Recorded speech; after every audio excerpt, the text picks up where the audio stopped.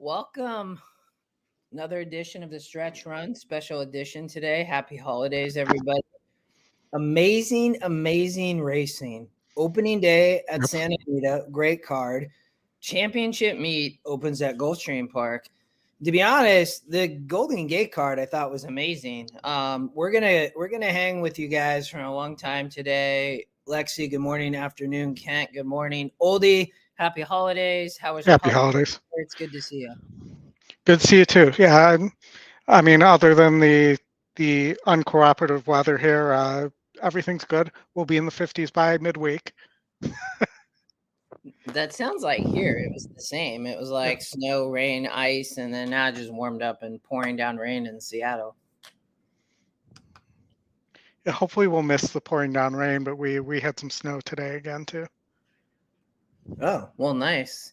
Scott, yeah, it is bad here, Yeah. Scott, but that's normal. Like that's okay. We've had great weather actually lately. But Chris, good to see you. Thanks for joining. Chris Paul, my brother, you're here. It's good to see you, man. Was talking to him. He's a good buddy of mine. We played a lot of tickets together, and we were talking last week, and hope you had a good holiday, man. Rodney, good to see you. Everybody else.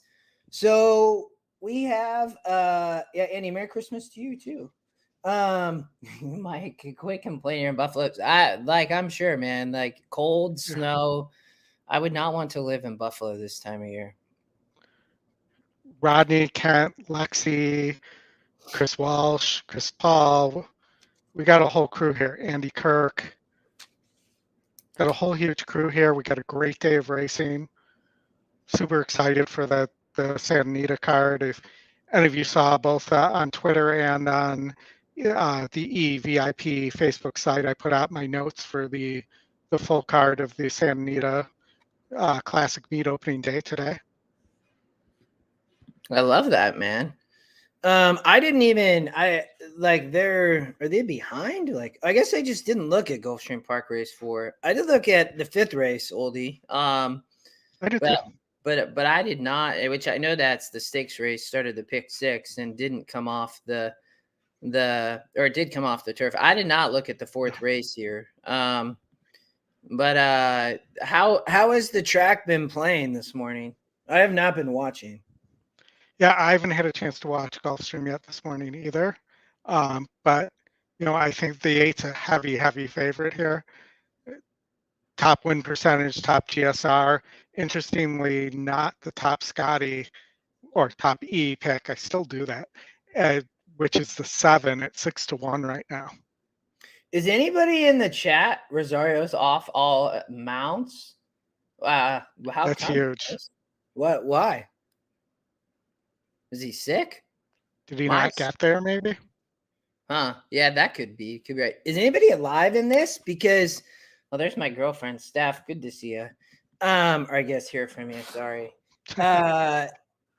If anybody alive in this pick 5, because this thing is going to pay really well. I mean, a 20-1 morning line in the 10, who was 7%, wins the first race, goes off at 8-1.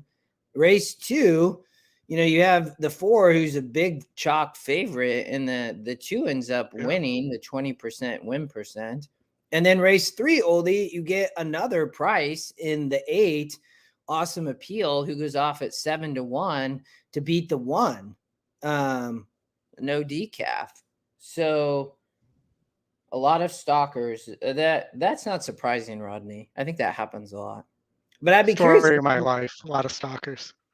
Yeah. This race looks, I mean, I did not look at this, Oldie, but if you did, I mean, the 2 is going to be on the lead, right? These pace numbers are insanely low, though. This horse is taking really not much money and is I guess not dropping in class. He's definitely stepping up a little bit, but GSR is a big drop. I mean, I don't love this because this horse has been on the lead and doesn't run well, even versus a bit tougher. But the 7, look at the 7, is 2-1 on the morning line and is going to sit probably off here, I guess. I mean, this horse hasn't gotten the lead in a long time. I think the 3 is really interesting. Yeah, I saw that, Scott. And Jotham, is that how you pronounce? Sorry if I didn't pronounce that well. We probably can. Oldie and I looked at the pick 5, but I don't mind. We can look Yeah. at a pick 6. Oldie and I we'll cover maybe what we can do, Oldie, is we'll watch this race and then let's we can look at the pick 5s but we can start with race 5 and We Oldie. probably should start, well, actually, in interest of time, maybe we should start with Santa Anita. Because they're in 19 minutes. That is correct. Yeah. So let's do good call. I see that now. Let's jump there because this Gulfstream race, I mean, they're out on the track. What'd you say, Oldie? What horse? The 3? The 3 I thought was really interesting here. I mean, to me, the 8 just doesn't like to win, but fits at this level. Has Jaramillo going to try to race off the speed. You said the 3. This horse won in a 52. Gets over to synthetic, right? Yeah. Yeah, the 1 is taking no money. This horse is going to be trying to close, I guess. Yeah, there's not a lot of pace here, though. The 7's interesting because this horse is 5-1 still and 2-1 on the morning line. This is the favorite for EquinEdge in the 5. So, all right, let's jump to Santa Anita, though. Oldie, I'm down. I didn't get your ticket before, so why don't you? What's your budget at Santa Anita? It is 150. All right. Why don't you read me your ticket and I'll punch it in here. All right. The 7 in race 1, I am singling the 7.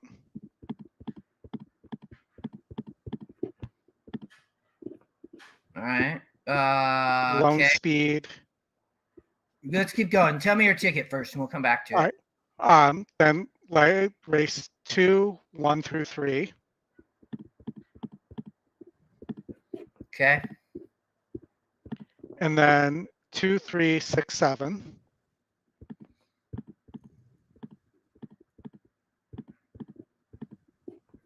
All right. And then 3 through 5, 7, 8. And like 4? Yep, 3 through 5, 7, 8. All right, and then what in the last? 2 through 5, 10. That's what the system has. Does that look right? Let me double check. 2 through 5, 10. Yep, looks right. Chris, let's we'll get there in a second. Let me pull this back. That's your ticket. I handicapped this, but I haven't put my ticket together. So we'll talk through this though. So Oldie, you're single to the 7. I thought this was a tough race. It's a grade 2, Chris. So what's the Oldie? Do you know the? So you have 1 extra horse, so you have the 12 in the. That's okay. In the 5th leg. I gotta fix this. This isn't your ticket. So, but give me 1 second. I gotta clear this now because I don't have multiple versions going.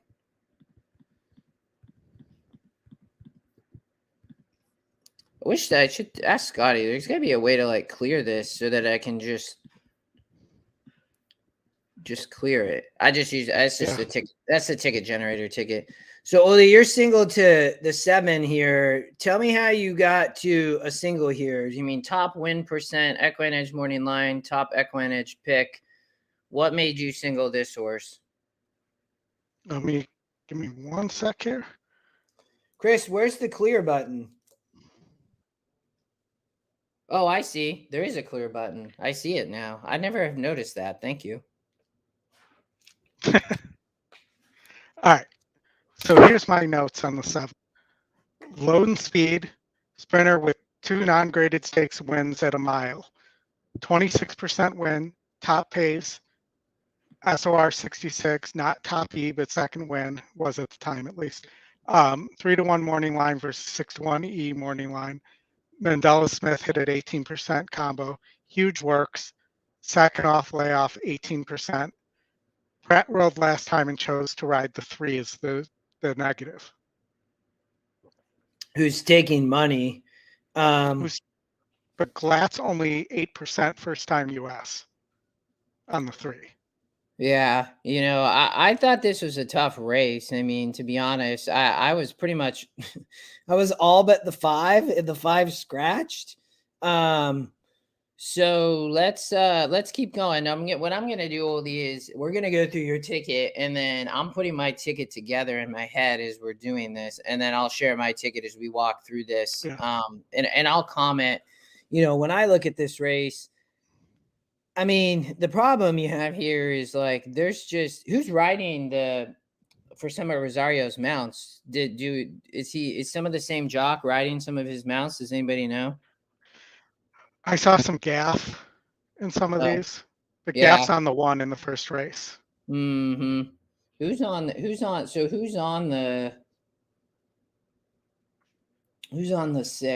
JJ's on the 6. Okay, which makes sense.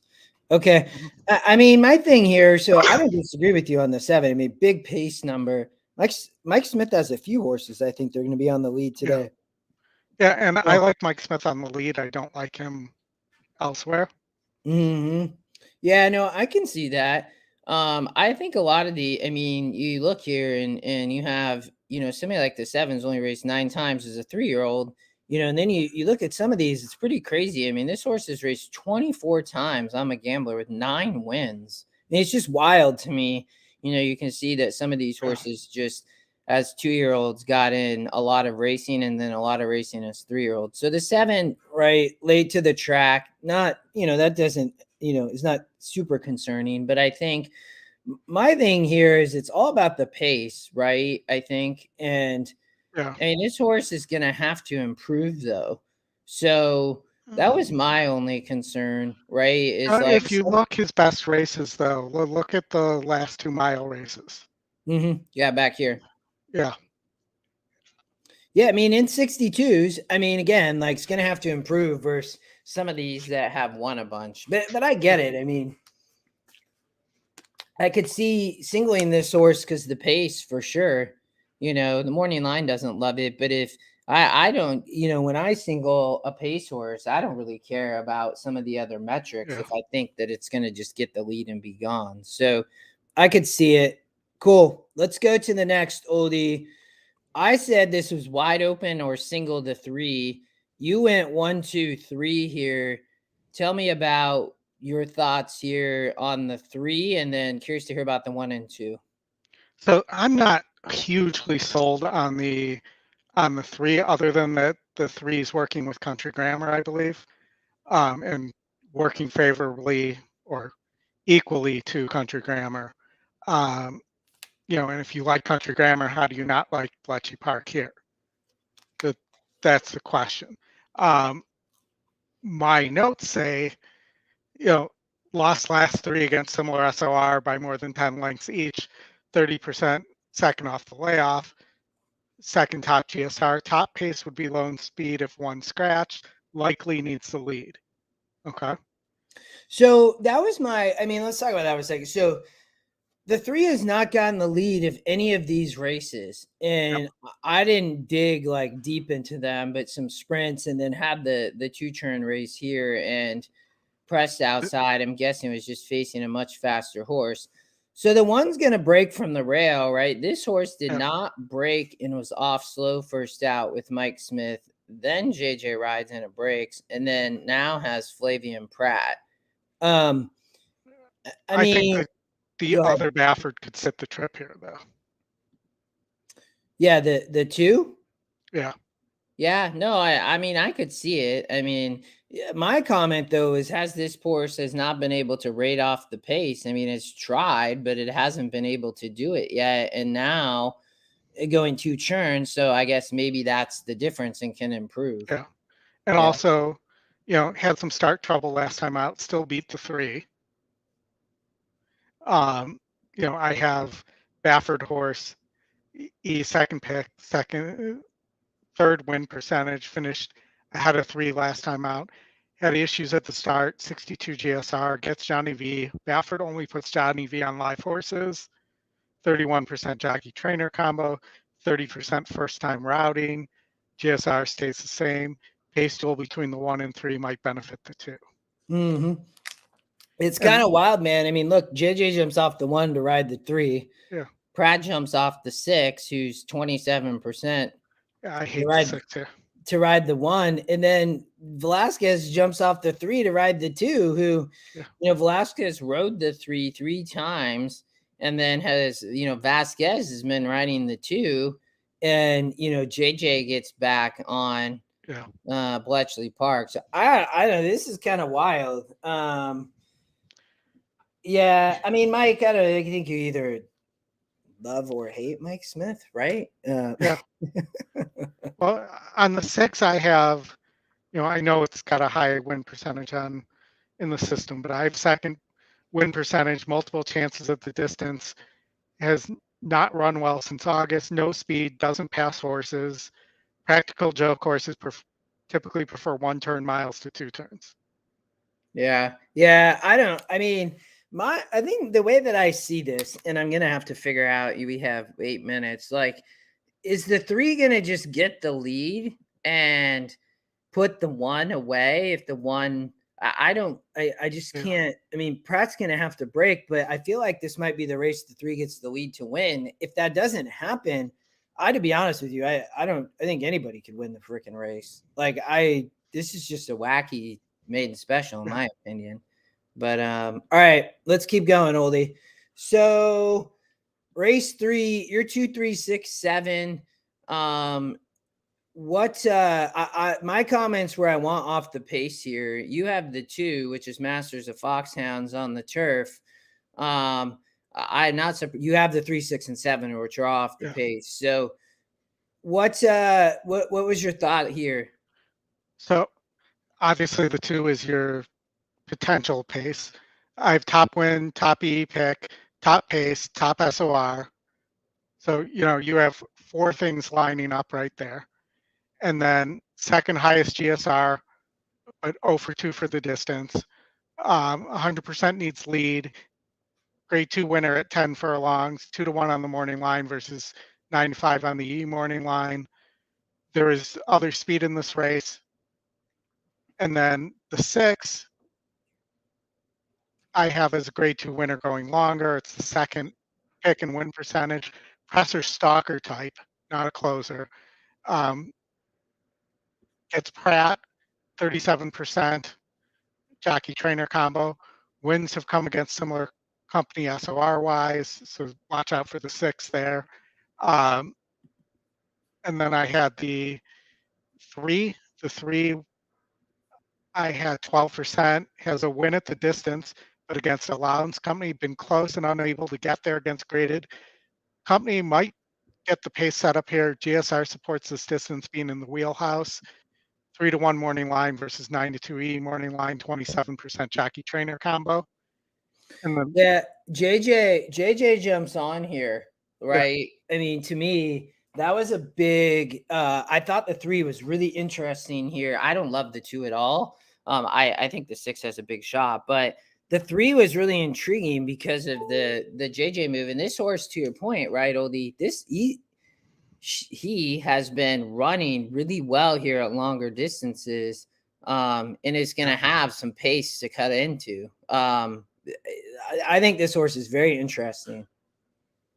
Yeah, and the other one that's interesting to me is the 7. So the 7, 5% win, late running horse may get the perfect setup in this race without a true closer.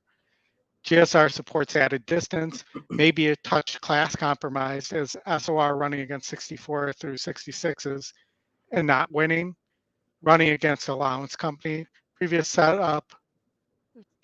up in class came on the dirt, 23%, though third off the layoff, and has value at 10-1 morning line and 12-1 on the E morning line. Yeah, I mean, I had similar notes. I mean, I think this horse is going to come flying late. I just, and Rosario's not on, right? So I Yeah, don't, who's on this horse? This is race that might 3. be Gaff. Yeah, Gaff Leone is riding here. So, uh, um, I'm with you here. The only horse that you didn't talk about is the 4 Go On. This horse has been facing much easier, and has been racing kind of all over the place, Hmm. surface and distance. Is the EquinEdge long shot? I think will be interesting to see. I just would completely toss the last race, and when you look at this horse, has only raced 12 times, and then you look at the Santa Anita races here in 60s and 58s. I mean, this horse is interesting. The biggest thing is this horse is really going to have to improve. So when I look at this, again, when you look at somebody like the 3 who's been racing at this level, right? Yeah. 68, 60s, and 70s, it's probably hard for this horse to win. But I don't trust the 2 at all on the lead here. Just, this horse has been facing tougher, but I think it's going to be somebody who comes off the pace. To me, it's the 3 or the 6 potentially. I get your comments on the 7. Yeah. Um, For me on the 4 real fast, I have it as, this horse is class compromised. Does get O'Neill's first call jockeying Gutierrez, or according to the GSR, if you look at GSR Plus, that horse wants to sprint. 11-point GSR drop, and over sprint effort 3 back. And I have it as the horse should be over 30-1. I did not. That's one we'll disagree on for sure. yeah, I Is mean, that but, 4? but keep in mind, I mean, it isn't a long shot. It is 7%. I mean, if you Uh, look at the potential pace meltdown, not pace meltdown, but yeah. these horses going to be on the front end, and if these horses, I think it's going to be hard for this horse to improve. But let's keep I going don't. though. Yeah. Yeah. Go We ahead. we got 3 minutes. So another maiden special here. What you were really spread here. I'm not surprised by that though. No. Just looking at this race, I thought it was a very interesting kind of tough one. Um, you got rid of the pace in the 1 and 2, so obviously looking for somebody to come off the pace. It looks like. Well, no. I think the pace in this race is going to be one of those Baffords, not the 1 or the 2 or cheap speed. Oh The yeah, there's a bunch of Yeah. efforts here, right? You have the Yeah. 3, 4, 7. So you have 3 of them. Yep, And I yep. believe it's the 4 has been working with Teba, and the 3 has been working with Messier.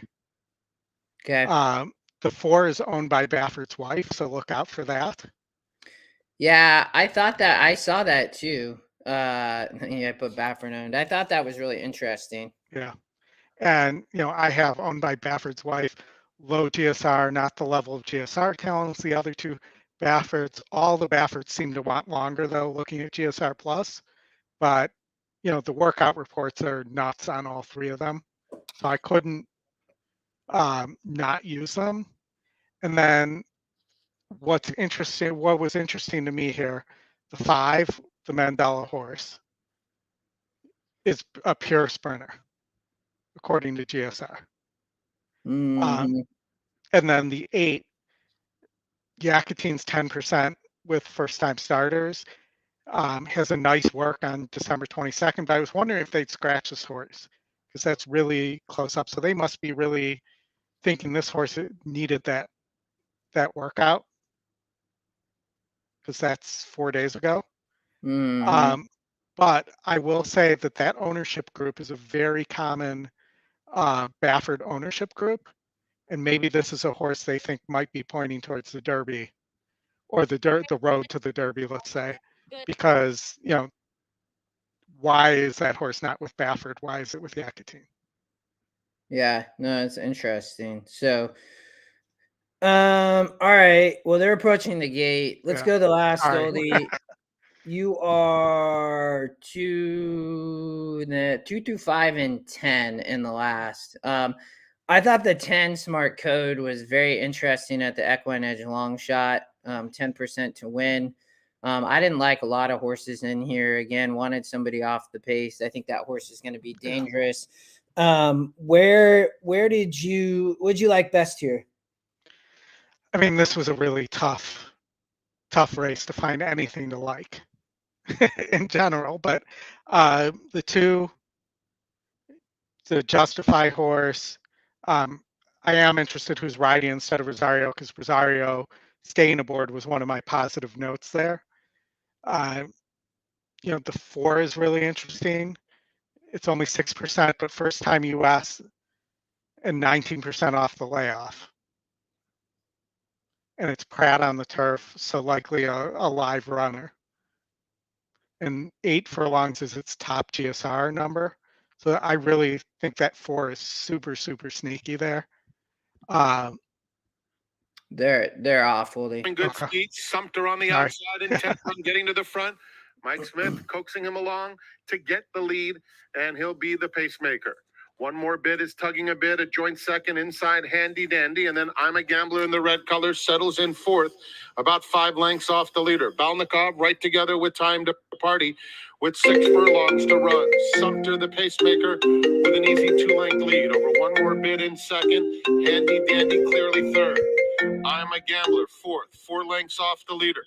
It's another length and a half back to Balnikov, who races on the inside of Time to Party. Down the back stretch, and it's Sumter cruising along. Opens it up to 3 now. Probably going too fast. One more bid is second with a half mile left to go. Another length and a half to I'm a Gambler at the rail. Handy Dandy asks for a bit more. Balnikov starts to pick it up under Gaffleon. It's just 4 lengths off the lead with 3 furlongs to run. Time to Party is at the back. It's been Sumter the controlling speed every step of the way. One more bid second. I'm a Gambler inching a little bit closer. Balnikov swings into action on the outside as the field turns for home. Balnikov is let loose coming after Sumter. I'm a Gambler at the rail. One more bid in between them. It's Balnikov on the outside. Two big One price. more bid in between, and Sumter hanging up EquinEdge at the long rail. shot. 3 of them come for the wire together. One's going to get it. One more bid No. just in front, close 2 to gonna home. hold on, One man. more bid. Balnikov. Here's the line. One more One. bid. That In a 2. total for the Senate. 2-1, man. Yeah. That's I'm kind of bummed because I didn't get to put my ticket in, but that's okay. I guess I'll play it as a pick 4. I was thinking if I missed that single, I could play back as a pick 4 here. Yeah, I will show you what my ticket would have been. I had it punched. I think it was 180. So Yeah. it was here.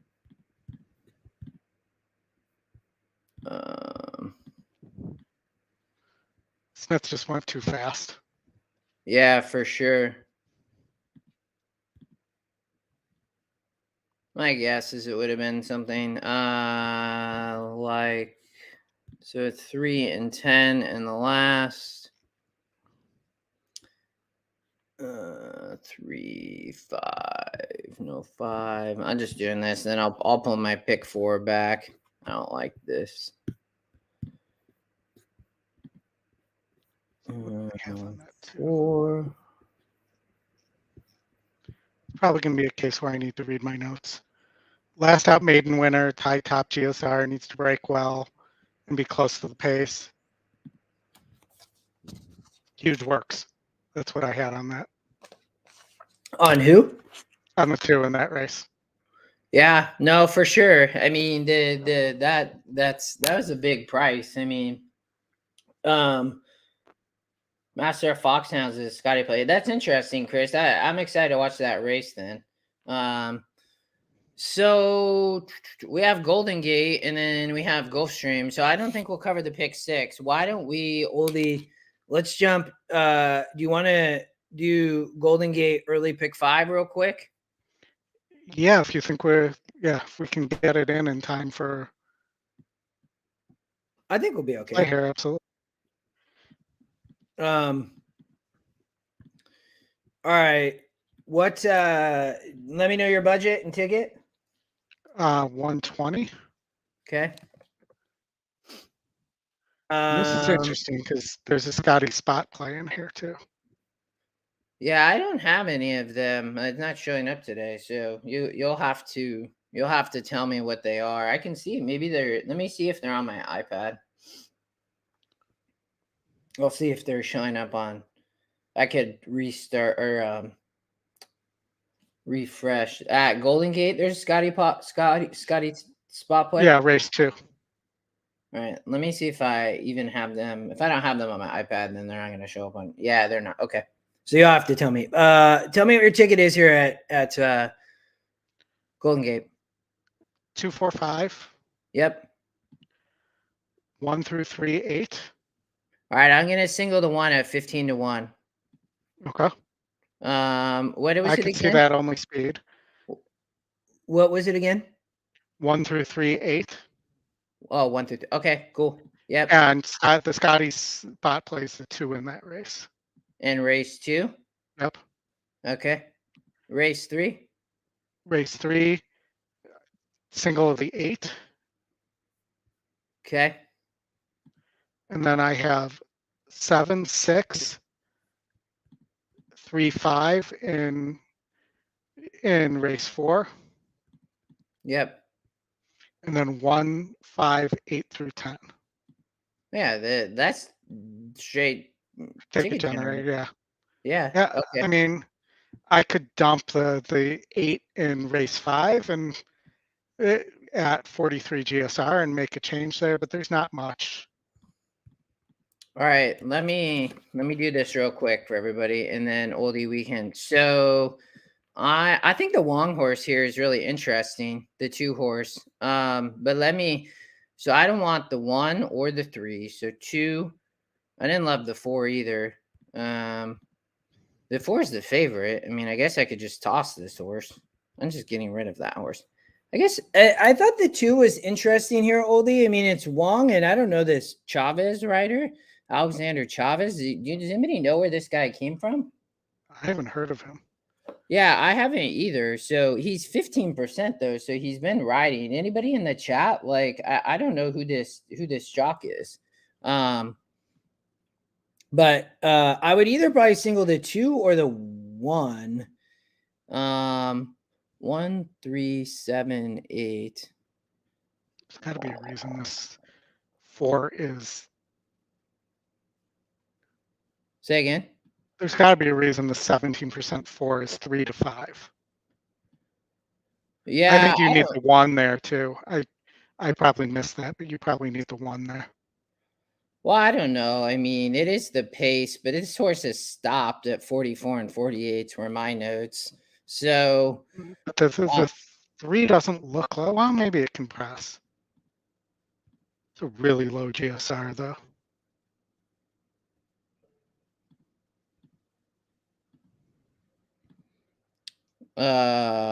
And then 2.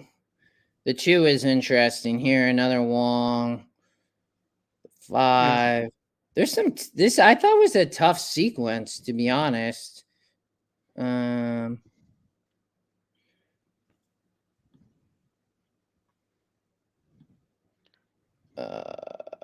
don't. I think there's a good enough amount of speed to set up for the 8 though. Who's also your top SOR horse, other than the speed, the 1, who's your long shot in race here? 3.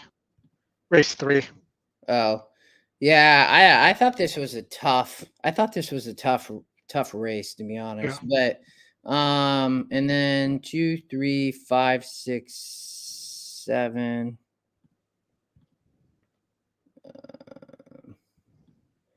The last. Thought the 5 was interesting.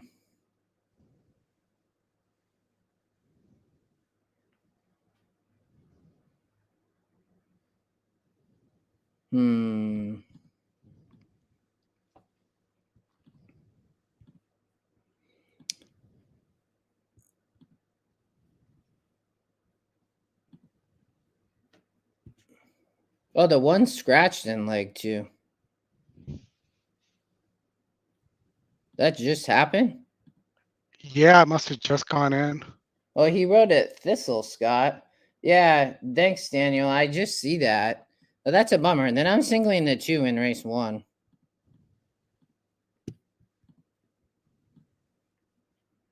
So I'd single the. Oh shoot, that's your ticket, Oldie, right? No, darn it. Hold on. Sorry. No worries.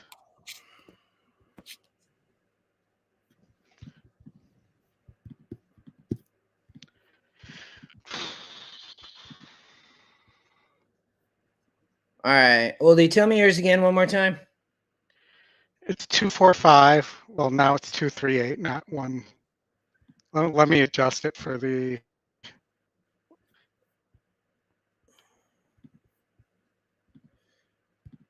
scratch. And then Yeah, see, I'm gonna make that adjustment and go 1245 in the first. 1, 4, 5. 1245 in the first. Okay. Yep. 238. 2, 3, 8. Yep. 8.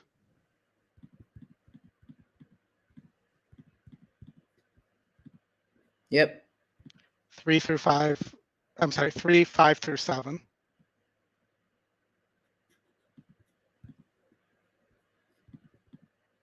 Yep. And then 1, 5, 8 through 10. Okay. That's Oldies. The 2 in race 1. That's what I would single too, Chris. 100%. With the 1 scratching. That's Oldie's ticket. Let me see if I can do this really quick. We have 3 minutes. I think I can. And So Gulfstream's about to go off too, if you want to throw that up while you're. Oh, no, we I can't do won't that. be able to Never because mind. I'm not thinking. it's on the same screen that I share. I'll turn the sound on though. And then so I would single here. No. See, and then I gotta.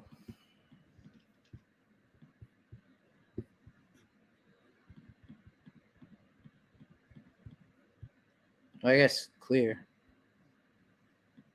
There we go. Chris, thank you for telling me that. I never noticed that button was there. So then 2.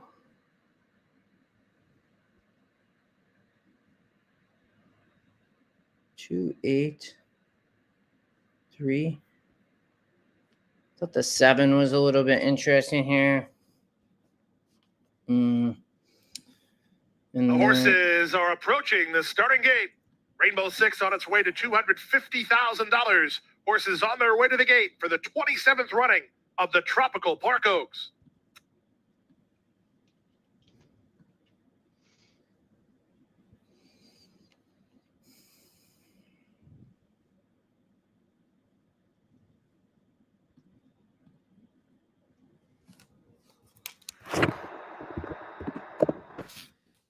All right, the Tropical Park Oaks. the 1 Should is have been one of scratched in race 2, Chris. Oh no. Yeah, see? Yeah. The horses are at the gate. Race 2. It's post time for the 2022 Tropical Park Oaks. Are you saying On the Topeka track this year at a mile and race 16 2. for $100,000. Jumeirah's the first horse to move in line. Sorry, I probably Race confused you favorite guys. is outside. The gray daughter of Tappet, Personal Best. Into the gate went Candy Light. Omi Sochi. Spirit and Glory. Surprisingly, My Filly Twirl. Just waiting for race favorite Personal Best to take the outside. Over $250,000 in the Rainbow 6. Good luck if you're involved. Personal Best. Walking up to the outside. They're in the gate. And it's post time. And they're off in the Tropical Park Oaks. Good start for Ganesh and Omi Sochi. They're the first two to begin with My Philly Twirl away in the top flight. 4 wide to the turn will be personal best. These top 4 have gone 4 ahead of Surprisingly, who's now racing in 5th. On heels a bit is Jumeirah, while second last. On her outside, Candy Light, the trailer Spirit and Glory. The leader, Omi Sochi. Omi Sochi around the first turn with a half-length edge over Ganesh in second. My Philly Twirl is 3 wide third. After a bit of a wide run early, the race favorite Personal Best has been dropped over to the inside to race on from 4th, and she's on a hold. Back from there, it's Surprisingly, and on her outside goes Spirit and Glory. Out the back are Candy Light and Jumeirah. Field separated by 5.5 lengths, and the run 4.5 furlongs from the finish. Quick pace on the Leads by half synthetic too. Dash keeps her honest on the outside. Second, these two better than My Philly Twirl. Personal Best is 4th and still waiting her turn. Bet. Surprisingly is next. About a 20, outside, sub 24. And Jumeirah's last. They leave the backstretch and move on to the floor turn. 3.5 furlongs to run in the Tropical Park Oaks. And here comes the run from the favorite Personal Best. She's angled to the clear, 3 wide and on the attack. With the advantage now, it's Ganesh ahead in front. Omi Sochi battles on. Personal Best is 3 wide and still confidently handled. Then it's back to Surprisingly. Underway is Candy Twirl, then trying to rally Spirit and Glory. They fan across the course, and here comes a run from Candy Light. Candy Light challenging for the lead with Personal Best alongside. Surprisingly on their outside. 1/8 of a mile to go. Candy Light rallies forward to take the lead. Personal Best can't stay with her. Candy Light 3-1, and the winner of the Tropical Park Oaks. Got that down to 3-1, but I had that on a win bet. Yeah, that was for sure. The favorite's going to go off. As the 2 here at Golden Gate, it looks like. So they're loading. I wish they were not falling on top of each other. These were supposed to be about 10 minutes apart, Oldie. But they're loading. That this, I'd probably just double single, to be honest with you, and just spread like crazy in some of these other races. That would be my ticket at Golden Gate. Yeah, I didn't have time to get that in, so I just threw a pick 3 in there, a $2 pick 3 in there, playing my first 3 legs. All right. Well, 2 more runners to round turn out over the to field. Matt. Is ever ready.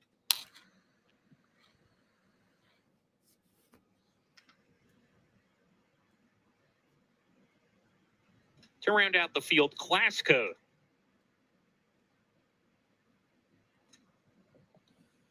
Class code's it. We're ready to go. We're off and running at Golden Gate Fields at the 2022 and 2023 Winter Spring Meeting. Benson from the inside gets the first call of the meet and strides to the front, has a clear time of it up top and leads the way into the clubhouse turn. Benson a clear leader from Class Code, Miss Flawless, and Remember Sue. Those 3 line up right off the pace setter. Focus first running in the 5th position within 3 lengths of the lead. Do you remember what the price was on the floor when we started looking at this? Spot towards the back of the back. I think it was like running later. it was under even money. It was 1-2 and went off at 3-1. Getting a little bit yeah, the 2 took all the late money. Benson with 5 furlongs to travel. Remember Sue, she's down on the inside, 3rd with Class Code. Then comes Focus first, still racing alone in 5th. 3 clear of Miss Everready, approaching the half-mile marker. Benson still controlling things up top, but the favorite Miss Flawless a lot closer. She actually went off at post time as the second choice, stalking from 2nd. Remember Sue 3rd to the inside. She's the favorite down on the inside. Class Code is next, and then Focus first within 4 lengths of the lead, tries to gather momentum from there. Miss Everready getting closer, gets to the clear, being asked to pick it up now by Catalino Martinez, begins a move, coming to the top of the lane, and Benson has dropped anchor. Miss Flawless finds herself on the lead. Here's Remember Sue into 2nd. She's charging after the front runner. Loaded on the outside, man. The 5. Remember Sue asked to go by now. These 2 together as they come down the lane. Remember Sue on the outside takes the lead. Remember Sue from Miss Flawless. Miss Everready getting into the race late. Remember Sue still in front. Miss Everready's charging after her. It's a Johnny Tabawana. Gonna be really close. They come to the line. I think you got it. Yeah, the 2 definitely won. That was a great race. The 5 had a lot of horse and just came flying. Yeah. Well, that would have been my ticket. I guess we'll watch it. All We right. can always play. I hope these stop kind of falling over each other, but we'll just have to wait and see. Yeah, So Santa Anita race 2 is in 13 minutes. I'm gonna I think I'll just give away, and then we have Gulfstream Park race 6, right, for the pick 5. Yep. So let's go back to Santa Anita real quick, because I'm gonna put together a pick 4 right here. This was I guess this would be my pick 4, I think. So let me hold on one second here. Might already have it.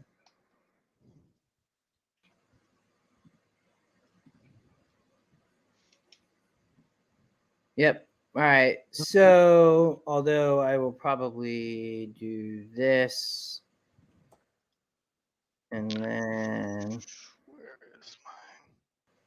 3, 4.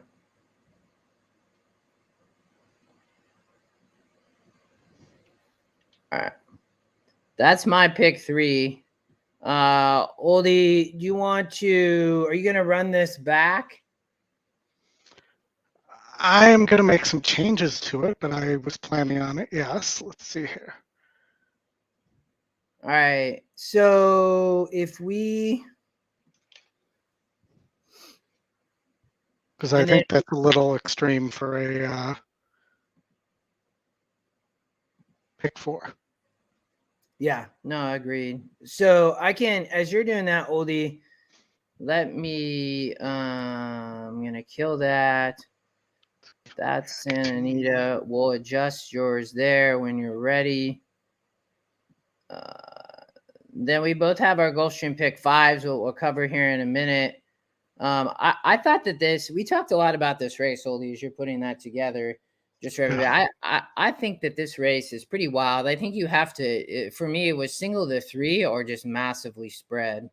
It's going to be interesting, I think, with the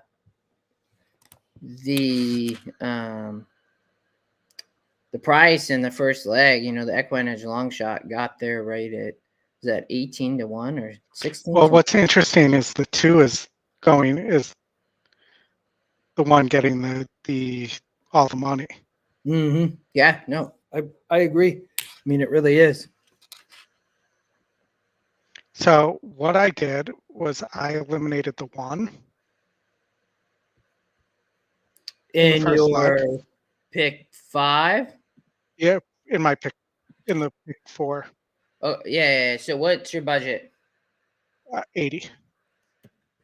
All right, let's see if it, okay. You got rid of the 1, so you're 2, 3. 2, 3. Yep. 2, 3, 6, 7. Yep. And then I got rid of the 8 in race 4. And then kept the rest the same. Oh.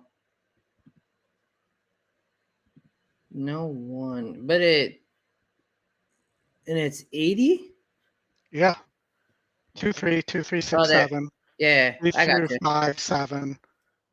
2 through 5, 10. Okay. There's yours. All right. So let me give this away real quick. So if anybody wants to, go to my Twitter real quick, I'm gonna I'll give away half this ticket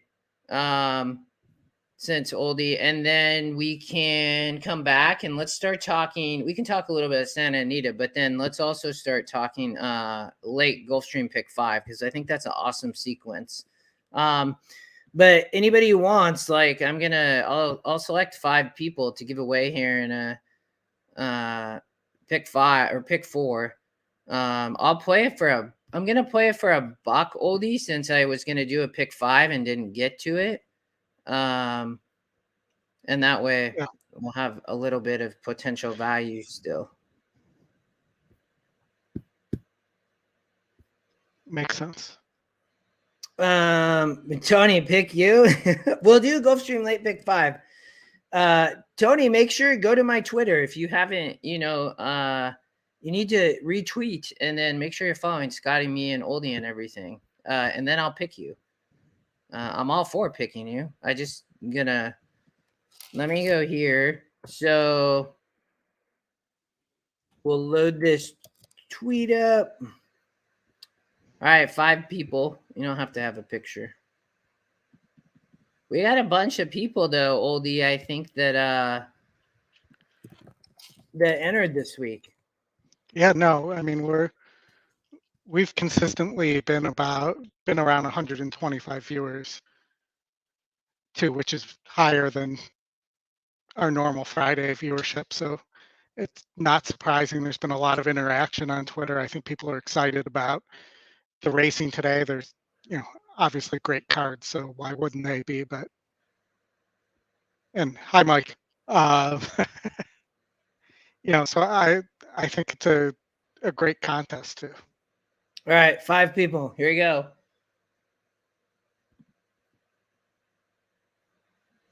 Survey says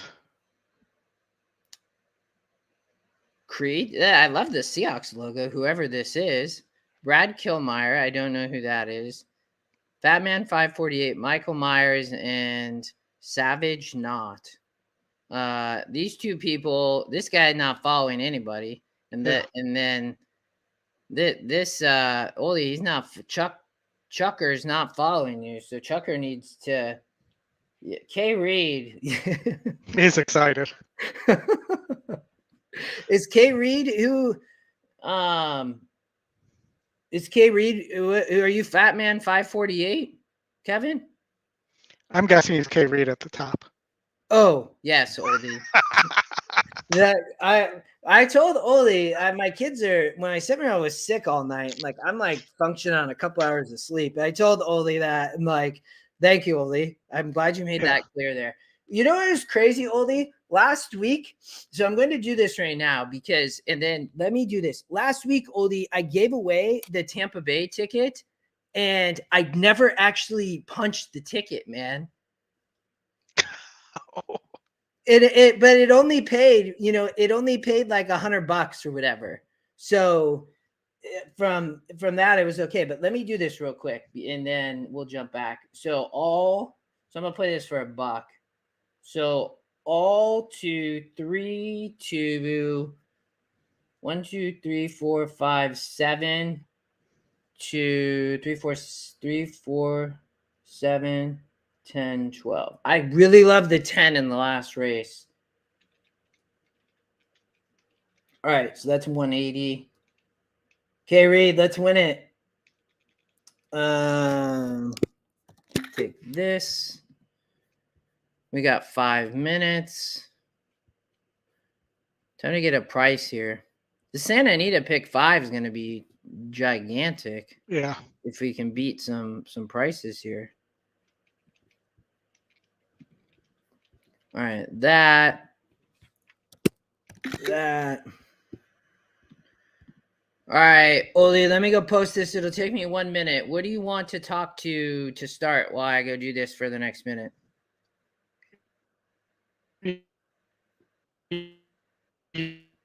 You can put up my Gulfstream ticket if you want.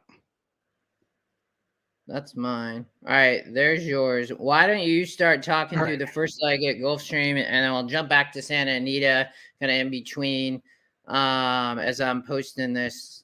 So it should be up. Yeah, we got like 2 minutes to post there.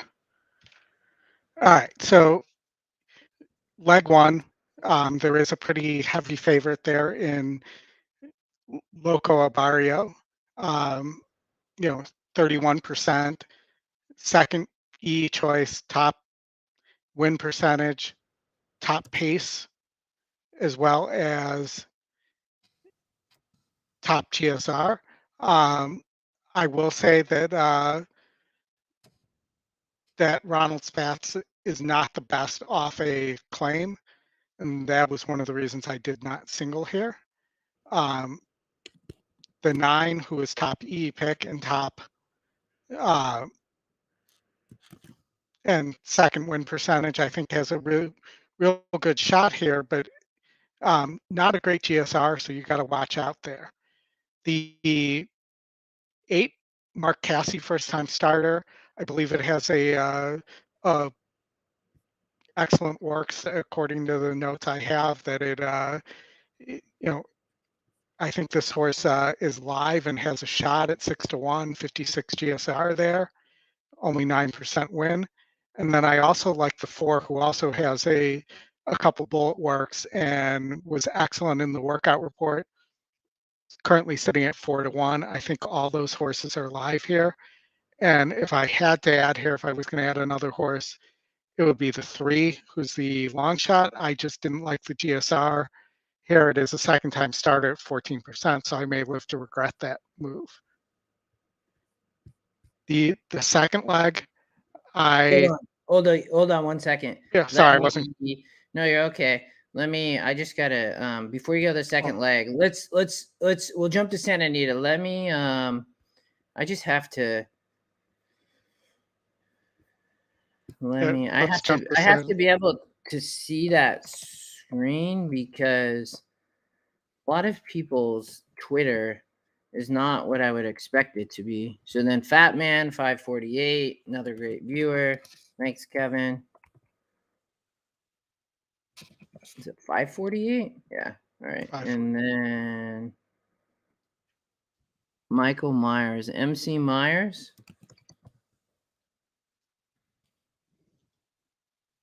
But 20 MC Myers 2000.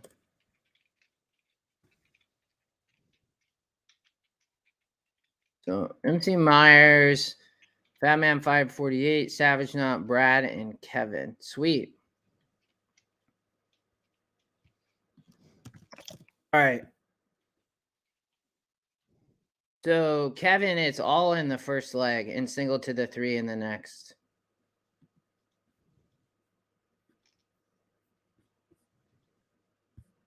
Nice. Okay. All right. So we still got a minute, Oldie. So let's in my Gulfstream, I was 2 through 4, 7, 8, 9. So I spread big here in this leg. I thought that this was tough. You weren't quite spread as much, but similar. So I heard your comments. I thought there was some interesting angles here on some of these horses and just the workouts and everything. So, you're 2-6 in the next leg. I was 1, 2, 4, 6. The Ortiz brothers are riding the 2 and 6. So I'm not surprised. I thought about singling the 6 here, to be honest, but I wanted to take a little bit of trying to beat both these guys. But tell me your thoughts here on leg 2. Yeah. So, I thought about the 2, I thought about the 6, and I did think about the 6 here. But if you look, the synthetic efforts from the 2 are pretty good. It was hard to just dump the 2 with the 43% win total there as well.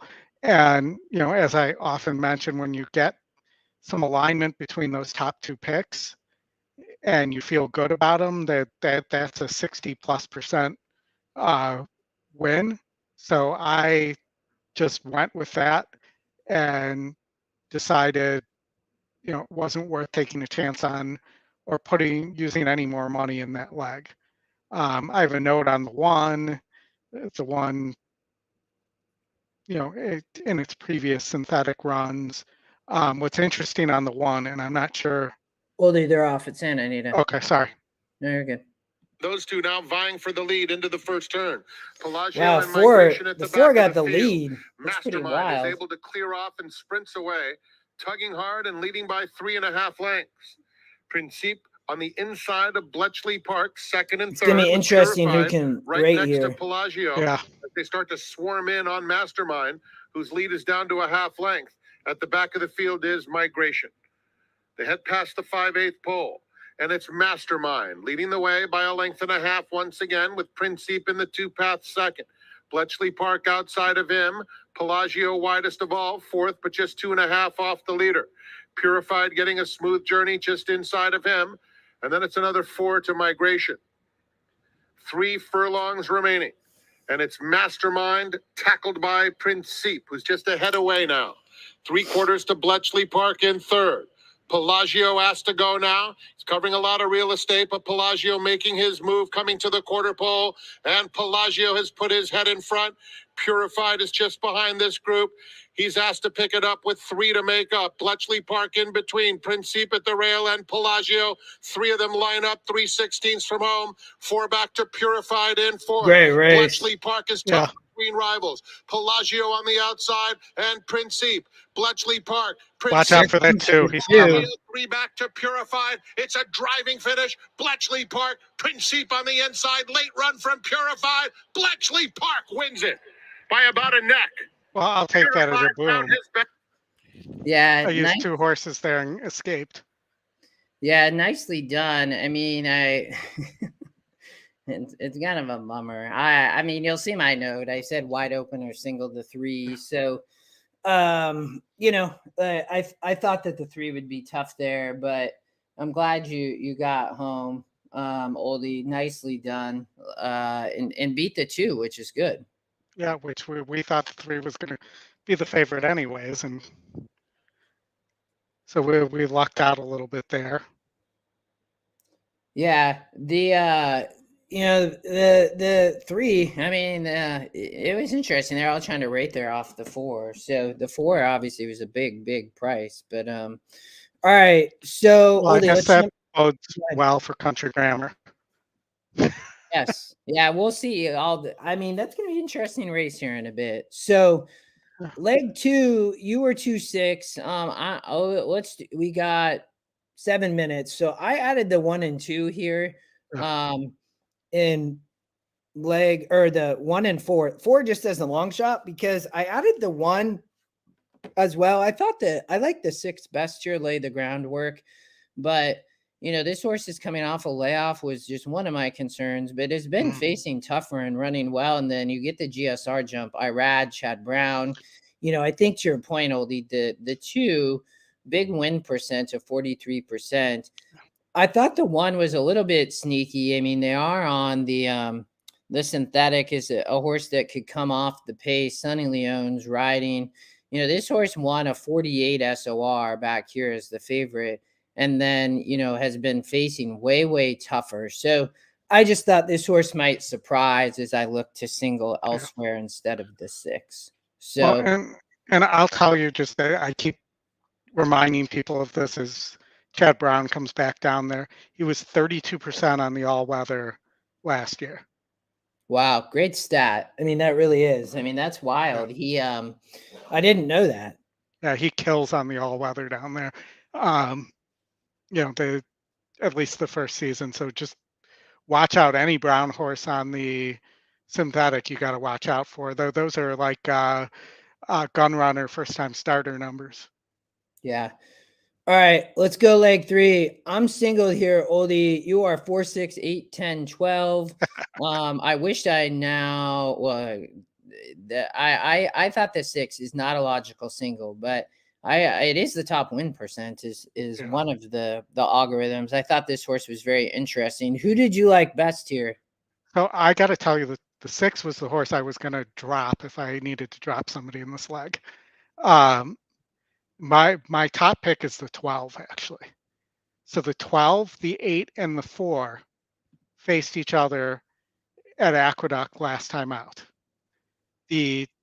For some reason, the 8, who did not win, finished second. It was a very close race on the grass. The 8 is getting a drop of 10 points in GSR, was your morning line favorite, was going to be your morning line favorite on the grass, even though it did not win that because it's Irad and Pletcher. The 4, the other Pletcher.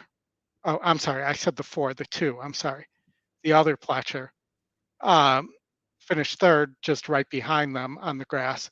You're getting a 23-point GSR drop on the 2.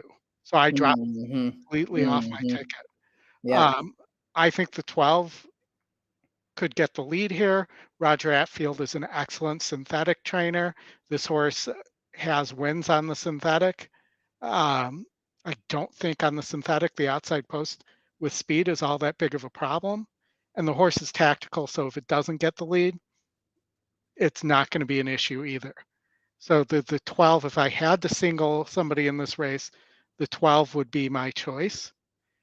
And then what's interesting is, and I'd have to look who ended up riding the 14, because IRAD's listed on both pletchers, the 8 and the 14. I don't know. Let me see. Do you have that No, just because hold on 1 second. Let me see something. Yeah. So I'm trying to look. Let me look at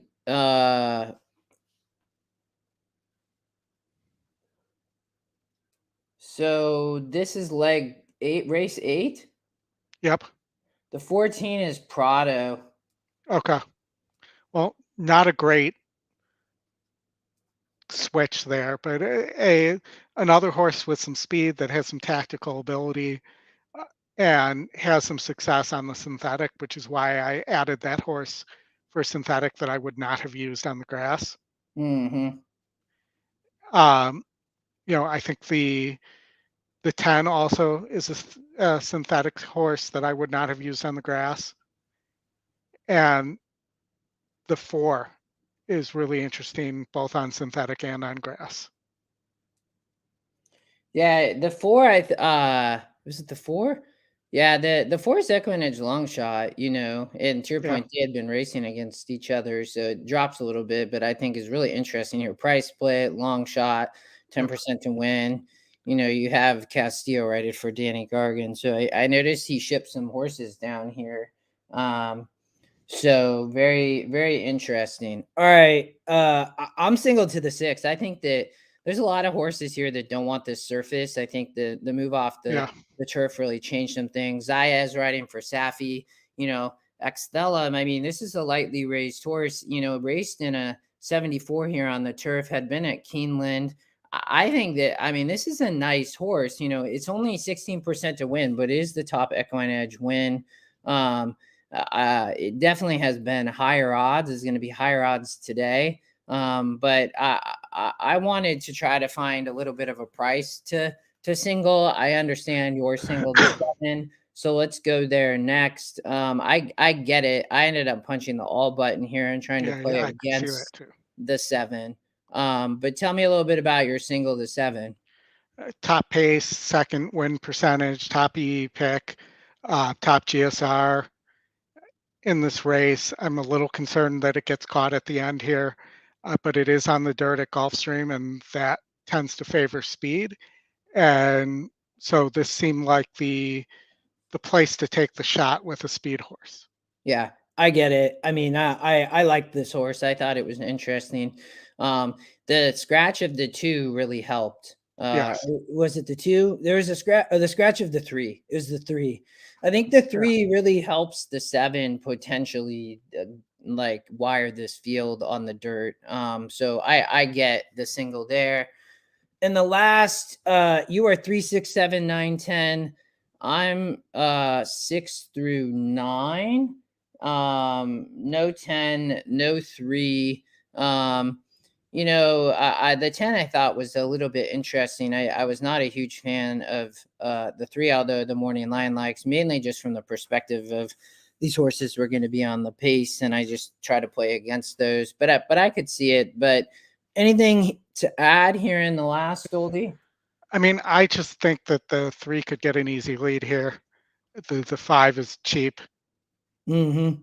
Doesn't want the surface, and hasn't really run. The last few times out isn't breaking well. I think that the 3 has a chance to get away here. I agree with you on the 10. The 6 can rate a little bit, is dropping a little bit in class, and then the 9 can do the same, and the 7's dropping and has the GSR to go longer. So I think that the 7's really dangerous here as well. Yeah, for sure. All right, they're loading. I'll give away some of my ticket too, to Gulfstream here. That's my ticket. Big spread in the first, 2 through 4, 7, 8, 9. Oldies, yours a little bit the same, but no 2, 3, just 4, then 7 through 9. Yeah. We'll turn it over to Pete. race 6 at Gulfstream Park. And now it's repeat. And they're off. Loco Barrio was away quickly, moving between horses. Here's Capture the Lion, and up on the outside, Power Humor, driving through at the rail, long shot, Uncaptured Star to mix it up. Uncaptured Star and Loco Barrio 1-2. Capture the Lion is on the outside of them, while third from fourth running Power Humor. Improving at the inside is the Kozan one. He's about 4.5 lengths off the speed. Mr. Rhodium leads a trio behind them, including Kozaris and Organist, and it's a gap of 2 to the trailer. That's long shot, Don't Kiss the Minister. Around the floor turn they go. Loco Barrio has the lead. Moving up on his outside. I think the minister would argue with that. Quickening up in the second. Dropping back his Uncaptured Star into third from fourth running Power Humor. Kozaris is underway, but giving up a ton of ground while wide on the course. 3 back to the Kozan one with a 1/4 mile left to go. Loco Barrio confidently handled off the corner and still a clear leader of 2 lengths of head over a second running Power Scup on the outside. Power Humor. Looks like the 7 might have been the single here. Capture the Lion, but Loco Barrio is just toying with them here. Loco Barrio pulling clear when ready, and he's ready now for a winner's circle picture. It's Loco Barrio in front.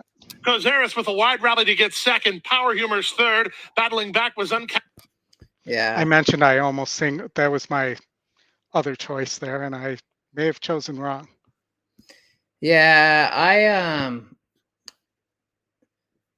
And we got to jump over to Golden Gate real fast too before those two are going off on top of each other. So Golden Gate, we got 3 minutes. At least they're not like completely over the top of each other. I'll turn the sound on there so we can follow it. Yeah, I mean, I'm not surprised that the 7 won there.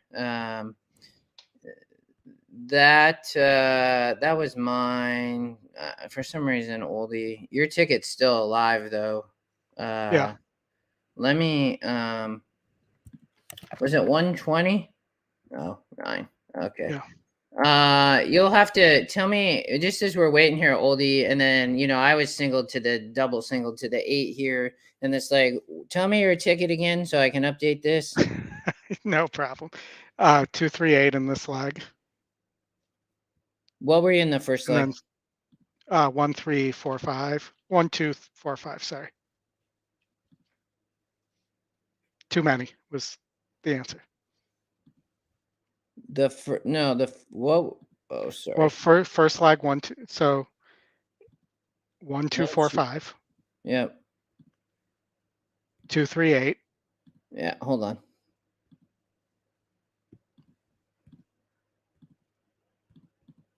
All right, there we go. So 238. Okay. Leg 3. Yeah. Yes. The single, the 8, and yes, Kenny. Thank you to the Stronic group for allowing us to play live racing of their tracks. Leg 4. Leg 4 was, I think you have most of it right there. 357, not 257.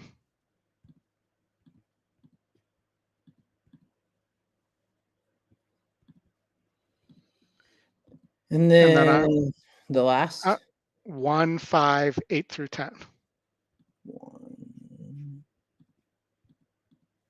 5.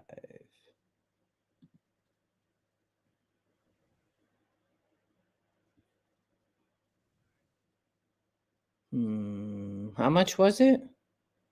120. Man. 1 2 4. I'll run it. It's not gonna. You'll have to tell me where it's off. Oh, No, there you're we go. good. No, I did it. Okay, cool. So you're live 238. My ticket would be single to the 8. The one I thought was interesting here. We talked about that before. It scratched really late, so that for me, once the one scratched, the 8 was the play for me. Yeah, and I don't want to say what we can do, Kenny, to get more tracks on board, but if they're hearing from their customers, maybe they would get on board. Oldie, any Scotty spot plays coming up? Yeah, so the 2 in this race at Golden Gate, it's weird that you don't have it and I do. Fifth that race? is a Scotty Scott play. No, this race. Connie's Promise Oh, to the the inside two post here. is loaded Interesting. into Yeah, the Okay. 5-1. Tis a Tiger. This horse I can went see on the it. lead in a 40. Blackbird in the red This jacket horse has got to coming get the lead was my comment, but we'll see here. I'll ride with Scotty on it.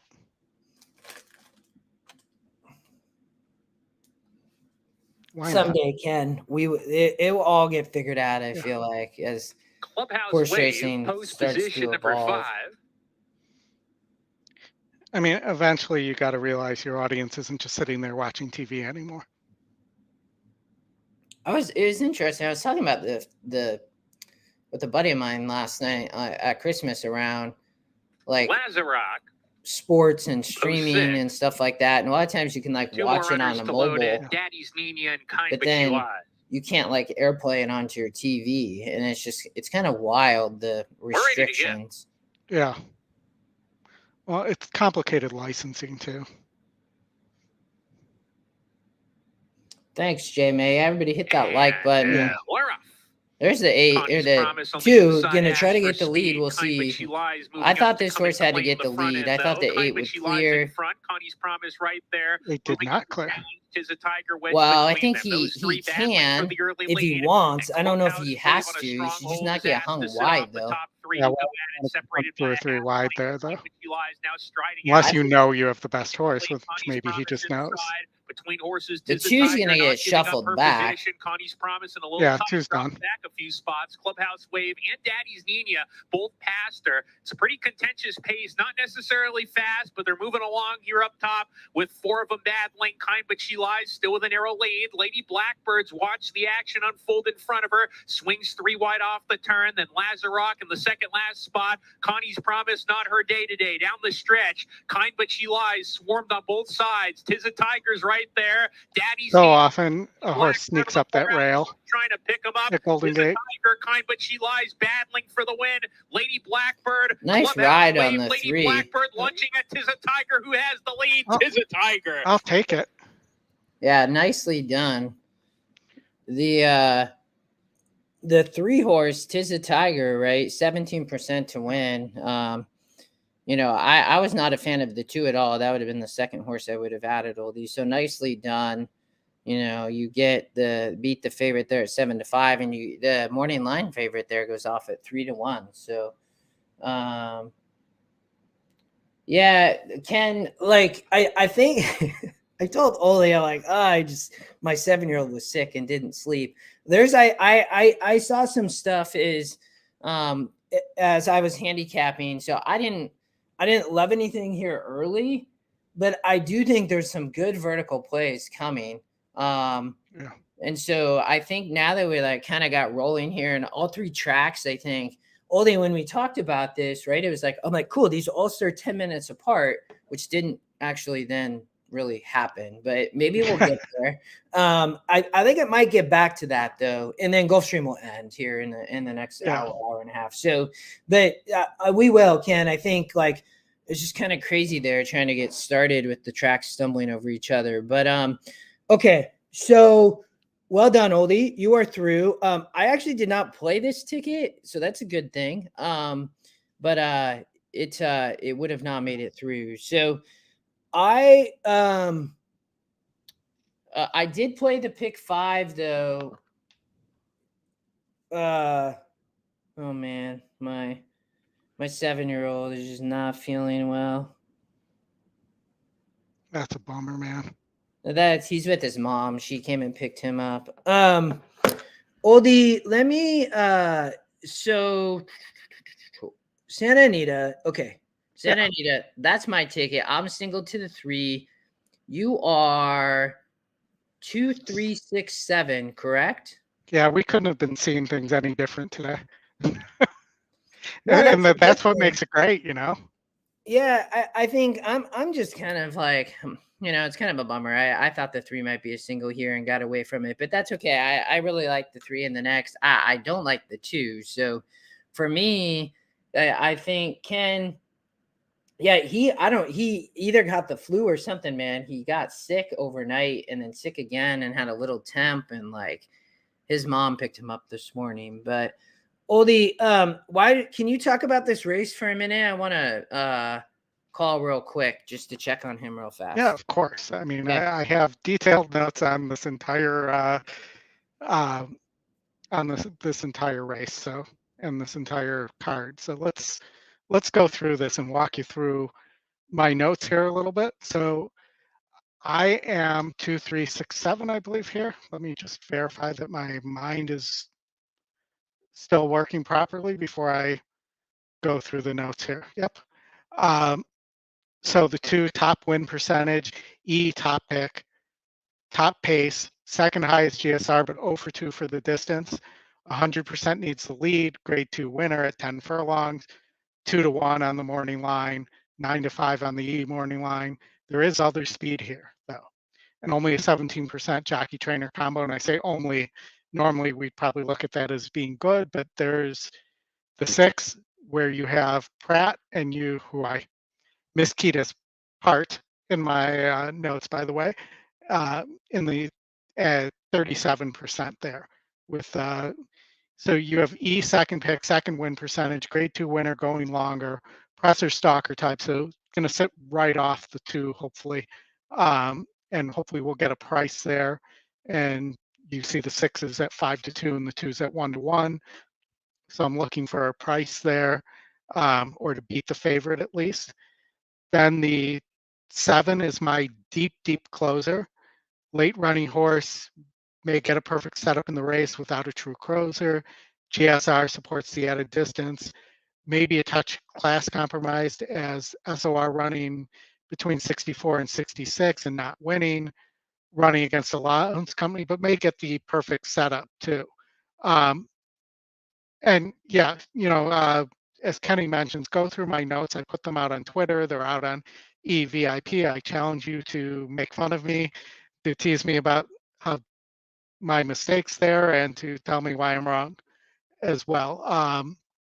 The 3, I also think has a little bit of closer capability there. Been able to get there near in allowance company, but hasn't quite gotten there, and has been really close against graded stakes company.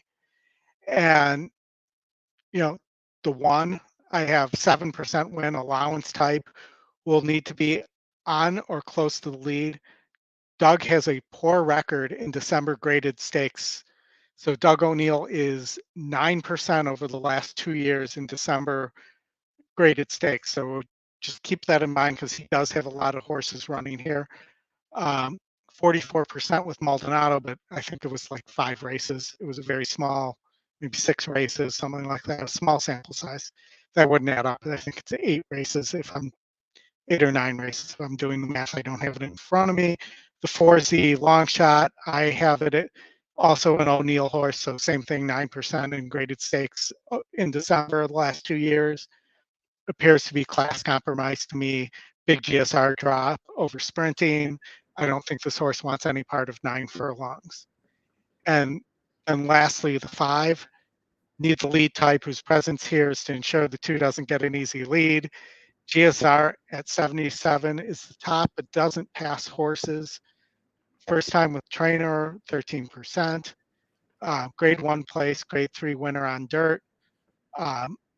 Could be tough on the lead if the 2 has an issue on the break, but I think really wants dirt, not turf here, even though the GSR supports the turf. Well done. I was listening real quick. He took a nap, so that made it quick, but I hope he feels better. I'm single to the 3, Oldie. I heard you talk about the 3. I just think the 2 is going to struggle here on the lead, to be honest. But I think is the 2 a Scotty spot play as well, Oldie, here at Santa Anita? I believe Chris said that. Let me look real fast. I did not see that earlier, but yep, he is. He says this field he faced in his last race was much tougher than this field. Will be tough gate to wire. Yeah, I mean, it's true. I mean, it's a 78. And then here, this horse wants to go long, which they have. he lost here in a 68 and then jumped up and just faced way tougher. I mean, the interesting thing though, I mean, back here, his horses raced 20 times. So came at layoff off a big layoff, right? 7 months to start the campaign. Second, was on the lead here with the easy lead in a 66, third, fifth, gets the easy lead here, stumbled, gets an easy lead in a 70, and then tries to jump up. So big jump up in class there, and then steps back down, right? So Yep. Absolutely. And I get it. I question whether the two is going to be able to hang on here as well, but it is a significant drop. I think you also have to consider it was a little shorter. I think this horse wants longer, not shorter, like 10, 11, 12 furlongs. But, the works are nice. There's no reason this horse doesn't win here other than that there's other speed in the 1 and the 5. Hold on, Ollie. Give me 1 second. No worries. Go ahead. When I bet the 2, he loses, and when I don't, he wins.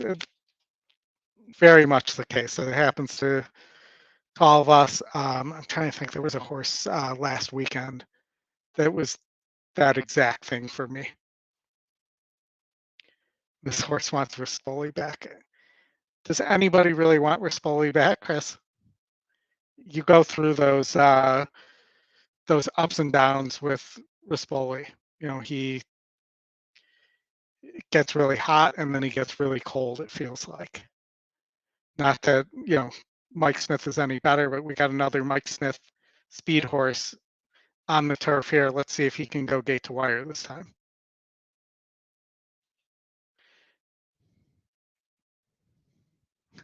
When you have Mike Smith. See, I was right ahead of you as you were typing that. I do think with Mike Smith here, the question's going to be getting away faster than the 1 to its inside.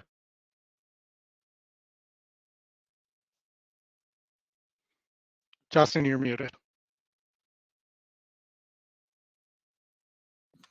I was just saying, like, I'm with Chris here. I mean, I thought that we have 1 minute, so, but I think it could go too fast. But I also just I just don't know how great this horse really is. I mean, I do get here, got a clear lead with Mike Smith, but it was 20-1, 7%. So at Del Mar, different track, and like when I look back here, I'm like, this horse to me was not a 7-5 horse. That was my concern here. And when I looked at somebody like the 3, I thought there could be a hot pace, somebody to come off. To me, it became between the 3 and 6. I thought the 4 was interesting. Somebody asked about a vertical. I would put the 4 underneath all day. Especially in like a 3-4-6 scenario, and the 2 doesn't even hit the board, I think is a really interesting. I don't box a ton of horses. I would play a 3-4-6 box, and then I play a 3 over the 4-6. 3-4-6 box is a saver, and then I play the 3 over the 4-6 from a vertical perspective. But I just don't know how great this 2 horse is. Oldie was my biggest comment. Well, and I wonder, I think the 7 gets a piece here. We're going so.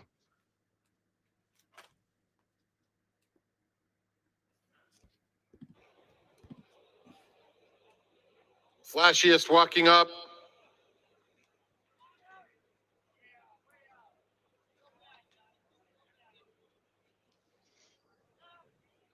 Going in. They're in the gate. And that was nasty. Badly at the start, and Bob and Jackie shifted inward. Prince Obama. The 5 bobble really messed or the 4 really messed the 5. Now taking second. And then the 1 crash, and then I think the 5 crashed into the 2 also. On the inside, he's a little eager, but he's only a length and a half or so off the pace. Daisimo Chara settles toward the back 6 of the might have fared the best out of all of that. Just outside of him, and go on after that unfortunate beginning. is at the back of the field. It's Rip City and Bob and Jackie. Stride for stride into the first turn at the rail. Master of Foxhounds trying to get some breathing room and is doing so right now, going after the top pair. Prince Obama has backed off. Dicey Mochara inside of him. Then Flashiest and Go On is far back. He's just going to try to get the On the lead. back stretch, Bob and Jackie, but Master of Foxhounds is tugging at him, and Master of Foxhounds can wait no longer, puts his neck in front, coming to the half-mile pole in the San Gabriel. Bob and Jackie will be asked to keep pace at the rail and is doing so, and Rip City settles 2 behind them in third. Then it's Prince Obama, Dicey Mochara in the red colors at the rail, a length and a half in front of Flashiest, and 7 more to go on. Rounding the far turn, it's Master of Foxhounds just in front. His lead almost a half length. Bob and Jackie, Dicey Mochara coming after the top pair. He's had a sweet trip. Flashiest is on the far outside, and then Rip City, 3/16 to go. And Dicey Mochara coming after Master of Foxhounds. Prince Obama looking for room on the inside, and Flashiest in the center of the course. Dicey Mochara. Get up, 3. Come on, 3. Get up, baby. Get up. Get up. You got it. You got it. Nice single. Yeah. Oldy. I nailed that 3 and the 7 though. Nicely that- done. I mean, I had that pace set up absolutely perfect there. yeah, the 3 there, I mean, after that start, I mean, I still don't think the 2 would have won the race. But it's hard to say, right? I mean, And I think the 5 was willing to go as fast as he had to too. yeah, I mean, if we look back, right? I mean, it definitely, the 2 didn't get the lead. It was a classy horse though, but I think you're going to have a similar situation where the 3 and 6 sit off. I mean, Oldy, great call on the 7. It's actually interesting. Yeah, I said it seems to be up against it, tries to come flying late. We talked about that a little bit ago. I mean, I would have really used that 7-1 on my, 21-1 on my pick 4. And I didn't play, I should have played an exacta there with the 2 late running horses. The 2 did, Tony. I mean, the vertical was 3/7. And I said 3/6, but Oldy, totally, you had that right. Nicely done. I'm glad I played the pick 4 for $1 back for the 5 people. We would be alive in a pick 5 with that amazing start. But yeah, what are you gonna do? I could have played a double there, 3-3. Like, man, that's a great ride by JJ after that start. Thanks, Ken. No, and down the backstretch, I think we both were loving that pace setup too. You knew down that backstretch when the 2 was trying to pass the 5 down the backstretch for no reason. Yeah, no, for sure. That was pretty wild. All right, Gulfstream Park. So at least we got about 5 minutes apart. This is nice, 5 to 7 minutes. So so the 7-1, that's right. So you are 2-6, Holdy. I am 1-2-4-6 here. Yep. And then I am singled in the next. I'm not surprised here to see. I don't love any vertical plays here, to be honest. I did like the 6 best. Oldy, who did you like best? The 2 or the 6? The both Ortiz brothers. I like the 6 best, but you could play a pick 3 here. Yeah, I mean, it's especially for me. I mean, it'd be a valid point to play it. But I'm with you. I mean, you have a different single. I actually like that. Like, good point, Oldie. So, you could play a pick 3 of yours of 2-6 and then spread to your 7, right? And then mine is, a little bit of coverage to a single to more. I think I'm all in the 4th leg. Yeah. So, good point. Like, I like that. Cheap pick 3. Mine. I'm hoping to catch some prices in both of the spread legs. And I'm hoping to catch some prices I'm hoping for that 12 or the 14 in the graded stakes race. Or my 6, like the 6 is only 5 to 1. So Right. And we don't know where it's actually going to end up, but, I think that if I'm right on, and one of the things I could do here is I could single the 6 and in my pick 3 and add to leg 3. Yeah. Mm-hmm. Look at that, 960 on the winner there. I mean, if I single the 6 in race 7, the way you have it, play my horses, we're looking at like a $12. Hold on, let me make sure I got all mine in there. I think we should play a 6-6-7 pick 3 actually. Not a 666. Well, I think 6 scratch, but sorry, I had to do that. Yeah, you set that up for me. I had to knock it down.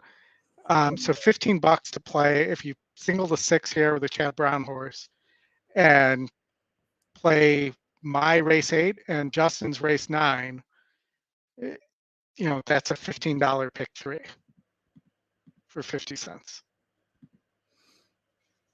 So I'm going to do that. But it gives you another option. It gives me, if I can get the 6 home here, it gives me a lot of coverage going out to find prices in the other 2 and coverage for my single of the 7 in race 9. Yeah, no, I'm with you. I mean, that's nice. I would probably, I think it's $10 for mine. Oh, that's a pick 4. Yeah. But on the pick 3, I think mine was $10. Yeah, that would be mine for $10. Yeah. And then how much time we got here? Oh, we still have a couple minutes. And then so Oldy, what yours was how much? 15? Yeah. So and you're singling the 6 here? Yep. And then here you are the 6 in leg 1, you missed the 3 there. There we go.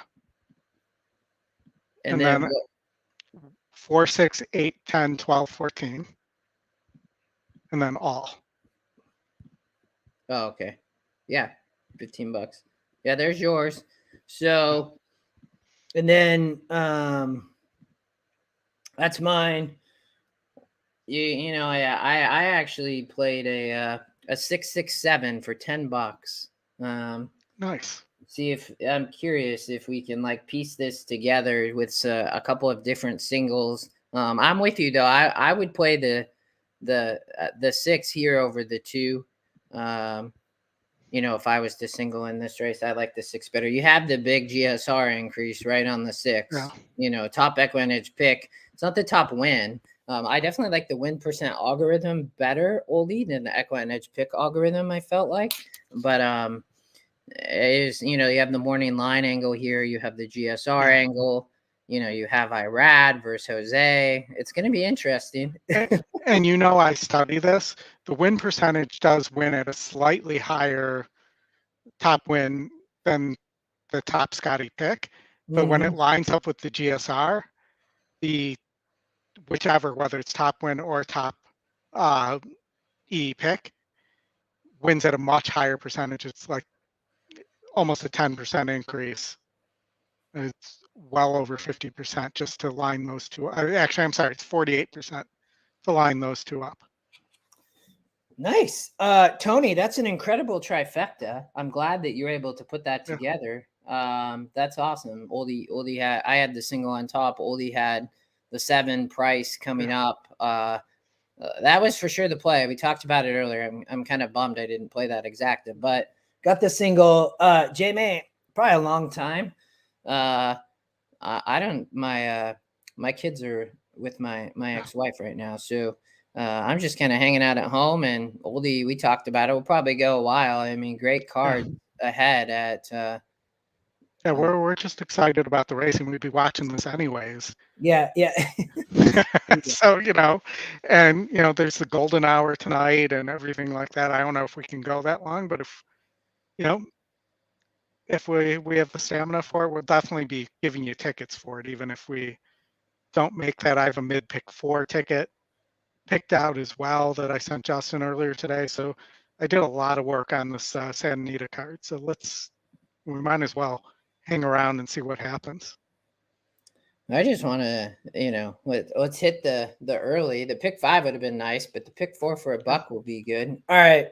Announcer Pete's going to take over, but Oldy, go ahead. They're loading, but go ahead. I was just going to say, I said this on Twitter, but why watch the track feed when you can watch it with us and have some interaction and be able to tell us what you like and play your tickets and have people root for you as well as us, you guys root for us and all that kind of stuff. Kevin, I think we all love the golden hour bets, to be honest. Yeah. Like, Lotting up and moving in for race number 7, starting leg of the late pick 4. They are a lot of Late fun. pick 4 pool's going to get over. I mean, Justin, you and I both hit some big 6 to 5 golden economic hours. hangover, 2-1, lay the groundwork. Yeah. You can find a Sal's lot of Dream good Girl, the next value one in the to move in golden line. hour. I like the dollar wager. And lay the dollar groundwork based and wager, charmed too. away. I think you have to beat Taba today, though, to find some value. Yeah. Charmed way. The colors of I think Ronald there's some Salerno to the potential there, outside in gate. my opinion. I agree.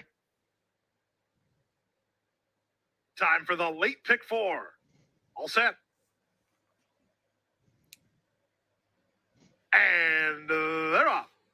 Ridden hard from the center, Demogorgon begins for the early lead. From the outside, lay the groundwork. From the inside, Judge Judith eats the top 3. Built difference in a bit tight. Up on the far outside, it's Charmed Way.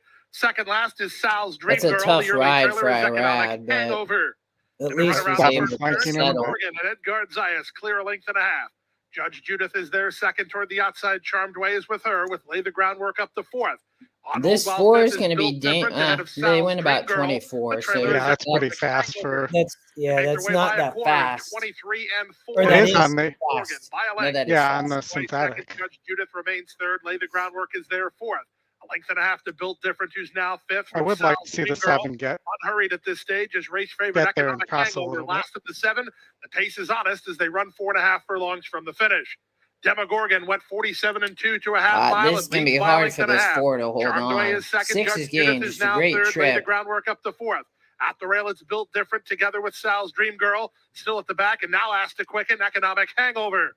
Around the far turn at the 5/16, Charmed Way, Yeah. 3 wide. And The on one the attack just with saying Demogorgon that still was- leading. Yeah, that's just a terrible ride. Great light by Irene Ortiz Jr. He- in the clear on the outside third. Running home at the back is Sal's Dream Girl, Economic Hangover. Just making hard work of it, but still very much part of this. Plenty of chances here as they straighten for the drive. Out the center, lay the groundwork, surging forward for a narrow lead. Sal's Dream Girl takes a shot at her from the outside toward the inside in Charmed Way. Then Economic Hangover. Final 16th of a mile. Lay the groundwork. Come on, Sal's 6, Dream get Girl up. second. Lay the groundwork almost home. Lay the You can't groundwork. beat wins by Chad almost Brown 6. horses on the synthetic, like I said. Ooh. Scotty would say we got off to a slow start, but we're starting to get hot now. Yeah, that was we talked about that horse quite a bit. And lay the ground, a great ride by Rad. That was a terrible ride by Sonny Leone on the 1, who ran up on the heels of the 3 and cost pretty much the whole race. But I don't think that horse was going to win. But you are alive, Oldie, at Golden Gate. At least we're a few minutes apart. Looks like. And I got through one of my narrow legs at Gulfstream too. Yeah, you were only 2 deep there, so nicely done. These are these big 3s. We'll kill that off.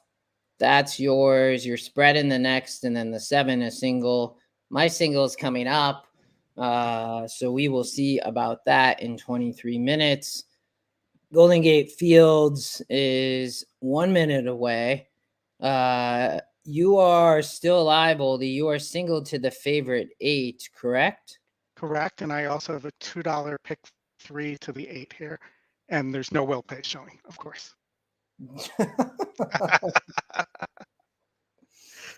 Oh, man. All right. Well, let me. Yeah, Kevin, that was good. The 6. Mike will find a way to get Tyba beat. Chris, I wouldn't be surprised to see Tyba get beat. We'll talk about that in a little bit. But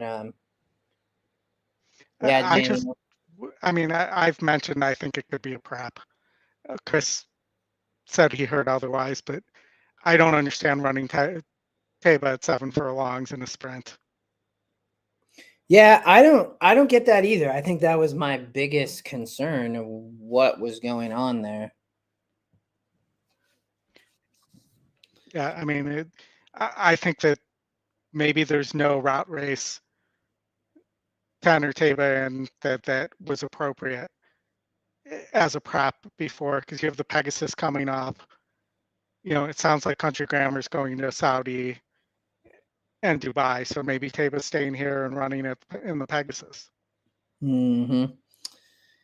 So this was, I actually thought this was a really interesting race. I know you Oldie singled the 8, so good luck. I Thanks.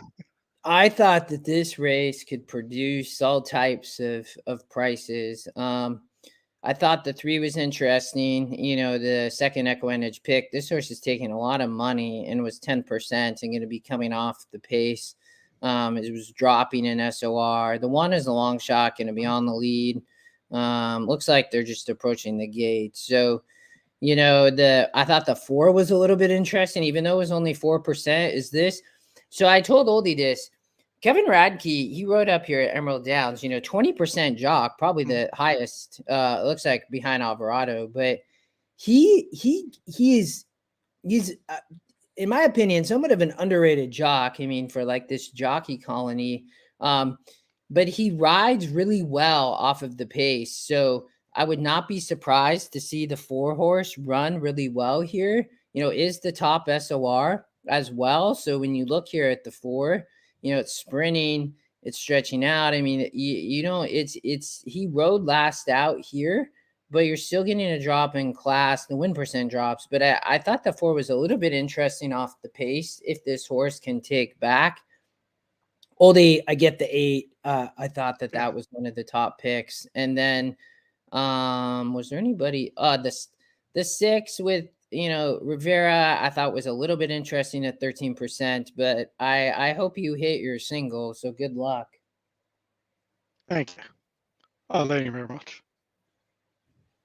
I don't know why they decided we're not allowed to see the wheel pace for this race. Continental Union next.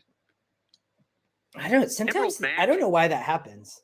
It's probably a SQL error or something like that where it's not connecting to the database. Can you tell that what industry I actually work in? Thanks, Bruce. That's good to know. I wonder if he's not riding today then.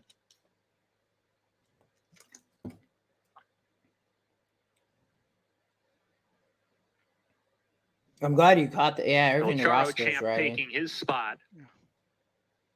Hunter's Ghost coming up. I do feel like the Golden Gate loads slower than a lot of other tracks. The gate. He's getting a little bit closer towards the gate. Yeah, Radke must be off all behind his the gate. mounts. Emerald Magic's one of them. Jockey Irving Orozco going to climb off here. They're going to try to load Emerald Magic without the rider. As long as they don't start the race without the rider, we're all good.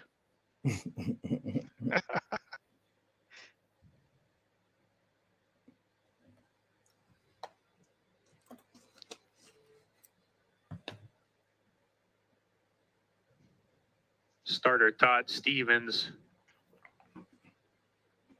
Looks like he's still waiting on Emerald Magic to load into the gate. And Emerald Magic now takes his spot. 2 more runners to round out the group. Mark it up. And that's Bind Babe. The outside runner, that's Bind Babe. Elliot likes the 3 here. I thought the 3 was interesting. Actually, there's 3 more runners as well because Rhodium Runner is still behind the gate. Now there's 2 more as that's Bind Babe has gone in. Rhodium Runner, post 5. I think it's going to be hard for anybody to wire this race, the rail post position. I just want to, while we're waiting for these horses to load, just want to remind everybody to bang the like here. Here's Mark It Up. Coming up to the rail.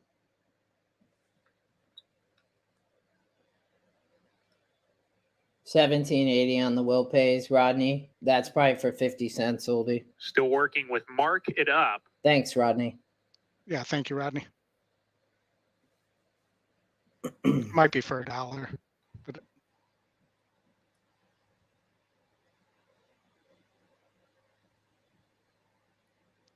Daniel, that is true. Market upset. Sometimes they're in the paddock ready for to go. minutes at 0 minutes to post. yeah, but I was thinking more loading in horses into the gate. It's almost like they don't have enough employees. And Lara, mark Eight- it up, broke eight very sharply broke from the awful, inside Oldy. post, rushed up. No, against that's what I Oldy, expected. Got it under Brian Pena. Mark it up, clears off, I opens thought up. this was going to be a pretty hot Secret pace. second with El Charo Champ. Continental Union making his way, a joint fourth alongside That's Fine Babe. Harbor Kitty joins that pair. Hunter's Ghost is next with Really Brilliant Runner. like and trying to facing ration Tony the Jackson with speed. trailing Emerald No, Magic he with a didn't want to half go in mile between left to there. go. Mark it up. He assumes control Terrible of the lead and ride. opens up a length and a tail. Gentleman's He Secret might, and Chase as Mode long as he second. El doesn't Charo like Champ get third into hung the turn wide. with Actually, I That's mean, Fine he's Babe. wide. You but- mean like 5 or 6 wide, like he's Down on the about to? inside, fifth, scraping paint, tries to get closer, 2.5 lengths I mean, behind. he's got to Continental clear a Union little gets bit shuffled here, back, but has now come under a ride. Emerald Magic joins him, and then comes Hunter's yeah, Ghost. you He's can gonna be caught about 6 7 or 7 wide. wide off the turn. 10 Emerald wide, Magic trying to maybe. get into it. It's wide open as they come down the lane. Come Market on, up 8. in front. Keep Gentleman's going. I Secret. think you Here's got it, Hunter's man. Ghost Get taking up. a charge from the back of the pack on the grandstand side, and he's coming Yeah, after he's Market Up. good. Hunter's Much Ghost the with a best. rush has taken command. I mean, In a blink of an eye, he takes over, draws away. Hunter's Ghost to win. boom. I mean, nicely done. That's a good boom. Good single. I think that was for 50 cents, Rodney. So, or Oldie Rodney said. So that's good. Yeah, no, I'll take that all day. Yeah, there's your ticket. Nicely done, man. Yeah. Now you're spread. And I do think these last 2 legs, you have potential to catch some prices. So let's get that home. That'll be a nice ticket. All right. We have Santa Anita race 4 in 5 minutes. So at least we're 5 minutes apart. No, I think we're getting a nice little break between races now. I think it's a good cadence going. Yeah, I agree. So there's your Golden Gate. That's Santa Anita pick 3s. That is my Gulfstream is single to the 6, which is 9-1 currently. The 8 is the favorite currently. Oldie, you are 4, 6, 8, 10, 12, 14. That's up in 15 minutes. So we might get to we're getting close to this 10-minute spread. So let's talk this maiden race at Santa Anita, Oldie. You're 3, 4, 5, 7. I'm 1 through 5, 7. I mean the 7 is, look at the 7 here, is the top win percent. Worcester. Yep. 28%. I think you talked about this. Well, this is a Baffert. So there's 3 Bafferts in here, right? So 3, 4, 7. We have the Mandela horse, which was the morning line favorite, which Flavian is riding. But check out this 7 at 6-1, and the 3 is the one taking all the money. Yeah, and the 7's your top win, top E pick, top GSR. I'm sorry, no, not top GSR. GSR Plus thinks it would prefer a route, was my note on there, but that's a 35% jockey trainer combo, JJ1 on the last Baffert. What's interesting is, and I have the workout report up here, is the 4. So it's interesting that the 3 is the favorite, because the 4 and the 7 were working together. And the 4 was traveling always a step better than the 7, according to this. And the 4 is the Baffert owned by Natalie. Yes, correct. The ride on Curlin, where the 3 is just the plain Curlin.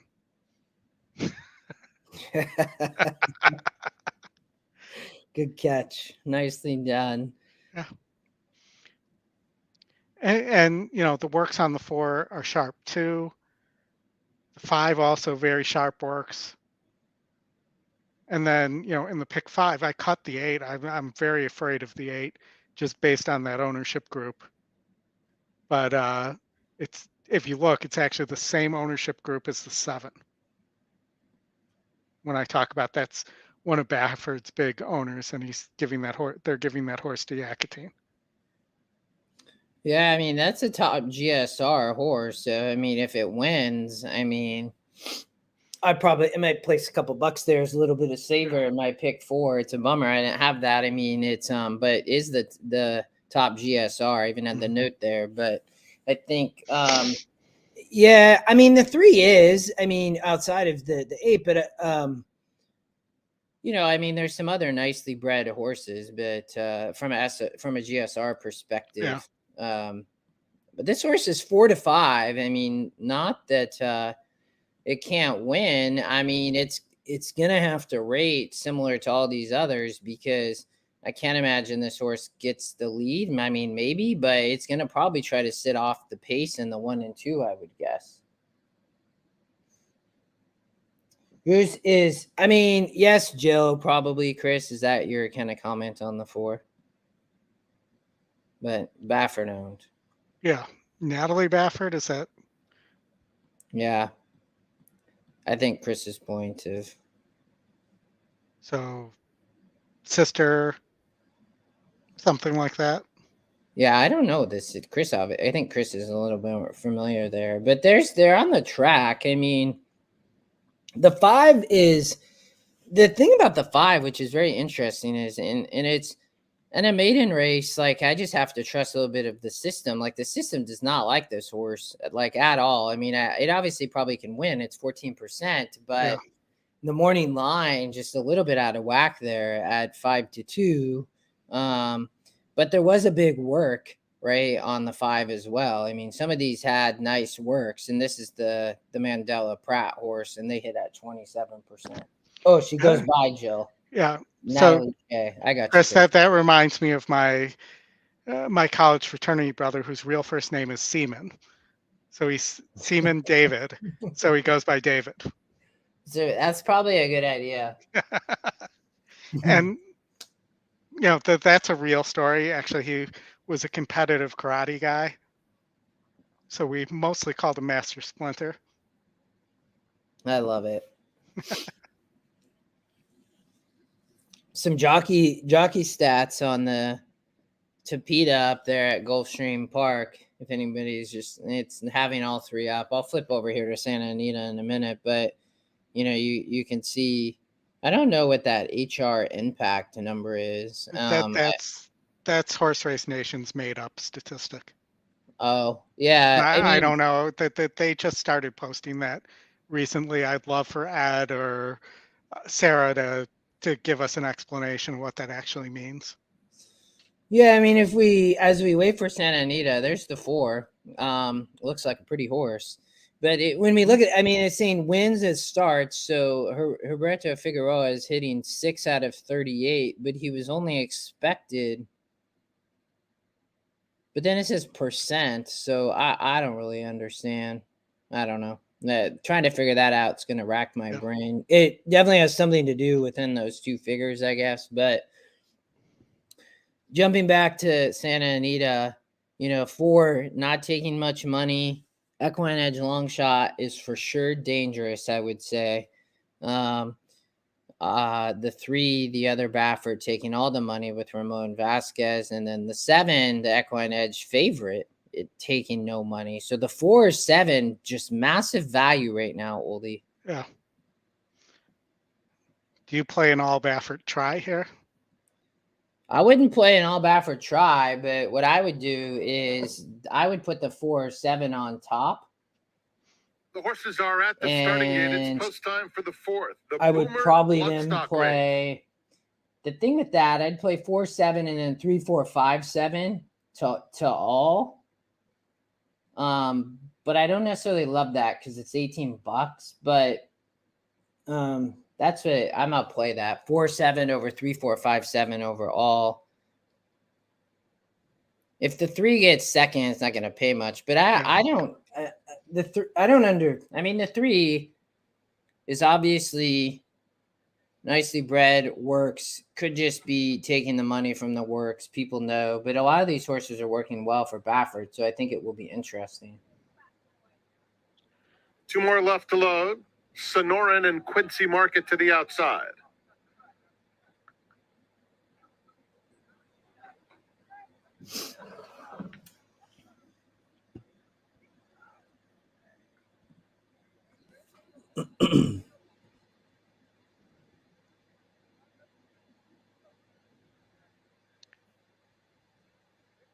I've seen lower Kenny on Baffert firsters, though.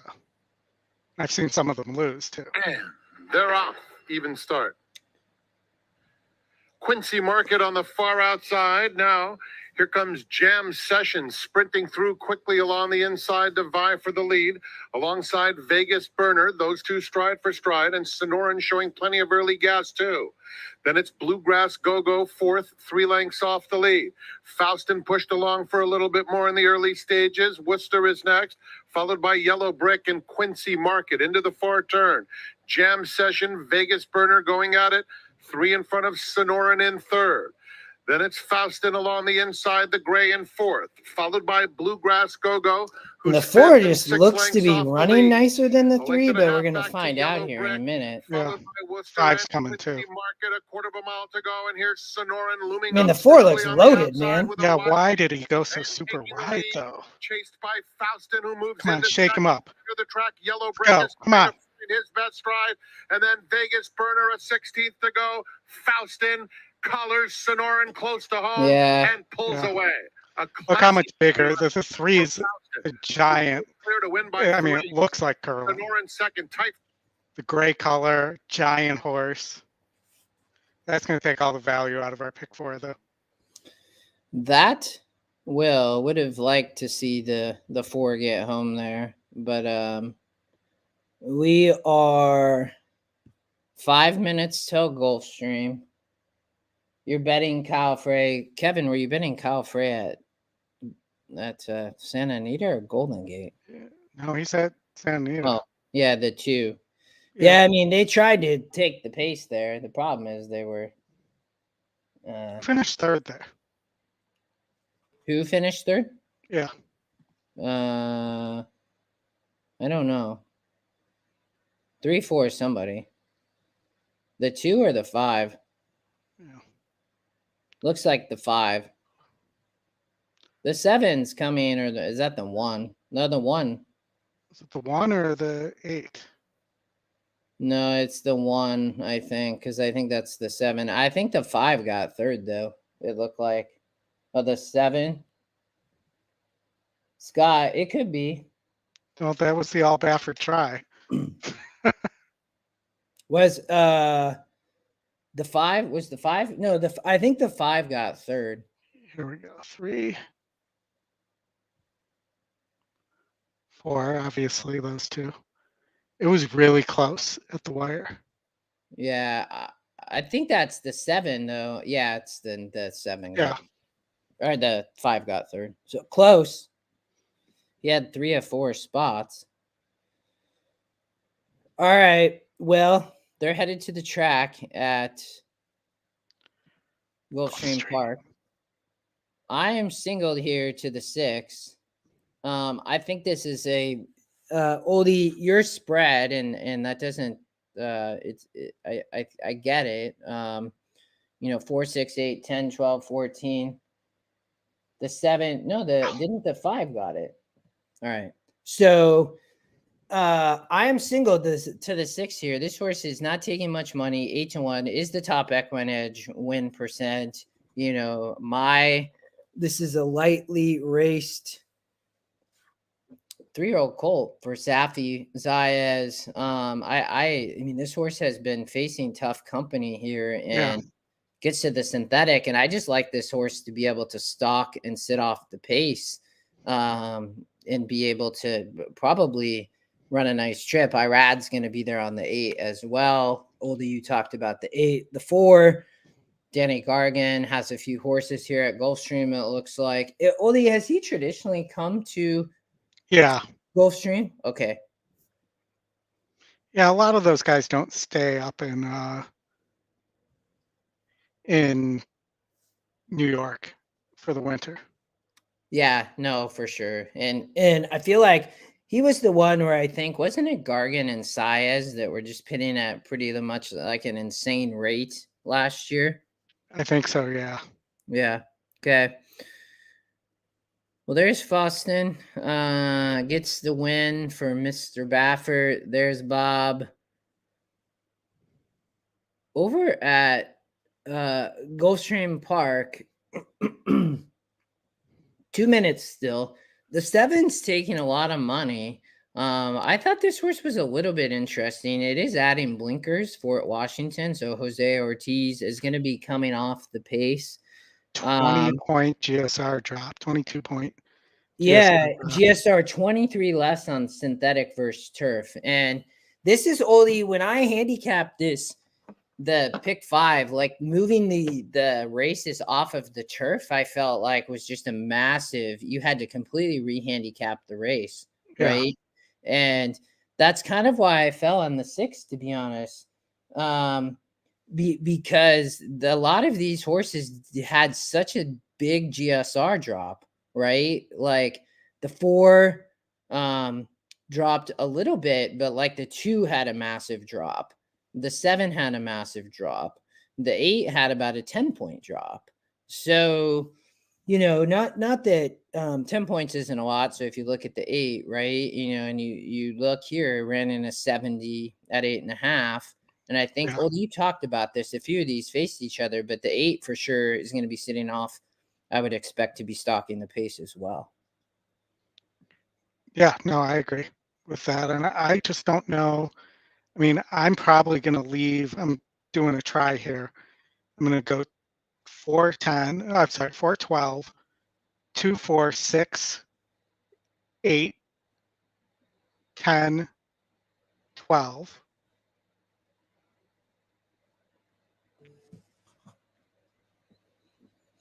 And then I'm going to go 14, 6, 4, 8, 10 for $19. If you Oldy, repeat that one more time if everybody wants to play a try along with Oldy.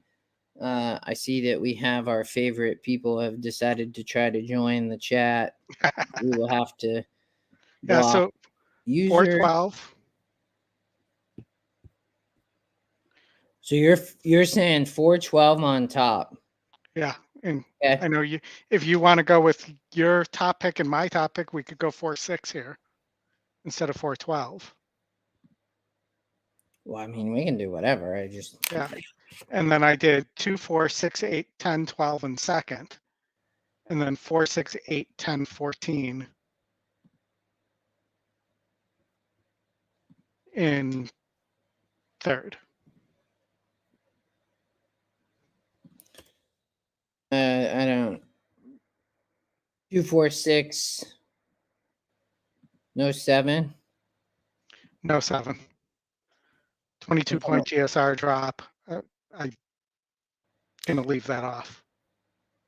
That horse could get up, though, I think is the thing, just from the fact of the pace potential on the synthetic in my mind. But Ticket Generator doesn't like that I try to get rid of that horse anyways. I mean, that horse doesn't really pass all that many horses, though, even on the grass. And now it's losing 20 points in GSR. Well, you said the 14 too. 14 is interesting, right? I mean, GSR is better on synthetic. Yeah, I mean, that's an interesting play. I think I would not be surprised to see the 14 run well at all. Yeah. I was shocked when I saw 17-1 on the 14 right now. I'd play a 6, probably a 6 over the 14 over 6 over 8, 14 exacta would be my play. And then I'd probably save vice versa. Let's see if we can get this home. And all the money they want to spend on the 7, I'm all good. Keep piling money on there. That's 4-1. 12, Churchtown, the third choice here, holding at 6-1. Also 6-1 is 6, Axel. So 2, 6, 8, 12, the top four in the betting currently.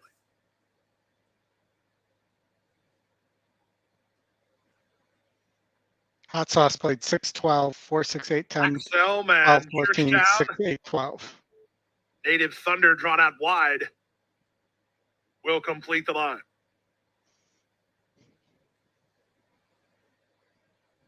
Native Thunder and Edgar Prado.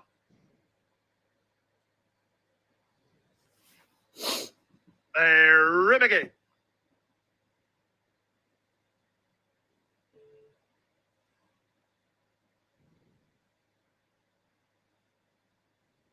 And they're off in the 46th Tropical Park Derby. The race favorite, Steady On, wins the break and goes looking for the early lead. Axel I think going your to run 6 with is the closer to the pace than Churchtown you comes thought. away in the top flight while looking to angle over. Night Jumper is I between think horses, that and Native they Thunder is very wide on the obviously turn. wanted Off to the sit inside and Red Danger. close. Grand Sonata's in tight in the 2-path. Dakota Gold is 3 wide, 4 wide, and Stolen But Base. I 5 wide for Grand David. Down at the I inside for sure would have goes not Golden probably Glider. He's in expected the there. I pink and mean, it's black. He's obviously only now about 5 relaxed lengths a little off the bit. speed, and he's 3 lengths better than the 12 trailer. looked a little Washington, rank. as they Or complete a good. quarter in 23 and 4. Less than 6 furlongs to go. You know, if the 10 Got wins here, it's good back for line. my In the 2-path, it's Night Jumper second, 3 wide Churchtown pick third. 3 and for Helps the in the pick red 5. colors So at the fence. Native Thunder's on the far outside. Dakota Gold is racing together with Grand Sonata. Grand David, meanwhile, is very wide on the course. Splitting horses in Stolen Base. He's only 4.5 off the speed. Then Golden Glider dropping back a bit is Red Danger. And Fort Washington trying to close in. While last of all, they went 47-2 for a half mile. Night Jumper at a big price, giving Steady On all he wants early. Dakota Gold is looking for room behind the speed with Churchtown 3 wide. Axelm is at the rail, then Golden Glider. Castellano's got horse on Grand Sonata, but he's got no place to go yet. Wide is Grand David. Fort Washington is underway with Red Danger as they turn for home. 3 Zaya quarters, is going to 111 have to flat. come They're up at the the top of the rail. stretch, and they fan across the course. Axelm at the rail. Down the center, Golden Glider at a big price. Dakota Gold is punching forward. Churchtown, Grand Sonata never got through. Wow, Fort Washington 3 from gonna last. win. Here 7. comes Fort Washington charging hard. Golden Glider and Steady On. Oh, Here's the line. Steady wow. I have On. no idea on that, Bob. Steady On and Golden Glider in a win photo in the Tropical Park Derby in one. That's a great race. It looked like 8 or 3. Well, either I'm out or I got a favorite there. Golden I Glider. I mean, There was a huge work on that horse, I think. 1% horse. Took a bunch of money though. But it's a Cassie horse on the synthetic. Yeah. I mean, whoops. I thought it was the 8, but let's see if we can see. Let me get back. Sorry. But was only 1%. Here we go. We should be able to see here.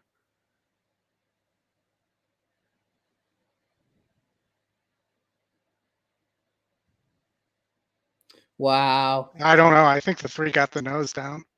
I mean, it looks like it's so hard to see, right? But like from that view, it looked like the 3 ended up getting the head bob, but we'll find out here. That was very close. 7 walked out of the gate.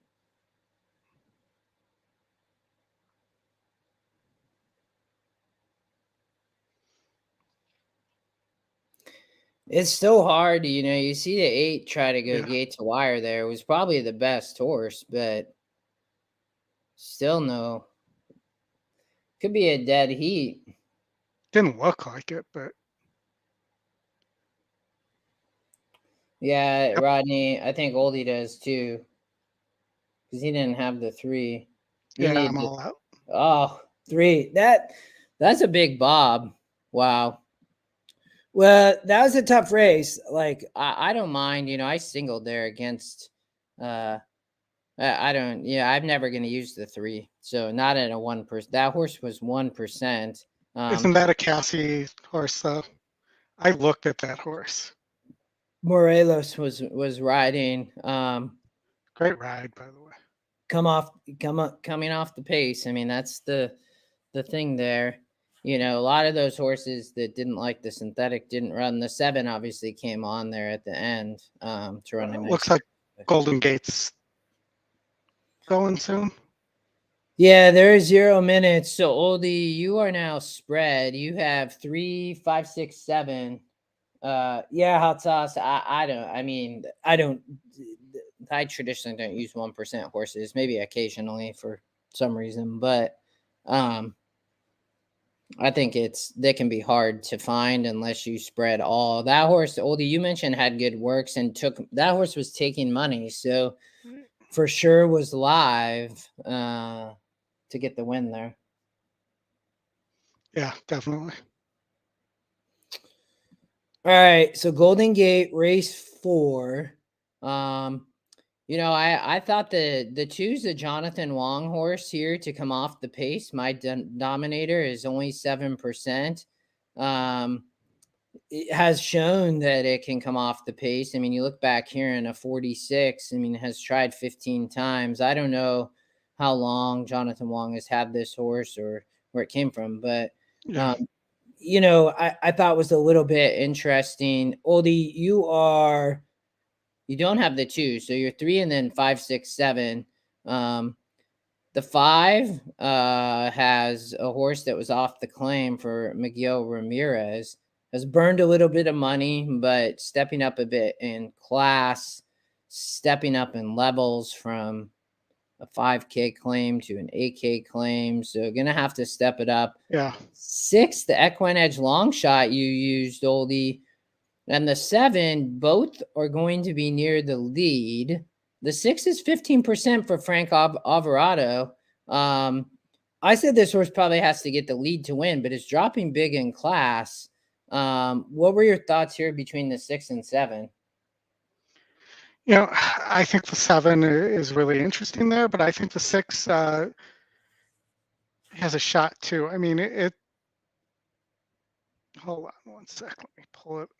They're about to go. Yeah, I know I'm rushing, but you know, I think that the thing that's interesting on the 6 is it's got a little more class, and is breaking to the inside. So I don't know whether the 7's gonna get the lead here. Royal Jester. I think the 6 could wire the field, y'all. If the 7 that can't get the lead, we're ready to go. And I think the 5's really interesting too.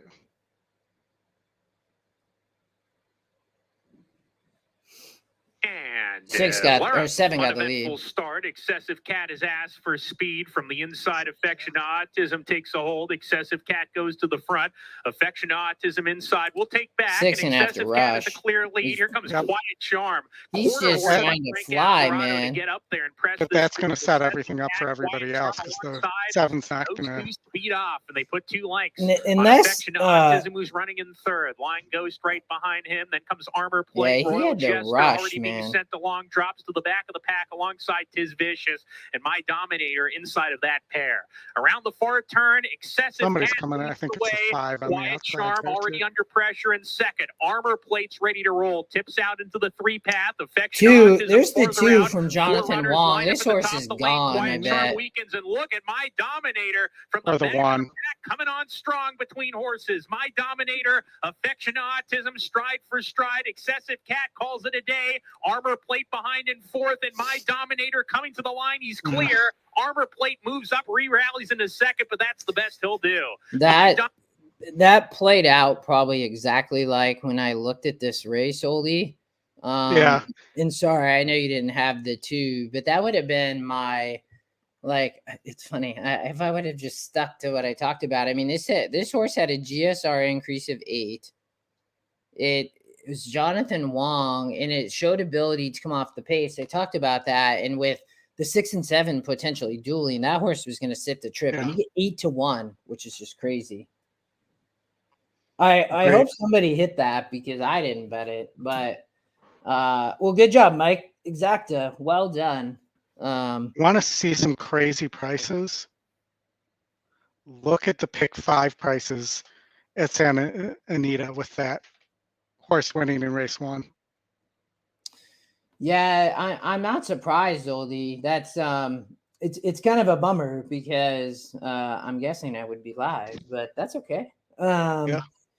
I think that let me look. I got it over here. What's the will pays and the I thought the 10 was very interesting here, but the pick Okay. fives, yeah, man, the lowest, right? $4,000 to the 5. Yeah, I mean, if you're not on the 5, the 2 is almost 9 or 8,500, and then it's all 5-digit numbers from there. But So the will pays are actually pretty good on the pick 4 too. If you can yeah, not get the 5 here. we have quite a bit. This is going to be interesting because we definitely have different. This is a tough race looking at it, right? So you are 2 through 5 and 10. And I think that that's what I'm having to look back now. I played 3, 4. Definitely. I definitely did not. I did this again the other day, Oldie. And cost me in a pick 3 at Tampa of like 3,000. I did it again here. I do not have the 7, but I have the 6, so maybe that doesn't matter. But they're both 2% win horses. I hope the 7 doesn't win, but I'm 3, 4, 10, 12 essentially, and you are 2 through 5, 10. Yeah, that makes sense. But to your point, goodwill pays. What the 2's about 250, the 3's 750, the 4's 250, the 5 is the favorite. I didn't even use that horse. I got rid of it. I thought there was potential for a price here.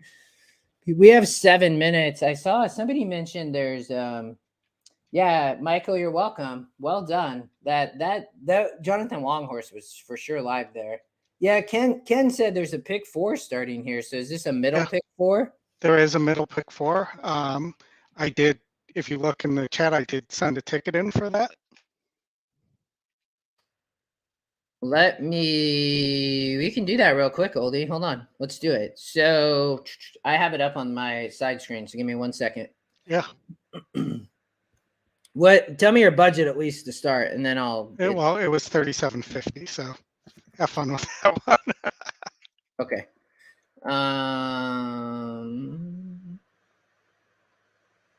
Maybe.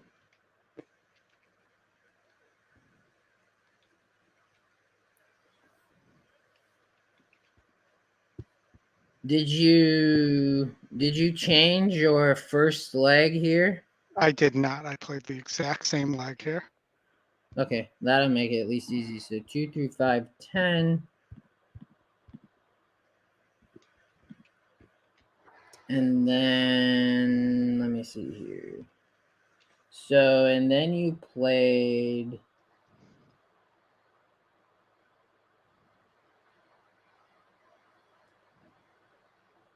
All right. So this is Ray, and then you played 4, 5, 6.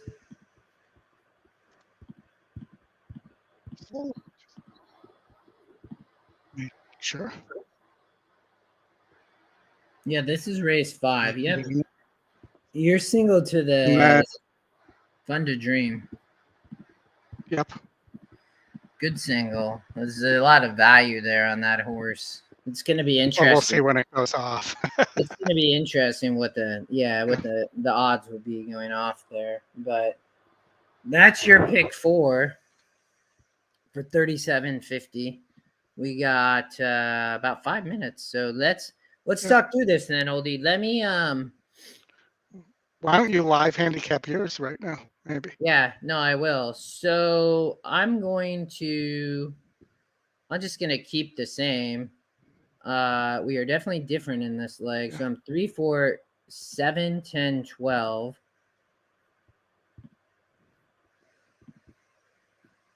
No 2 on the lead, which is gonna have with the 8. And then I added the 12 as a bomber. So 3, 4, 7, 10, 12. I tossed the favorite here. Could probably talk about that in a second. I mean, this is the top win at 36%. I think this is the Rispoli horse, if I remember correctly. Yep. I mean, when I looked at the 5 here, it's the top EquinEdge pick. It had been running and way tougher. They thought a lot of this horse. It burned a little bit of money, but I think definitely fits here. I just thought, from the perspective here of coming way off the pace, Rispoli's going to have to give this horse a really good ride. I mean, it's got a good GSR and has been running well. So I think I would probably, I mean, I guess since maybe I'll add it here. And I don't want to do, hold on, that's yours. So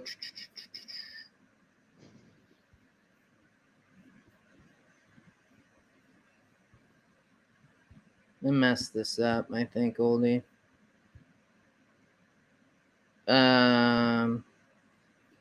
Remind me, what was your leg 1, Oldie? 2 through 5, 10.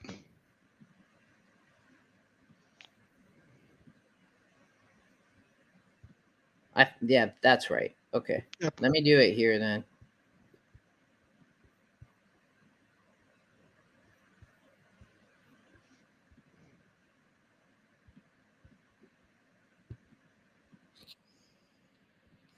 I'll do this at 80.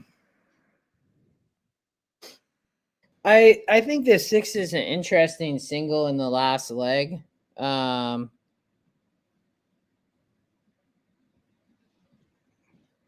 me lock that. In the next leg, I thought the 1 Hopkins was interesting. You have JJ riding for Baffert. This horse is gonna be on the pace, working well. GSR drops a little bit, but that's okay. Stiletto Boys, EquinEdge long shot, didn't love. Yeah. This is an interesting Baffert. Pratt Baffert, 7%. Gonna be coming off the pace, which I thought was a little bit interesting. But you went 4, 5, 6 here. I think the 1 is dangerous. You're not using. I think this horse could potentially wire the field. I don't think this horse wants any part of 2 turns. Yeah, I mean, you do get a GSR drop. I think my only thing here, and I wasn't paying a ton of attention at Santa Anita so far, but of how the speed is played out on the dirt. We have 2 minutes, but and there's other significant speed there, like I think the 3 wants to be near the lead. The Stiletto Boy needs to be near the lead. The 5 needs to be near the lead. The 6 needs to be near the lead. So even if the 1 gets to a lead, somebody's going to be pressing there. yeah, Frankie Dettori riding the 6 for Baffert, so Country Grammar here. The 5 I don't know, has some really interesting works. I feel like in this race, the thing about this is if you don't single the 6, I to be honest, I wouldn't be surprised if any other horse wins, man. Yeah. I mean the 5 has some interesting works. I think the 4 could be running late and is the only real closer in this group. And I think a lot of these horses don't like to pass people and need to be on or near the lead, even though the pace number is not as indicative of it. Race 7, is down the hill. Yeah, I thought JJ was very interesting on the 11 for Carla Gaines. He gets off the 8 from Sadler. So JJ had been riding here and gets off and jumps over to the 11. I thought this horse was very interesting. I used that horse. Yeah, I would say they're not even at the gate yet. I do like your single of the 6. I mean, I guess the crazy thing is what happened with the morning line here? I mean, the 4 has been working well. It's the morning line favorite. Baffert has 1, 3, 4, and 6 in this race. And JJ gets off the 1 and 3 and rides Fun to Dream. Pratt lands on the 1 and Johnny V. The 4 is the morning line favorite, and Vasquez has been riding, but JJ rode it. But this horse doesn't even look like it's going to be the favorite of the race. Well, the 1 was trading punches with Taba. So yeah, there's I that. saw that. The 6 is working well too. The 6 has a 4-star work. And so does the 1. And then the 4 and 3 are just, I don't know enough about Classier to know whether Midnight Memories is working that well. It's Baffert, so they're always working well too. I would play. I really like the 11 in this race, so I'd probably just play 2x2. Mm-hmm. When I'd play the 1 and 6 there. With the 11, I thought the 9 was interesting. The 8 obviously is EquinEdge pick, and you have Pratt. They're gonna be, been racing in 60s and just missing. They're going onto the grass right now. I'm gonna force myself to single the Oldie because I always talk about it, and that's what I would. No. Single the 11. Okay. That's what I would play. Here's my. Actually, while you're entering yours, I'm gonna give you my. I played the 11, so I see that too. Let's see. This is race 8. That's I'd play it a little bit bigger and try to beat horses in the last leg and single the 11. Race 7, the 11. I have lighter racehorse, close at this level when going longer, has run downhill before and was close. Jockey upgrade to JJ, 32% jockey trainer combo. This horse is dangerous at 6-1 morning line or morning line of 5-1. Yeah, I really like that horse, and I think it just force myself to single a horse I like, because if I'm gonna bet the horse to win, why not just single it? You know what I mean, Oldie? Yeah. So that's what I would play for $90. I'm actually gonna play it. I don't have 5 or 8 in the last, and just got to make sure you get it in on time here. No, I played it. All right, let's jump over. We are live to a lot of different horses. I like the 10 best. I would like the 10. That would be nice.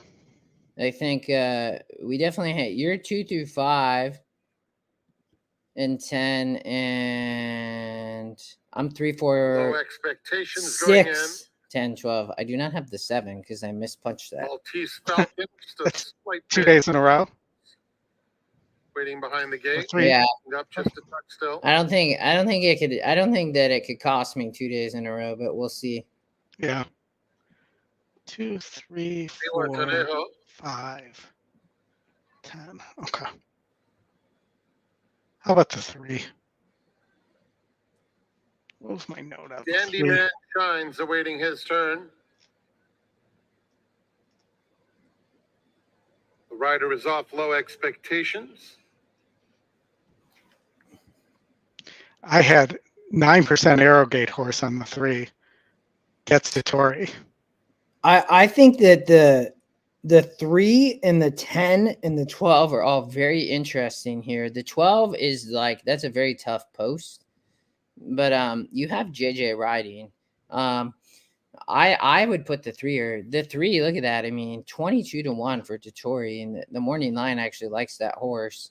Yeah, and my note says had traffic trouble last time out and might set a trip on the inside this time. Opening the front of the gate for Ziwa Tanejo. There's a lot of Glendale value in taking up this his race. position. Last few left to load. Smart Code. Daryl's Bolt. And Yeah, Ashley, Zio for Joe sure, will the be 12. the last one. The 9, yeah. Ready to kick off the middle pick 4 at the Great Race Place on opening day. Zio All right, Joe. Alex, let's get the 2 then. They're in the gate. And they're off. Hawker is sent out for the early lead. Zihuatanejo has some early gas. Low Expectations is up and on the pace, as is the first-time starter Escape Artist, who splits rivals and puts his head in front They're into the first flying. turn. It's Escape Mhm. Artist just in front. Hawker at the rail. 7's going to get caught wide and lose Outside of the that. momentum. Down at the Yep. rail, Cosmic Soul is 4th and about 3 lengths 3's off the getting lead. a great Zihuatanejo trip. settles in 5th. The gray is Secret Treasure along the inside. A length and a half back to Smart Code in the blue. Dandy Man Shines under a tight hold down on the fence, followed by Zio Joe. Then comes Daryl's Bolt, and Maltese Falcon is at the back, 3 in front of Glendale. Field heads to the half-mile pole, and it's Escape Artist showing the way. Leads it by about a length and a half to Low Expectations second. Hawker at the rail, very close in third. Zihuatanejo, followed by Cosmic Soul. Smart Code makes his move right now on the outside. He's 4 wide, but Smart Code in the thick of things, about 3 lengths off Come the on, pace. 10. Dandy Man Shines in between rivals. Zio Joe is just outside of him. Those two have passed Cosmic Soul with a quarter of a mile to go. Then comes Come on, Maltese 10. Falcon there at the top of the stretch. At the rail, Escape Artist hanging top. Ooh, Joined in green. the center, though, by Get out, Smart baby. Code. And Come on. Smart Code has taken command. Dandy Man Shines is starting to finish with interest. Smart Code. Come on. And a resilient Come on. Escape is Do coming not have together. the Smart 7. Code. Smart Code wins it by about a neck. Boom. Escape Artist I is mean, second. Dandy that's my Man top Shines. pick of the race. Oldie, Great call. Boom. yes, that's a good boom. Oldie, the 7 was the horse that I mispunched, man. Yes, you all, and you may want to look at what that would have paid. Well, I don't because I don't have the horse. Oh no, I thought you did punch I thought you punched the 6 instead of. I did. I punched the 6, but it should have been the 7. Like, so here Yeah. was my ticket. Okay, I got it the other way around. Yeah, that was the ticket, Okay. and that was $600. So it wouldn't. I would have just that would have sucked. Yeah, But, you paid that for a dollar, right? So yeah. 618.50, and I got 309. So I'll take it, or 309.25. Yeah, I would have hit the pick 5, I think, Oldie, but that's okay. Imagine if that 4 would have hung on, the Baffert 4 would have hung on over the 3. I mean, with these big pools, these will pays are just insane. Yeah, nicely done though. Gets that home. Yes, boom on the 10. I did, Tony. That Smart Code, the EquinEdge long shot too. Didn't even talk about that, but that was my top pick of that race. Wanted off the pace. That horse was going to sit a good trip. I think it was Kyle Frey. Yep. Yeah, great ride. I mean, look at that horse, took a ton of money too. The 5, the favorite, I just didn't. I don't know. I just did mention that, Oldie, but Yeah. all right. Yeah, Bob, the 7 was it. What did I say? First time starter, top GSR, only 2%, but had a big work. So I was not leaving that horse off. Velasquez rode, but we get through, Oldie. A good middle pick 4 as well to start there with Smart Code. Absolutely. That's exactly what we were looking for. Okay. So that is done. See, Gulfstream, mine is done. You are still alive, correct? Oh no, you're no, 3. we all got killed by the 3 there. We can They're Oh, are they yeah. at the gate? No, Yeah. not yet. But, you could play a double there with my single in either one of our last legs. Yeah, Tony, that is a good start. Thanks, Doug. That's a good pick size pool too. Chris, Steph, that was a winner. Um So I you think could play 7 and then 3.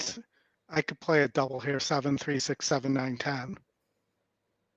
I thought this race was in let me see in the last. Did I like anything in the last? 14 scratched. The 10 is in El Segundo. You liked that horse, Oldie.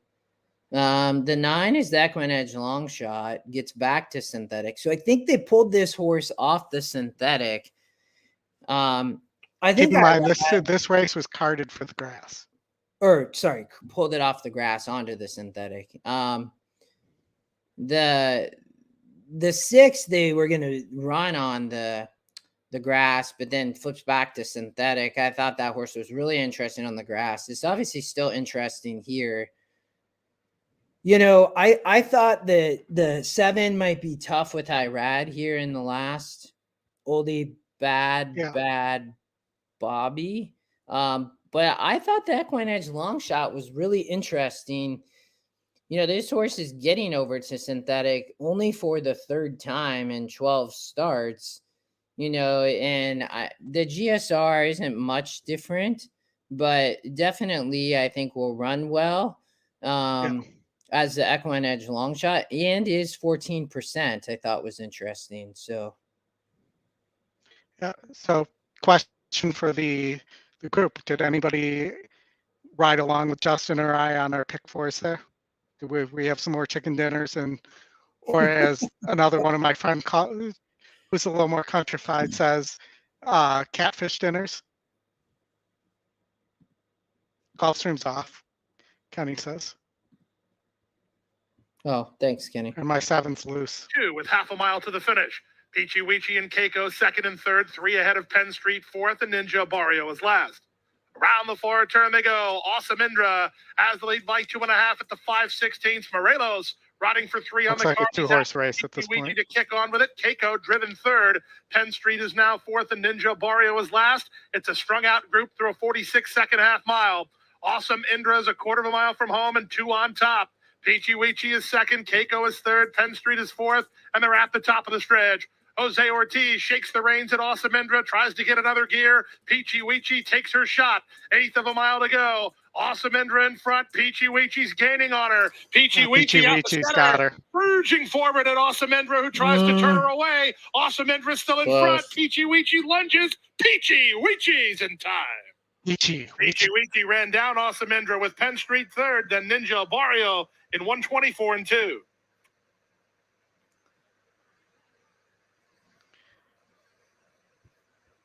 Golden Gate up next. They are at least we're gonna have Gulfstream ending here. And we got to be on top of like the late stuff coming too. Like we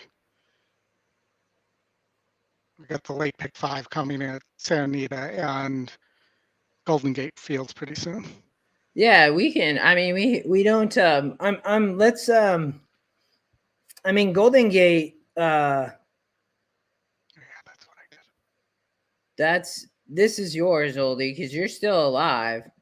No, remember 2. Oh, that's right. You didn't have the 2-horse. Yeah. Which, if we would have talked, I would have made you use that horse. Yeah, we just. Oh, the Exactly. dominator. You'd be surprised. So that happens with Topher and I all the time. One of us has the 1 horse, the other one missed. Yeah, I mean, if we look at this last race, and then we can maybe we jump to Santa Anita, Golden Gate, late pick 5s. Is the Santa Anita coming up? No, pick 6. Pick 6, which is a $1 million guarantee for today, but it's a jackpot. Yeah, I just don't play a ton of those unless there's a carryover. I mean, the only way I'd play it would be this would be where I'd probably single Country Grammar and just pray the rest of the way through. I mean, you could do that and you could probably play it pretty cheap.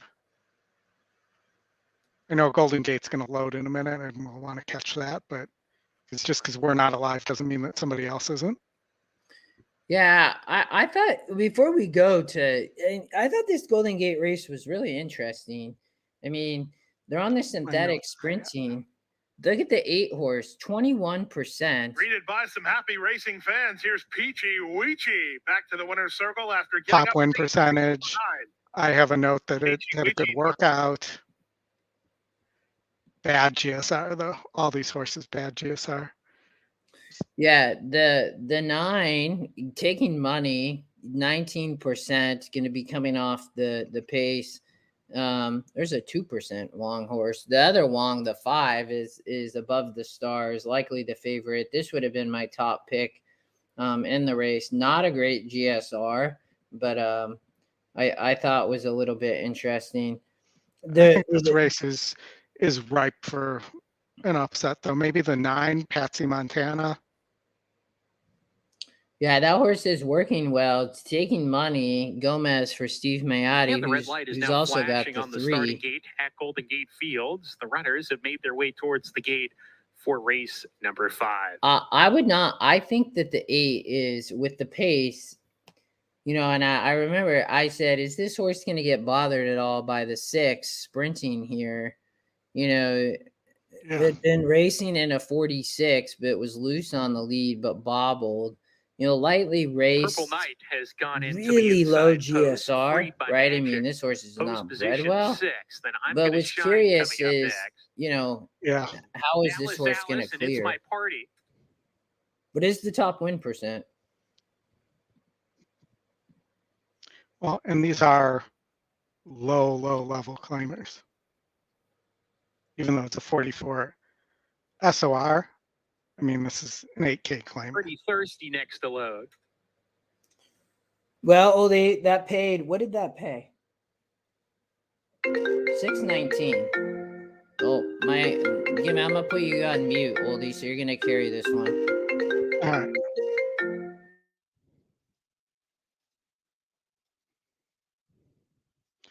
And guys, I'm doing an 8, 9, 10 exacta box here.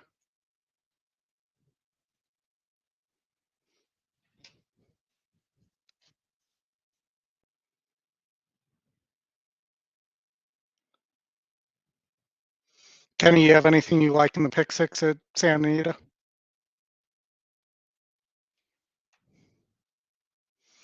Yeah, Scott, I just threw $2 on it for now.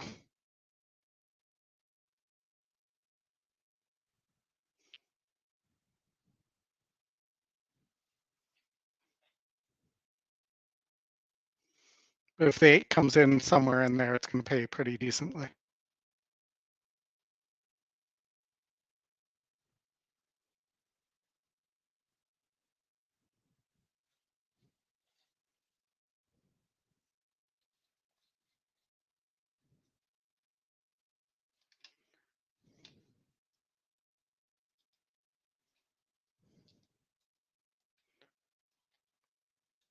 And as I mentioned, slow loading at Golden Gate Fields. And I think we're starting to get some fog or something there.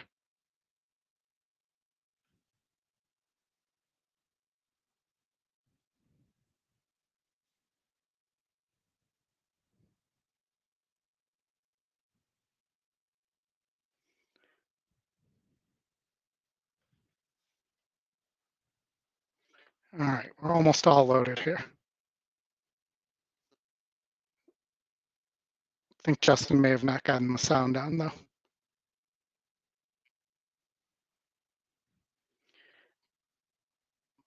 Buffalo Mike, let me go back and look, but I thought that Gulfstream race 10 was wide open.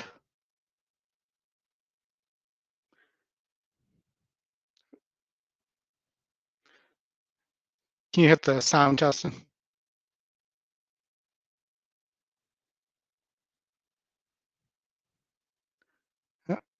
early from Dallas Alice, who makes her way into second alongside Freed by Magic. Pretty Thirsty easing off that pair. She's fourth alongside Purple Knight. Then comes Thirsty Date in midfield, a length clear of Patsy Montana. Then comes I'm Gonna Shine third last. The two at the back, It's My Party and Night Cruiser as they approach the forward turn run. Above the Stars on debut, quick in the first quarter mile. Hits the forward turn, a length and a half in front. Dallas Alice chasing in the second. Freed by Magic has come off the bridle, is plummeting in the wrong direction. She's passed by Purple Knight, who's making up ground. Then comes Pretty Thirsty, level with her. I don't know how they're Here's going to catch the Patsy five, Montana man. getting wound up down on the inside. Still four This lengths horse is behind, gone, but I gathering bet. some momentum in Unless the it stops. top of the lane.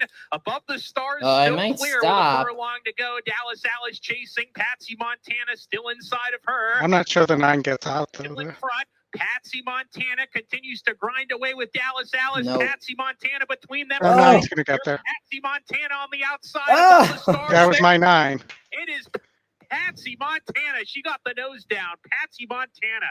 Over Yeah, we talked about that. Yeah. Wow, that's a good one. I thought the 5 would be tough there. Patsy Five Montana. nine.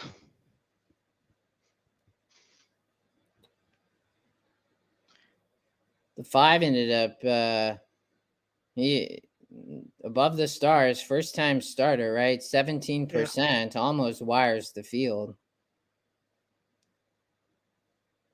It was impressive on debut. Just shot out of the gate.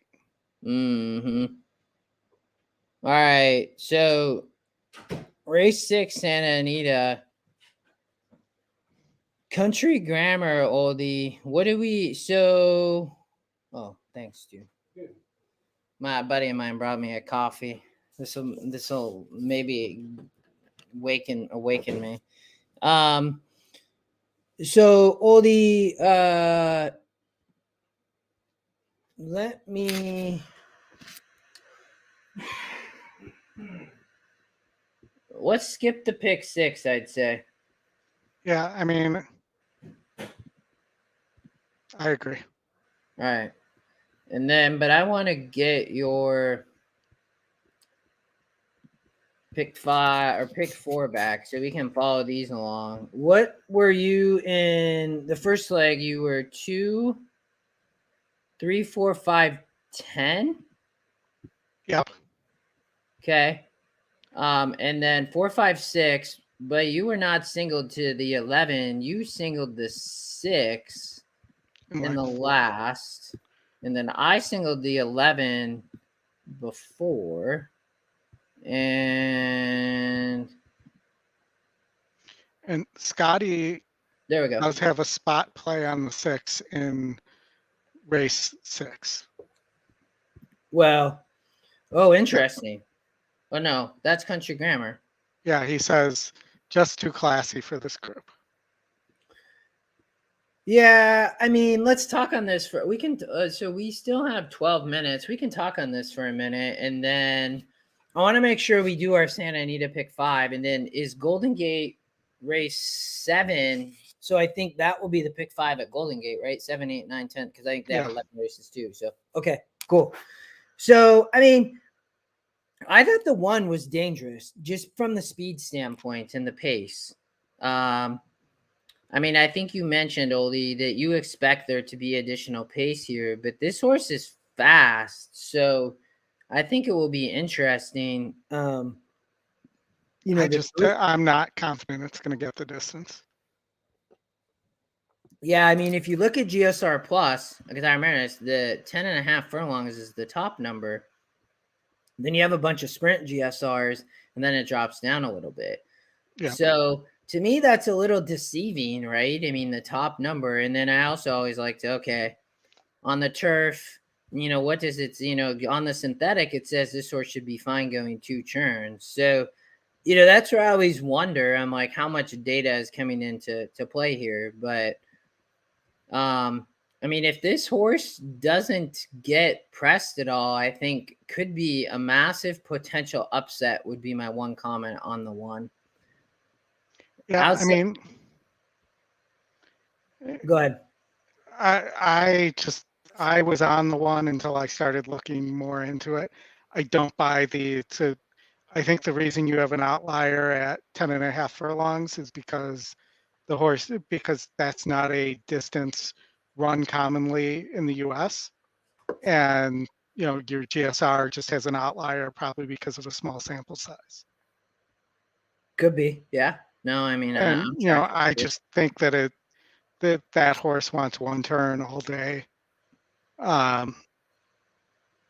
think it's here to ensure that Stiletto Boy or somebody doesn't get away.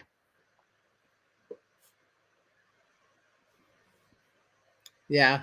I And mean, to maybe do some of the dirty work for Country Grammar.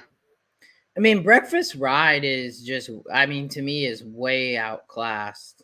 I mean, I just don't really see how this horse it's not going to be able to rate. So to your point, are they just going to, the one Hopkins to me is 100% sending from the rail with JJ, and the 3 I don't think has a shot because of that, just because I think the 1's too fast, and I don't think this horse can rate. So then the 2, right? I mean, this horse has shown speed going 2 turns, right? And has been on the lead, but predominantly isn't on the lead. But its last win came on the lead. So to your point, maybe Mike Smith sends on the 2, right? I mean, if all of that happens, and Tony, you're saying, you love the 3 or 5. I mean, maybe the 5 could upset. I guess 4 is the random Baffert Pratt that's at a price. I mean, Oldie, you didn't single here though. You were 4, 5, 6. What was your thoughts on the 5? Do you have the workout report in front of you? I have it on my other screen, yeah, but I don't have it to pull it up. All right, hold on. So the 5 my thought was strictly was not only workout report based, but the 5 has a 4-star work. Relaxed for first couple furlongs and began to dial up enthusiasm nearing the quarter pole. Really hit his stride nearing the line, finishing up the pole with some pop in a longer than given 6 furlongs at 113 and 1. Capped off the series with best drill yet. I think this horse could be sitting on a big race. If I were playing the pick 6, I wouldn't use it. I would single here so that I could cover my single of the in race 8 in the pick 5. But that's a a personal opinion type play there. Yeah, I mean, I saw the 5, and then you also used the 4, which I'm guessing. I just said it's a wild card, right? I think if you don't single, right, and if you start to spread, I think you have to question the use of the 4, just because it's just interesting. I mean, it's also partially Double L, who I don't know who that is, but also partially owned by Joe Baffert, as Chris mentioned earlier. So.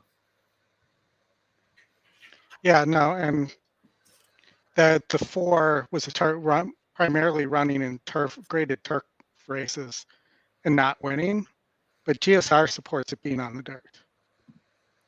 Yeah, I mean, it definitely shows it's bred here, and bred to go 2 turns. It's American Pharoah, right? So, right.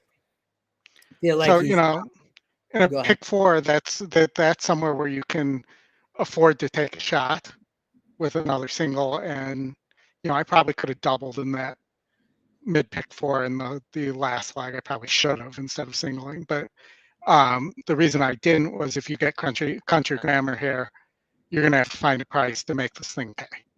Yeah, Jared, congrats, man! 10K on the pick 5. That was hittable, like for sure. I'm glad that we hit the pick 4, but well done. 6-1 in the 6th, he says. And Jared, been too long. Jared and I are E-Live Scotty show chat buddies. I love it. I'm glad he hit there. That's crazy. The EquinEdge long shot in the first race obviously made that thing pay nicely. So well done. That's awesome. So we have I don't know. I think Country Grammar could be tough here. I don't love the 29%, but also know that he's just a much classier horse when you look at the competition here. That to me is where I think, the only thing that kind of disrupts his pace makes the race is that the one is just fast, and we'll be curious what happens here. I think to your point, Oldie, the 2 and 3 may push the 1 too much, but that may just set it all up for the 6. And I think the question on the 6, because the 6 really hasn't wanted to pass anybody since he came back from Dubai. Throw out the Pacific Classic race because that was against Flight Line. You can just draw a line through that one. Yeah. I mean, won a grade 3 way back here, but that was 2.5 years ago.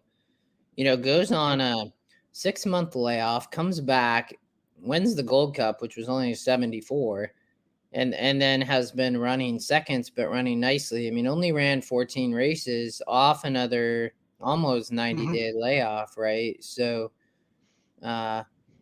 will be interesting here. Dettori riding for Baffert. Is this the first ride that he's... Yep. Well, no, there's one other one. He rode. Did he ride it? Did he ride at Dubai? I don't know. I don't know where that ride Does Dubai? Hold on, let me see if I can pull that up. Because Dubai, for whatever reason, doesn't show up in EE. Let me see if I can find that. Just gotta scroll through the traditional. You're good. I'll be right back, Oldie. Put on Santa Anita. Best turned out of where it looks like it went to the 2. No, Stiletto Boy's dangerous there.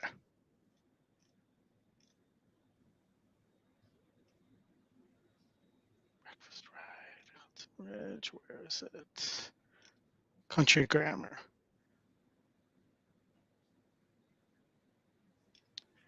It was Dettori, yes.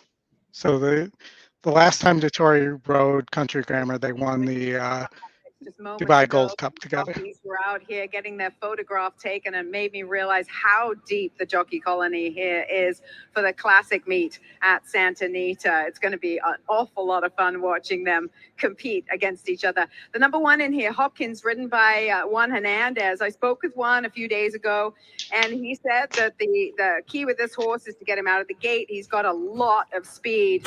In one work that he actually came out to work him on, he asked for really stiff work, Bob did, and got that work. I think that's playing to his stamina with the fact that he'll be stretching out for the very first time, but he is naturally a very fast horse. The number 2 Stiletto Boy for Ed Moja. I asked Ed, how's he done since the freshening? He's gave him 3 months off. He said, I've never actually given him a break this long, so I don't know how he will respond to that, but he's training really well. And look at him. He looks exceptional, I thought, in the coat. And he's put on weight as well. He was pretty tired. He had a lot of hard races earlier on this year, and the freshening might really have done him well. One final note on Country Grammar. While the distance looks like it may be a tad too short, this is timing-wise a perfect prep for him. And I think that we'll see him a little closer to the pace with him playing to his stamina. He had an excellent work on the 21st of December, and Frankie Dettori will be riding him, reunited since he won with him in the Dubai World Cup. Reunited, and it feels so good. I'm channeling some of Scotty's singing on the Nobody Needs to Hear Me Sing, but yeah, that's so Chris, he did not ride on the Saudi Cup. Pratt actually rode Country Grammar in the Saudi Cup. I think Country Grammar is gonna have to sit closer. I just think, Santa Anita always plays to the speed, and I was just looking. I think it somewhat has done so today.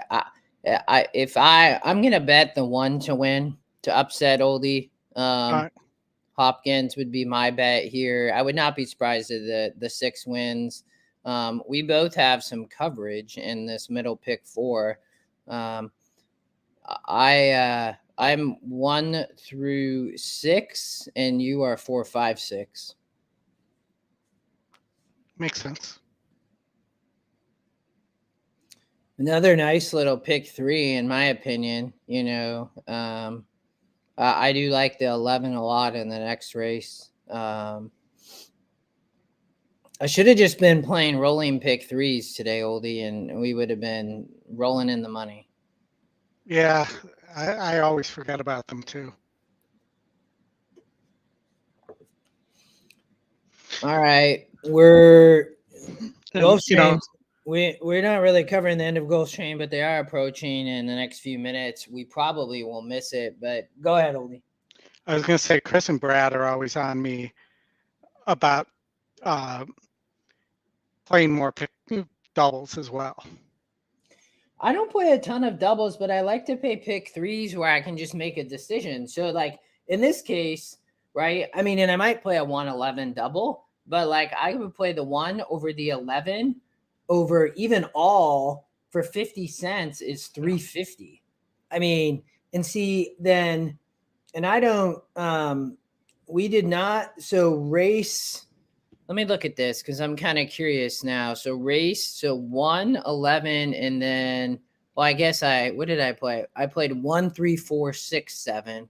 So, but I like to play those cheap because if you can be right in a sequence like that, yeah, like, I mean, again, 50 cents, like, let's say I play that for $5, that's just $35. If you can hit that 10 times and, I'm beating a heavy favorite, right? Like it'll pay hundreds of dollars, each time. And then you're looking at yourself of a, $2,000 payday or something.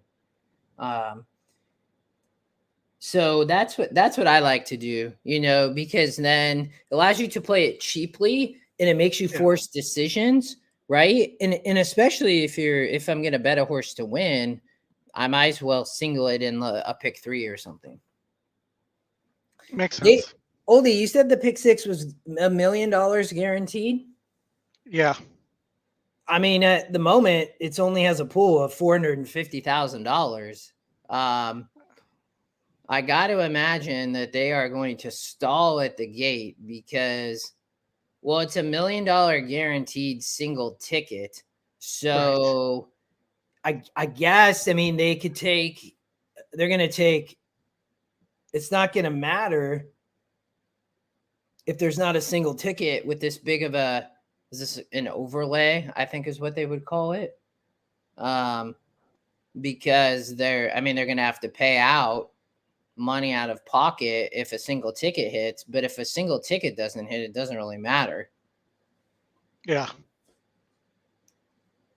No, I think they're not concerned about it. I'm sure. A nice pool here will make for, if nobody hits this till we go to a mandatory a month from now, this is going to help fill that pool. Yeah, I mean that's I see the chat. Like that's what I like. They're not going to get $1 million.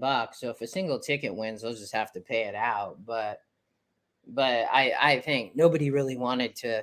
The pool is not very big, I guess is kind of my point. Yeah. I mean, 500,000 when they were guaranteeing $1 million for a single ticket. But keep in mind, this is also new money.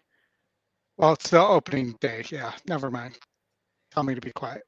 No, yeah, I think it's just kind of pointless, I guess, to keep talking through it. They're loading, so we'll watch here. And also they completes the line. Not a great move, letting post drag enough that Gulfstream's almost going on top. And they're off in the San Antonio, and Country Grammar has hustled pretty hard on the outside, but it's Hopkins and Stiletto Boys. Stiletto Boy puts his head in front. Country Grammar going to get hung wide. Is third. Country Grammar caught 4 wide into the first turn. A gap of 4 to Hudson Ridge inside Haywood's Beach. Hopkins on the stretch out has the most early speed and leads the way, coming to the 6 furlong pole by 3/4 of a length. Stiletto Boy keeping pace in second, followed by Breakfast Ride third, and Country Grammar is fourth, 3 lengths off the lead. 4 and 5, Oldie, sitting nicely. 4 more to Hudson Ridge, together with Haywood's Beach. Yeah, I don't know if they can. The backstretch. If they can run, though. 3/4 of a length. Stiletto Boy in second with Breakfast Ride. Country Grammar still packed deepest of all. moves up to take third, coming to the half-mile pole in the San Antonio. Still 3 back to Hudson Ridge and Haywood's Beach into the far turn. It's been Hopkins throughout, leading the way. Country Grammar on the outside of Stiletto Boy, a joint second. 2.5 more. Breakfast Ride is losing ground while under a ride. Haywood's Beach, 1 from the rail. And Hudson Ridge inside of him. They have a 1/4 mile to go. And Country Grammar starts to strut his stuff, pouncing on Stiletto Boy and turning for home in command. Country Grammar suddenly 3 in front. Stiletto Boy in second, followed by Haywood's Beach and Breakfast Ride, a 16th to go. And Country Grammar We all did, Tony. overwhelms the competition in the San Antonio under Frankie Dettori. It's Country Grammar by 4 easy lengths. Stiletto Boy second. Haywood's Beach. So Justin, I did end up playing the pick 6 with the single to Country Grammar there. Nice. Good luck. Gulfstream circled the gate in the back. So, I mean, at least they did us that favor. and then so Golden Gate's coming up with their, I think this is their pick 6. We can play the late pick 5s at both Santa Anita and Golden Gate. Let's before we get, they're gonna be kind of close, but they'll separate them a little bit. I'm guessing that they'll get back to maybe 10 minutes apart, but we can do Santa Anita now here in a minute, Oldie, if that makes sense, since you did the pick 6 and we have about 20 minutes. Anything before we get there on the last race at Gulfstream Park? Let me look real fast. I thought that the 9 here, for anybody who wants to play the EquinEdge long shot, is interesting. You know, it has been running okay at kind of this level. Edwin Gonzalez jumps aboard. He rode way back here for the win, you know, in a 44 SOR on the turf. I think is going to have a pace to close into. I don't like anything to do with 3 or 5 on the front end. So I thought board certified was really interesting here. I'm gonna take a shot on the 3 on the big drop here. All right, we'll watch this and then we'll jump back. We'll do some handicapping at Santa Anita and Golden Gate, but I'm on the 9. Oldie's on the 3. Aubrey Mirage goes to Irad Ortiz Jr. I think the ride. 7's interesting 5 as to 2 well. respect for back Maybe chat. He's box a the very 7 and consistent 9 sort and from the an barn of the exacta. 10th Swayze. Sir Samuel getting back on the Tapeta track today under Lionel Reyes. We thank you for joining us here today. We certainly invite you to stick around. Still a lot of entertainment options for you, including great racing action from Santa Anita Park in Arcadia, California. Have a stacked stakes card. We'll have a stacked stakes card ourselves this coming Saturday at Gulfstream. This week's going to go by fast. 12:10 Yeah. first post. Are you working, Oldie, this week? No, we're closed for, Oh, nice. yeah, so they, And Bobby.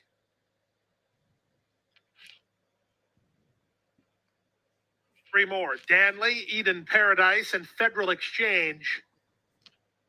yeah, and I believe your old friend Colonel Liam is running in the Fort Lauderdale on Saturday. I'm not surprised to hear that. That's interesting. Waiting for Danley. His prep for trying to win the 3rd straight Pegasus turf. They're at the post. All of a sudden, it looks like it got really windy there. Look Well, at the weather has been crazy. So And runners away. Federal Exchange away quickly. So was Bad Bobby down toward the inside. Mr. JT's on the go. Into the top light goes Eden Paradise, and Danley won't be far away in the charge around the first turn. Back from behind the speed is Sir Samuel with Quantum Theory toward the rail. Then it's back chat. He's mid-flight. He's about 6 lengths off the speed. El Segundo's on 5's his trying to outside. ration speed. The early Not going to trailer is probably board happen. Though. certified. Nope. The early leader is a long 23 shot and at 3. Mr. JT, who's clear by length. I don't know if the 3 can rate, but I think he made the right choice Bobby not is together with a wide running running with the Paradise 5. third and fourth. And it's Danley. White Hey, he's blinkers trying to for save Sir just a Samuel ton under of, Lionel but the Reyes. 12's Then not going to Quantum let him Theory, do Board that. Certified gets started 5 wide. Back to the inside and back chat a long way behind is 12 o'clock. They make their way to the half-mile point. The quarter speed Hey, is pretty he legit. didn't save 23 and much 3. time. The half mile 9 is 47 and 3. getting Moving just right an along here. amazing trip. We'll have Leader to is see if Mr. it has JT any by a horse. half No, length. From second, it's Fed. I would say the 3 is not Paradise going to win. third. Come on, Bobby 9. committed to an inside run while fourth. Reyes is Good following call. him with Sir Samuel. Board certified. Get Yeah, started. I Back don't. Chat's in the clear. The 6 Here is comes running Back really Chat, nice. Blue blinkers on the far outside. They run to the top of the stretch at the quarter-mile mark. Eden Paradise takes the lead. Back Chat far outside. Bad Bobby held up in traffic. Trying to work for a run is Come Sir on, 9. Samuel, and they're at the top of the stretch. Beat the Here's 6. Back Chat on now to take the lead. Back Chat moves by a length and a half. Iraz in front. rolling on From the between 7. horses, Bird Mhm. Board The 8's certified. coming. Ducking between horses 6 is gonna Sir win. Samuel at the rail. Bad Bobby. Back Chat's almost home. It's Back Chat in front. Bad Bobby second. Sir Samuel. Bad Bobby.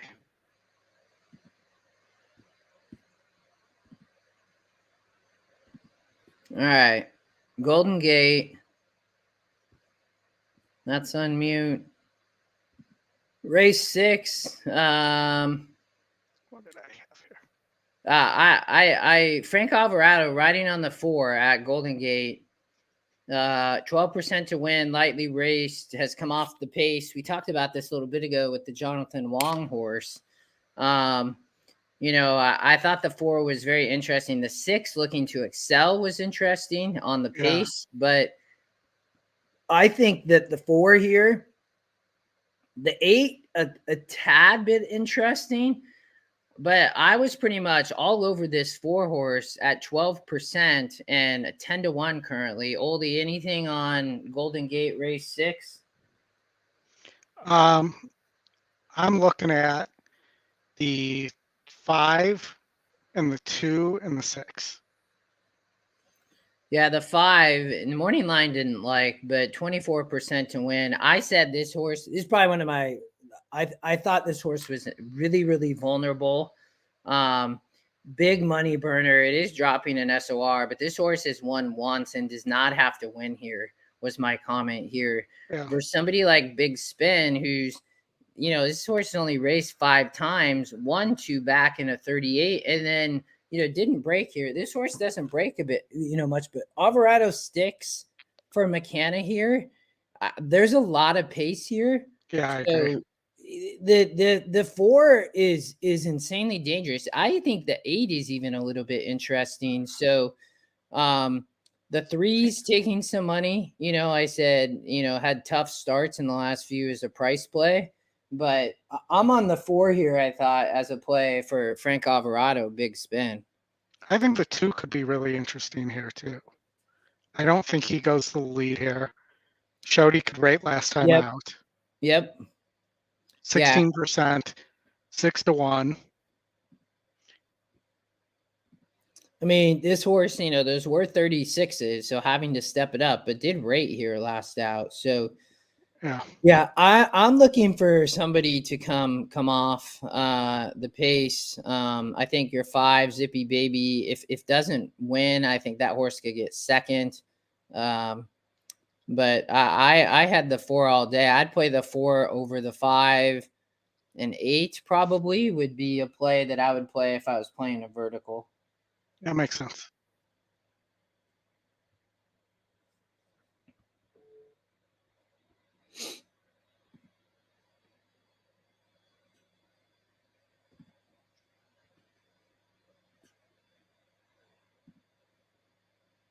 Two back, Big Spin. And after Big Spin, You Kidding Me to round out the field. Yeah, Kevin, I don't disagree with you on the 8. You Kidding Me's it. We're ready to go.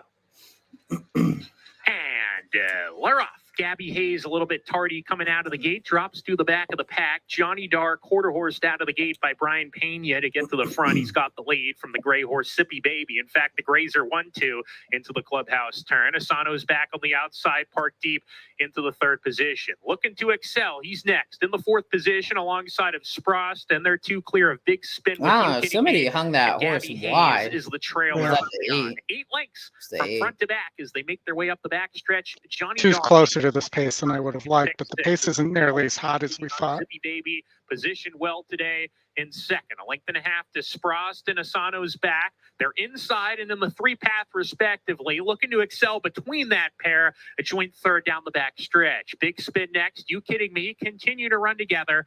And that leaves Gabby Hayes to trail the field with a half-mile left. Johnny Dar, where he likes to be, on the lead. He's still on top by that 3/4 length margin, opens up the lead to a length. Zippy Baby still on his tail second. Asano's back third, looking to excel. Sprost and that trio still together as they round the turn. Then comes Big Spin. He's making a move on the inside, asked to go. He's waiting behind horses. You kidding me? Four has Alongside nowhere of to Gabby go. Hayes is asking going on the far outside. I'd be curious It's if a he gets sweeping through. He's rally got at a the lot top. of The lane is horse. parked 5 wide, trying He's to going get like- momentum man. from last. They're off the turn. Zippy Baby with a head in front. Johnny Dar gives way. Here comes Gabby Hayes. One cut on, to 2 Ford, off get at the through. rail. Between horses, looking Get to through, excel, baby. tries to find a way out. Get up. He has to duck to the inside. Get up, baby. Gabby Hayes. Here comes Big Spin. Get He up. finds daylight. Charging Get up. inside. Big Spin. Oh. Big Oh. Spin with a great ride by Frank Alvarado. Comes up the fence to win it. Gabby Hayes second. Then I think your 3-horse got second. I was the 2, not the Oh, 3. the 2. Okay. Oh, Yeah. 2 got cut off on the rail by the 1 when the 1 tired. 9-1. That's crazy. I'll take that all day, though. I'm glad we got a chance to catch that like last minute there before that race went off. That was, for sure, probably that might have been my best bet on the card, Oldy, when I handicapped that race this morning. Anytime, like in my notes, you always see I have notes. I put stars by like the horses I like. If you see 5, that pretty much says that I'm betting that horse to win and it's a potential single. So just so people see that, anytime you see a negative, I don't like the horse like at all. But just so if anybody sees that, that's what that means. We need a JSP, Justin Spot plays. that I mean, today, it's today's been, man, I mean, all types of winners all over the place, which is good. All right. Well, we're kind of like, I feel like Oldy, we're kind of like halfway into this late pick 5 because we already played some of the pick 4 at Santa Anita, right? So if I was to play this, I'm not, is this race 7? Yeah. Yeah. I mean, I'm still singling the 11. But Oldy, you were single to the 6. Are you still going to single the 6 on your late pick 5? Yes, because I played the pick 6 there with the single to Country Grammar to cover that. Yeah, I got you. So on second Bafford, but did you send me your late pick 5? Yeah, that was the first one I sent you. Okay, I have it. So let me pull it up. I ended up using a horse in there that I wasn't going to use after reading the workout report because there was something interesting going on. I can't see the chat. I hope some others bet the 4 there. 9-1. That's insane. All right. So you are, that's Gulfstream. Santa Anita. There we go. So 1, 7 through 9 and 11. You had a 210. So you were 1, 7, 8, 9, 11. And then you singled to the 6. Yep. And then here is spread like crazy race, which I do like the 6 a lot here. At a 5-1 is the top GSR. You didn't even use the 6, but you are 2, 3, no 4, no 6, 5, 7, 9, 10, 12. I think that's going to work. And then 1, 2, 6, no 4 here, cutting off the EquinEdge long shot, Nakatomi, and then 2, 5, 6, 9. In the last, which the American Oaks, I thought I think that's a good race. Yeah. Sparkle Blue I think is the pace of that race. No, I think it's how do you even pronounce it? The 6? The 6 is the pace of the race. Yeah. And the 6 is also the class of the race. Yes. I was very close to singling there instead. Well, I mean, we can talk through this in a minute because we still have 12 minutes, but I'm with you that horse could be very dangerous. Let me try to get your ticket here. It's 2, 5, 6, 9, 1, 2, 6, 2, 3, 5, 7, 9, 10, 12, 6, 1, 7, 8, 9, 11. So that's Oldie's ticket for 210. I don't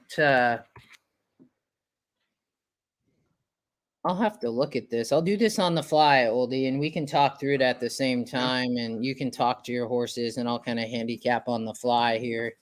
I mean, we do want to start with where we haven't discussed yet. So start with leg 3, or do we want to start with leg 1? We can. Let's do that because we only have 10 minutes. So let me see here. The system's wanting to go all in that race. Wow, that's pretty wild. This thing wants to spread like crazy. I guess it's because I thought the 9 was really interesting in the last 2. So I'm singled here in the pick 4. The 8 is the favorite, top win, Pratt's riding. The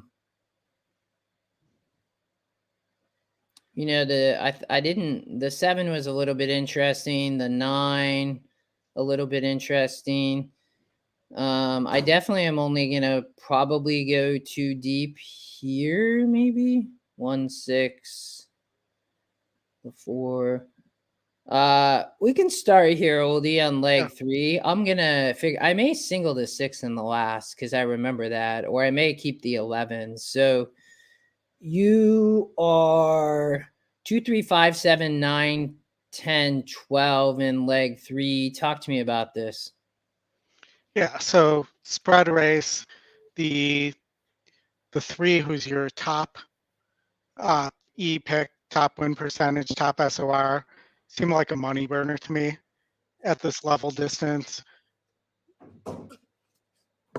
Wins only 14%, slow, coming off a win, I believe. Slow breaker, needs a pace setup. Tori, which might help get over the hump, gets blinkers for the first time, which could get the horse closer at the start. And it is 17% first time blinkers. And then I have the 2, which is the second pick, but not the second win.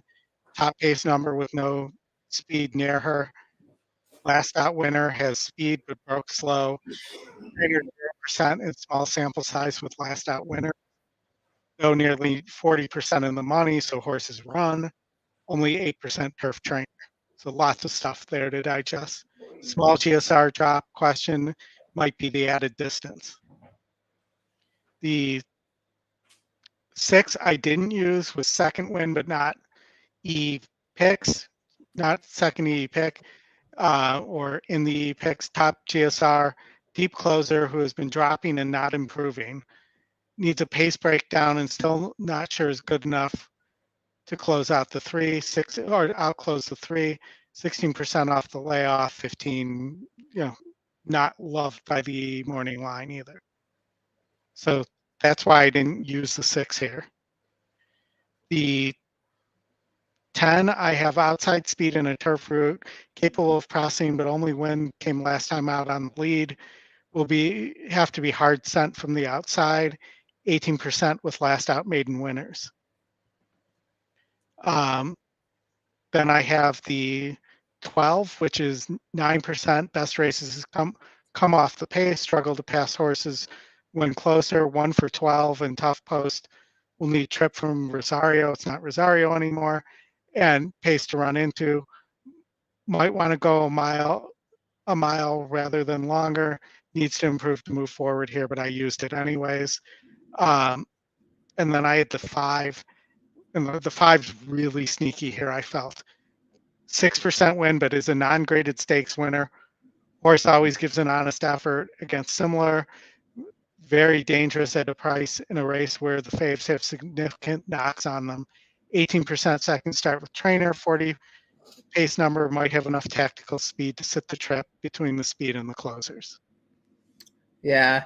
I mean, the 2 is big morning line angle. This is the pace of the race. I said this horse is going to get pressed by the 10, and the pace is just going to fall apart here at 9 furlongs. I think Mike Smith out there. I think JJ is going to send the 10. Like, he has to from out there. So I wouldn't use, if I'm going to flip over here because I'll do this, I guess, on my ticket. This is kind of figuring this out on the fly, Oldy, as we kind of work together. Like, this is one way I can, as you do that, see, I'm going to go like this. And, I think the 3, you talked about this, is working well, has burned some money, but I think fits here. The 3 going to be coming off the pace, which I love because I think the pace is going to be honest here. We've seen horses stay on the lead though so far, a little bit on the turf, but I think this one will be interesting on how much kind of pace. The 4, I didn't love, but it is 8%.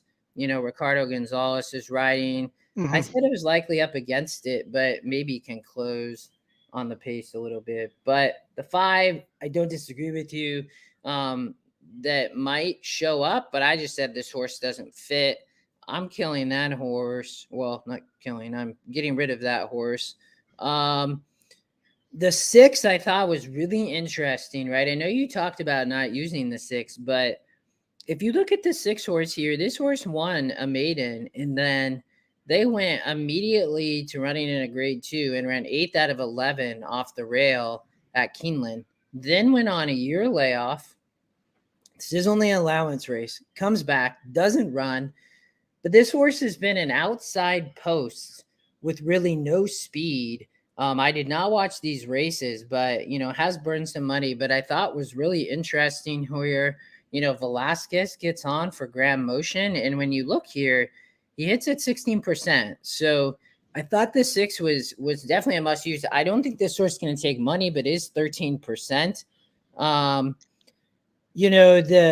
The 8 as Barrios, who's been running well, and he's on for the first time. I would use him there. I think, Oldy, you didn't use the 8, correct? No. I did not use the 8. My note on the 8 says, horse has been running longer until recently, broke slow, not a true deep closer, showed some speed at the distance 2 back.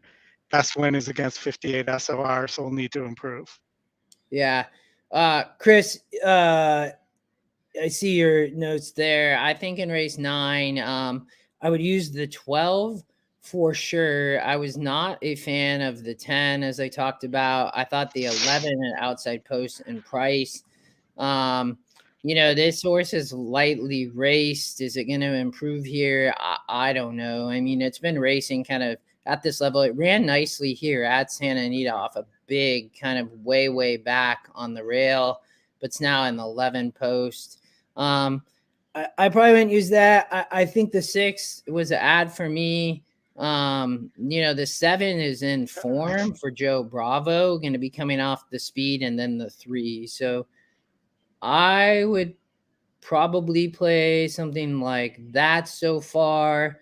Oldy, in the next leg, you're 1, 2, 6. this is the Taiba race. So you're not singling Taiba. Yeah. You're adding Messier as well as Forbidden Kingdom. Tell me a little bit about this race. Yeah, so here this race is kind of interesting because I was not going to use Forbidden Kingdom until I read in the workout report that they were teaching Forbidden Kingdom to rate. And it sounded like it was going pretty well. Last two works, in fact, have been teaching the horse to rate and then letting, it wants to do more, but forcing it to wait and letting out the reins in the stretch. So, that I think Forbidden Kingdom could be really dangerous here.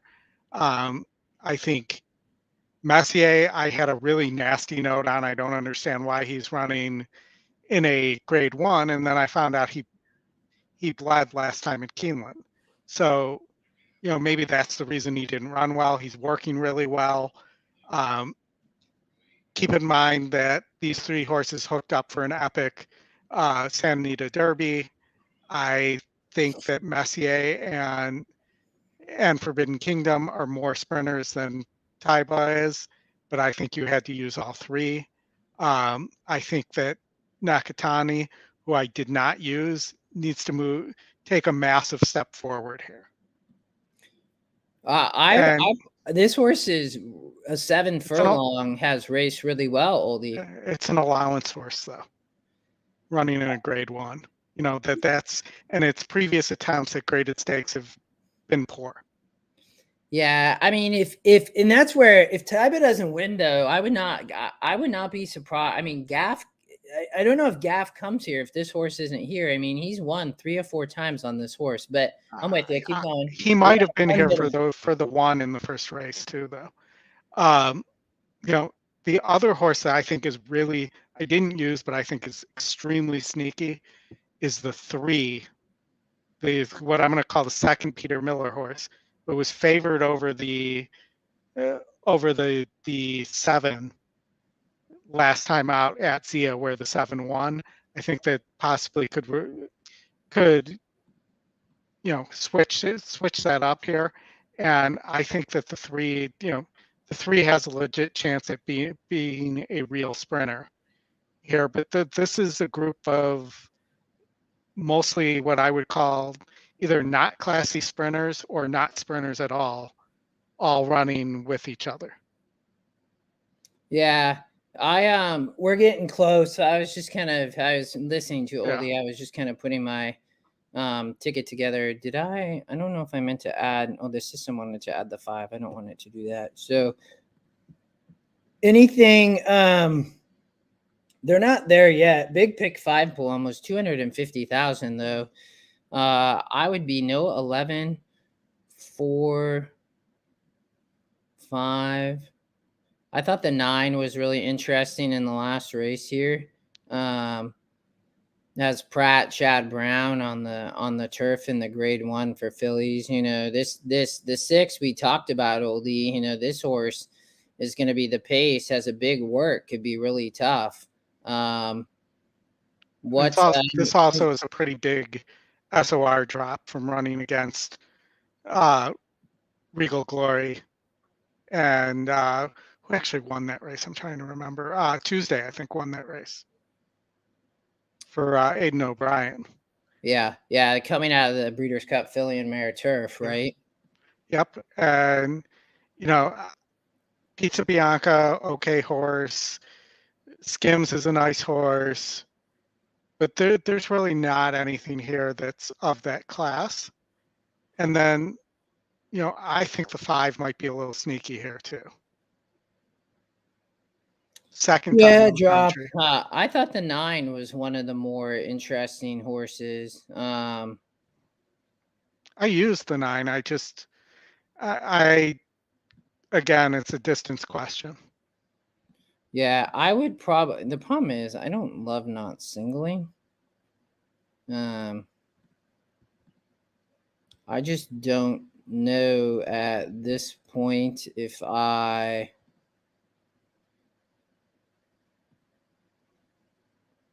That would be my cheap play. If anybody I'm going to stick with my single there, Oli. Okay. I'm trying to, that would probably be mine, and just play something cheap, and stick with my single here. I feel like, and then I think the 6 and 9 might be tough in the last. Yeah. Yeah, what's that? 56 bucks. Yeah. I'd probably play something just cheap like that. I think I could play. I mean, if I wanted to spend more, I'd probably Oldie. If I changed my ticket, I'd probably single the 6 in the last, and Yeah. would add coverage. I mean, which I'm thinking about maybe doing that for the golden hour. yeah, I mean, I really like True Patriot here in the first. I think that's why I'm trying to not. I mean, the thing is the 8 is okay, and I thought the 9 was. The 9 for Dettori, he's not taking any money. The system likes the 9. I just think I didn't think Pratt on the 8 really had to win. Yeah. This horse has been missing at this level too. I mean, does get Pratt though. I mean, it's JJ versus. I mean, Pratt is just probably one of the top jocks here today. But I just didn't think this horse had to win. Makes sense. That would probably I think be maybe the 1 sneaks off too was one of my thoughts here. I mean, the 2 seems fast, but the EquinEdge long shot used to be the 1, or maybe I had that wrong, and maybe it was always the 2. But these 2 seem fast. I like a little bit sometimes the outside post versus the inside going down the hill. Yeah, I'm not certain on that either. I mean, I really haven't studied the post. Probably need to for going down the hill. But the other thing I liked about the 1, here's the 1 doesn't need the lead. It can rate.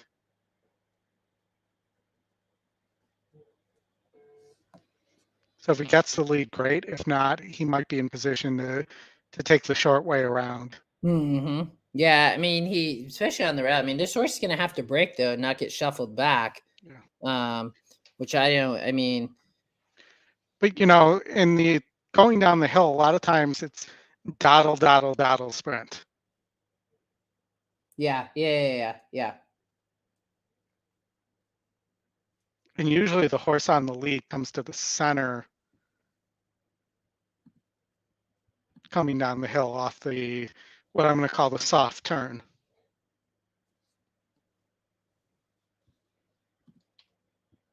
I'm gonna pull Santa Anita back here. Give me 1 sec. All right. All right, there we go.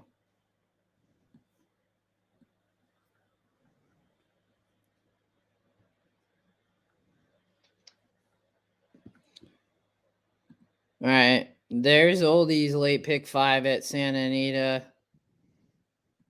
That's mine. Cheaper ticket. I do like the 11 here with JJ, 32% for Carla Gaines. I think has good potential first Big time. Shamrock coming up. Oldie, can you hear the sound? Yes, we're good. Starship Sky will be next. Lady Marianne.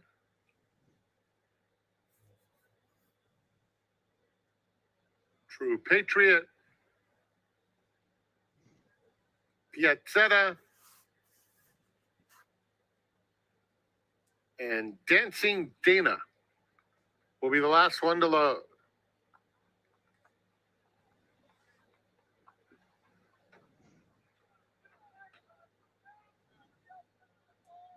Dancing Dana walking in.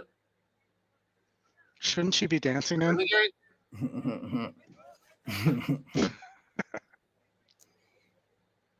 And they're off. Big Shamrock hustled hard out of there. On the far outside, it's Dancing Dana. La Deuxième Étoile is in the firing line, and D's Lovely Sophia now comes to battle too. Flame Magoon is not far away, only about a length and a half off the speed.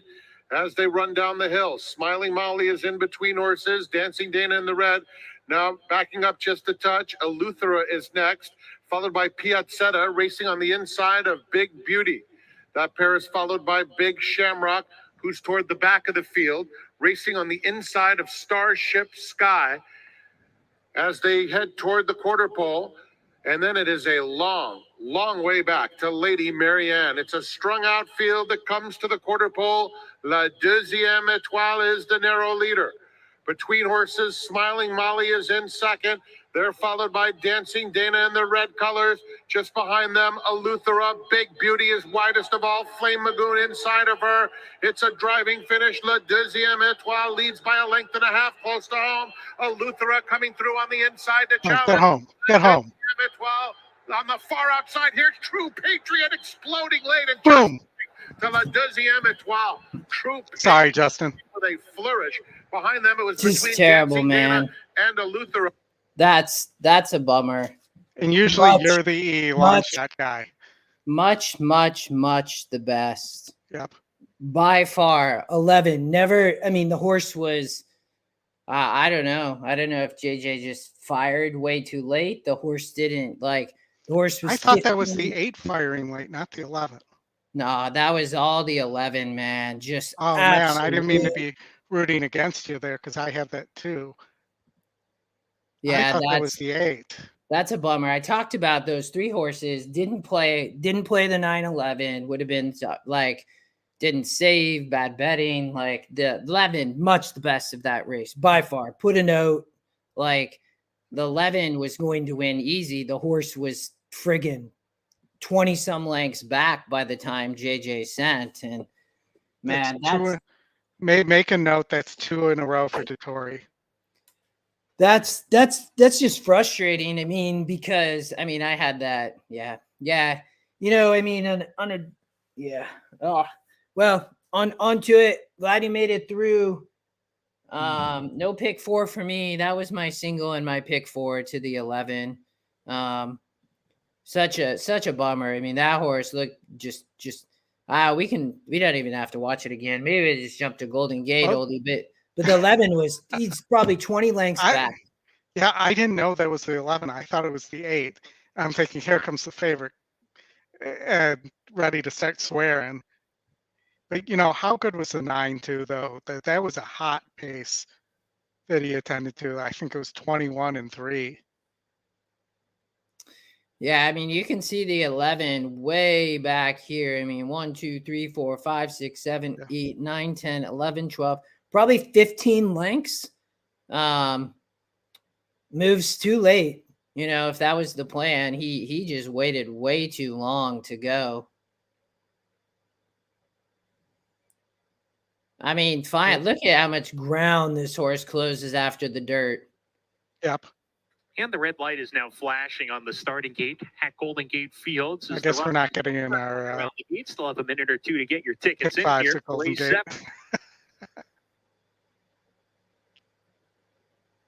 But if you want to share, I'm not going to have time to get it in, but because honestly, I haven't taken a bathroom break this entire time. I think it's time for a bathroom break for me before Golden Gate goes off. So you want to maybe talk about your ticket or show my ticket, whatever you want to do. Yeah, I don't. I'll have to. I can try to pull yours up, Oldie. We probably won't get there. I'll probably just play a pick 4, I would say, at this point. Yeah, we've been doing good on pick 4s today. Oh, wow.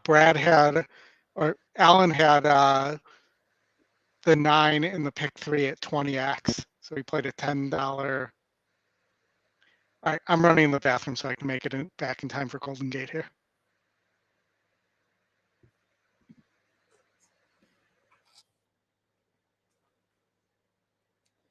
Yeah, definitely the 11 big pool. That's awesome.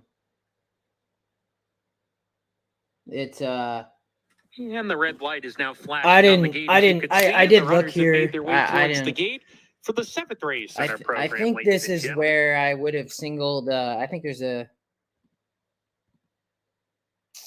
don't remember where I was singling here.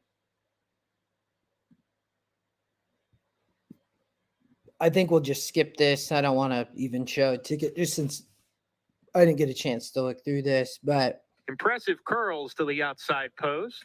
I mean, the 6 is the favorite. I thought that the 5 was interesting off the layoff.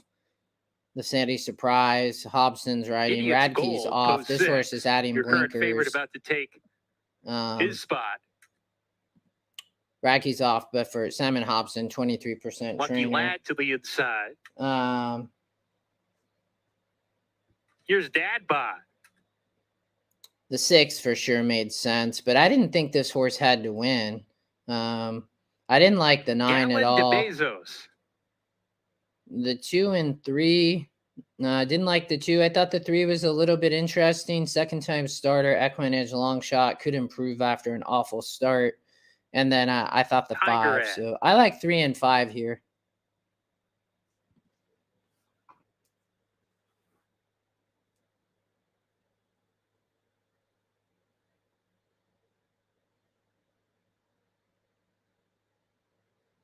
The Sandy Surprise will be next up. Just a couple more left to load here. Talbot Bay. And then Wakes and Weddings. Yeah, DJ, I think so too. I Wakes mean, and Weddings just coming up to the gate. too far back. That was about 15 lengths to close. Just waited too long to send. Working with That's Wakes good to and know, Weddings JR. to take his spot in the starting gate. Great. I'm more. I think I wish I would have played the exacta there. It was only 8, 9, 11. We're ready to go. And Laroff, Wakes and Weddings was off awkwardly, drops well out of it early. Dad Bod hustled for the lead, isn't quick enough to get there. Gallant de Bezos and Lucky Lad, those two speed off. Lucky Lad with a narrow lead. Gallant de Bezos pressing from the outside second. They pull 2 clear of the favorite Idiot's Gold with Dad Bod. Then comes the Sandy Surprise between horses today. Talbot Bay is next in the clear. Tiger Ad inside, broke slowly in the first career race, broke well today, but he's taken back to run in the second last spot, well clear of Wakes and Weddings in another zip code after that awkward getaway from the gate. Around the far turn, Lucky Lad still on top. Gallant de Bezos Big price hard up to top. keep up with Three him. Those Yeah, for sure. watch out. They're 2 clear. Yeah, of the Idiot's 3 Gold, for still sure. in I third, talked to Oldie blocking about the away. 3 and Dad 5. Bod The is 3 and next. 5 are Others my well 2 out of it as picks. they come down the lane. Lucky The 3 Lad for sure with a can improve, furlong but to the go. 6 is Look the at him, he's favorite 60 here. to But 1, and he's fending off Gallant de Bezos. it's gonna be hard to Idiot's Gold catch is the charging. bomber. He has the Yeah, I think. back. He's determined. Lucky Lad has to hold on Come on. another 100 I'm yards. gonna He's win. almost Wow, there. big Idiot's Gold price. second. How about that? Lucky Lad, Lyle. Good thing we Well, didn't play our tickets there. Actually, let me just make sure I didn't have that before I say that. I did not. So good thing we didn't play that. Look at this. You know, it's I didn't even get there, but I had 3 stars, first time starter, 3-star work. Yep. You know, I would have used the one in a pick 5. It looks like the 3, 4, 6, 9 had all been facing each other. Wow, that's a big one. Yeah, I did have a note on. Wait, so this is race 7, right? I had 158 as 3-star works. There. Yeah, Number 1, Lucky Lad was first. the one was the first Second, time number starter. 6, Idiot's Gold. Third, number 2, Dad Bod. Wow. Photo finish for 4th and 5th. Please continue to stand by until the result is declared official. Big price, nice. I hoping somebody hit that 60 to 1. Wow. Yeah, Leslie, that was a big price. I wish I would have seen that. Sorry, all. Like I would have. That's pretty wild. Mhm. Did the exacta come in? Was it 1? What was it? 1. 1-6, I think. Yeah. Wow. Yeah. 162. Lucky Lad. I mean, that horse, it had a good work report was I think, Oldie, the main thing there. And, you know, first time starter in this field, just a bad field. I mean, Yeah. 4%, but there's just, you know, a lot of these horses have been facing each other and not winning, you know, so, yeah. All right. Let's, Somebody did have that there. Whatever the jackpot is today for the Golden Gate pick 6 probably would go down after those first 2 legs. Yeah, for sure. What are you're alive to the 6, Oldie? Correct. Yeah. And then I'm single to the 6 in the pick 5, and I'm 1-6 in the pick 6. Yeah, pick 4, nice will pays, actually, not too bad. I mean, the 6 is not even the favorite. The 4 is, it looks like. So looks like you're looking at 190.95 to get the 6 home. That's your Yours, pick if the price is right. 5. Mine, I was 1, 3, 4, 6, 7, but those are all defunct. I think I was 1, 3, 4, 6, 7. Okay, race 8.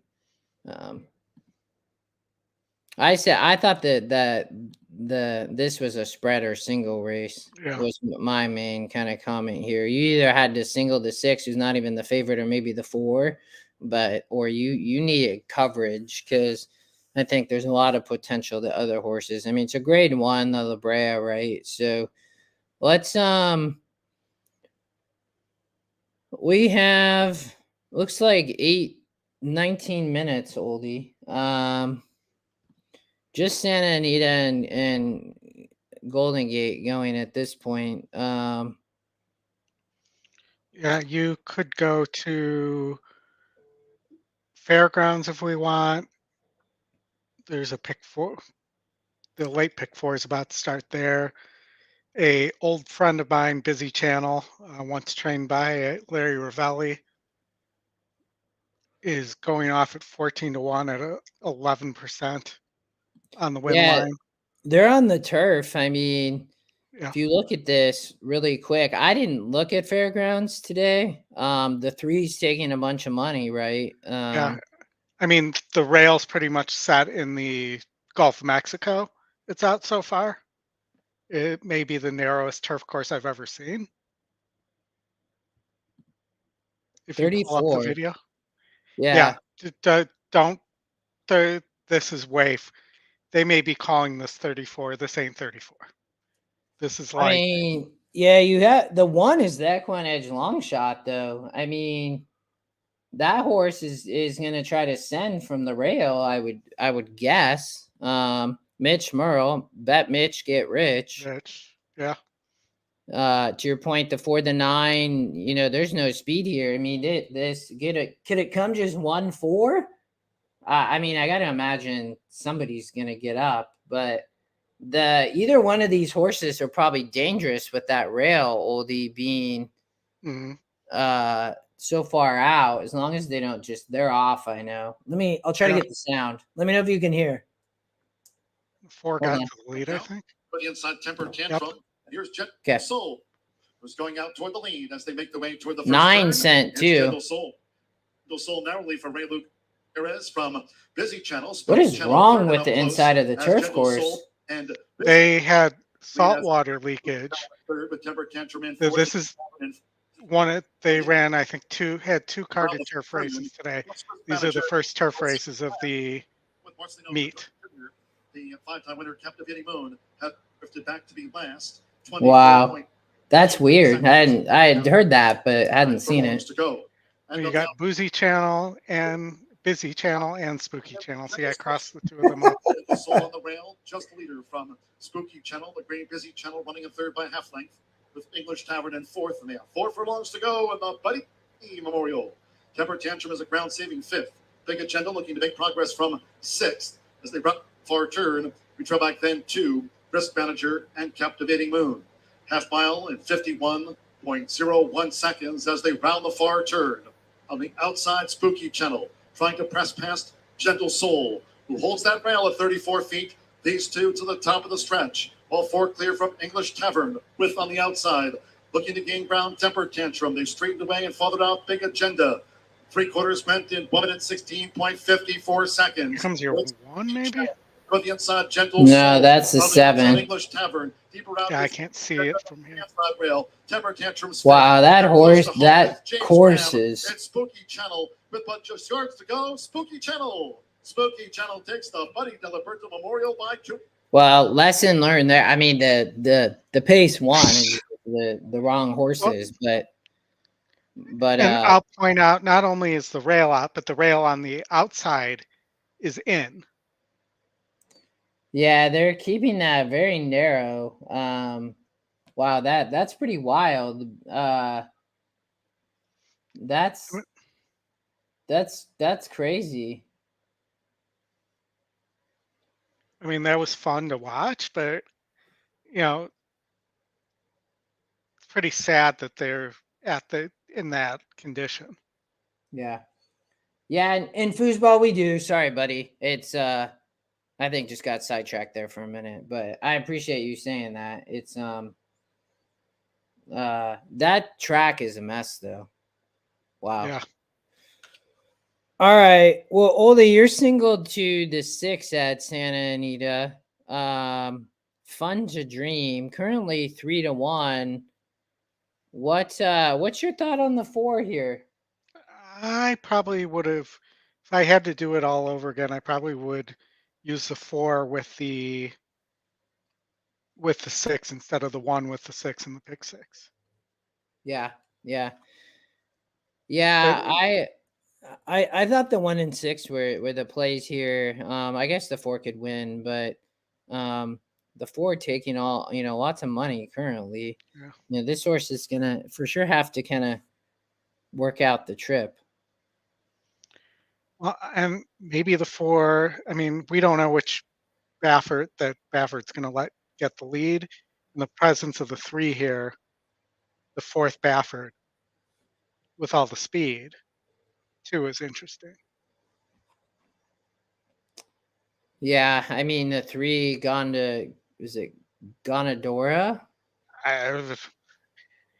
I mean, 1 and a 64 last out, was on the lead here with 1 length and dead heated, in a 74. So gonna have to for sure. I mean, it's facing much tougher here, I would say. Yeah. Lost to irons at the start though, and just, still won, which is impressive. But you see that sometimes when they lose a rider, so maybe it wasn't that much different than that. Yeah. Well, I wasn't really a fan of the 4. I mean, I thought this horse could win, but it facing much tougher, had a 40% to win here in the grade 2, rated in 1 in an 80, but then drops to 24%. That was 2 turns though, right? Yeah. So is now cutting back. It's win as a maiden, and then second out came at 6.5. So maybe this horse can sprint, but doing something much different today than did last out, Oldie, in the grade 2. Yeah, well, and I'm looking at it. I wouldn't call that rating. It looks like, and I'd have to watch the video to make sure, but it looks like it broke slow and then rushed up. Yeah, good point. I mean, 5, broke 5th, and then 2 lengths back, and then yeah.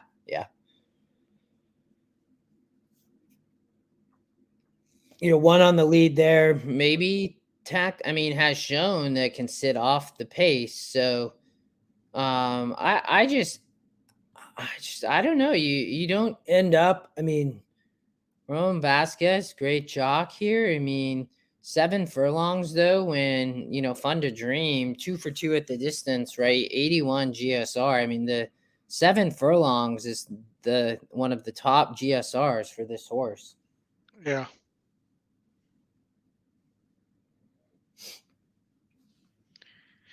Yeah, no, I agree. And the workout reports were really strong, I believe, on the 1 and the 6. Yeah. The 4 both. was a 3-star. The 1 was the one that's working with Taba. And the 1 has it as good run up for the pole for Taba, and under stars, this pair traded punches from the down the backstretch, then continued to be inseparable down the lane. So, I mean, if you like Taba, I mean, don't you have to use the 1 here? Yeah, for sure. And I don't. What did Oldy? I mean, Elliot asked. He thinks the 3 gets away. Who goes with the 3? I mean, I don't think they're gonna let this horse just get like a loose lead. Would be my, I guess, comment. But I think your point's valid. I mean, this horse could get loose, as Oldie said, being the other Baffert, right? That this horse could just kind of get on the lead. Is also cutting back. I think. I guess the question here is: this horse going to be able to run at 7 furlongs? Yeah, that's. I mean, he has run at 6.5, but against far weaker. And was working with the 4, and the 2 of them, worked pretty evenly until the 4 separated. So, that makes me think the 3 and the 4 are going to the lead, but we'll see. Yeah, I think the 1 will be there too, though. I mean, Elliot, if like to your point, I mean, if you look at the 1's running lines here in Handy View, I mean, coming off, 2 and almost 3-month layoff, right? But you look back here when Pratt rode, I mean, this horse was in the 1 hole and broke second and won in a 70 at 7 furlongs. So about a year ago, almost near a year ago, similar type of, this was the grade 2. Right, today runs in a grade 1 a little bit earlier. I guess what's this, about a week, 2 weeks, difference, and then went on to run some nice graded stakes races. But that's interesting there for the 1, because Elliot, I think that the 1's going to show some speed. I mean, a foosball, I wouldn't be surprised. I mean, I think that's my point here. Is like the 1 is likely to show speed versus the 3. True. They're in the paddock. It looks like a big crowd. But they're in the paddock there. We have 8 minutes. Oldie, I skipped the pick 5 just because there was no time to look at it at Golden Gate. We definitely did you handicap? Did you put together a pick 4, pick 5, or? Yeah, I would just. I have my pick 5 that I would just play as a pick 4 there. Okay. And Let me. I singled to the 7 in the last, and then I would play that leg differently in the golden hour. I don't think you sent me Golden Gate. Let me see if I have it. If you want to tell me your ticket there, we can walk through this. Yeah. Hold on, let me pull it up. Long, the 2 horse, Jonathan Wong taking money here, 10%. This horse has a lot of speed, is the class, of the race, it looks like, from an SOR perspective. I think that if the 4 can't keep up, I mean, the 2 could be dangerous here, going 5.5 furlongs.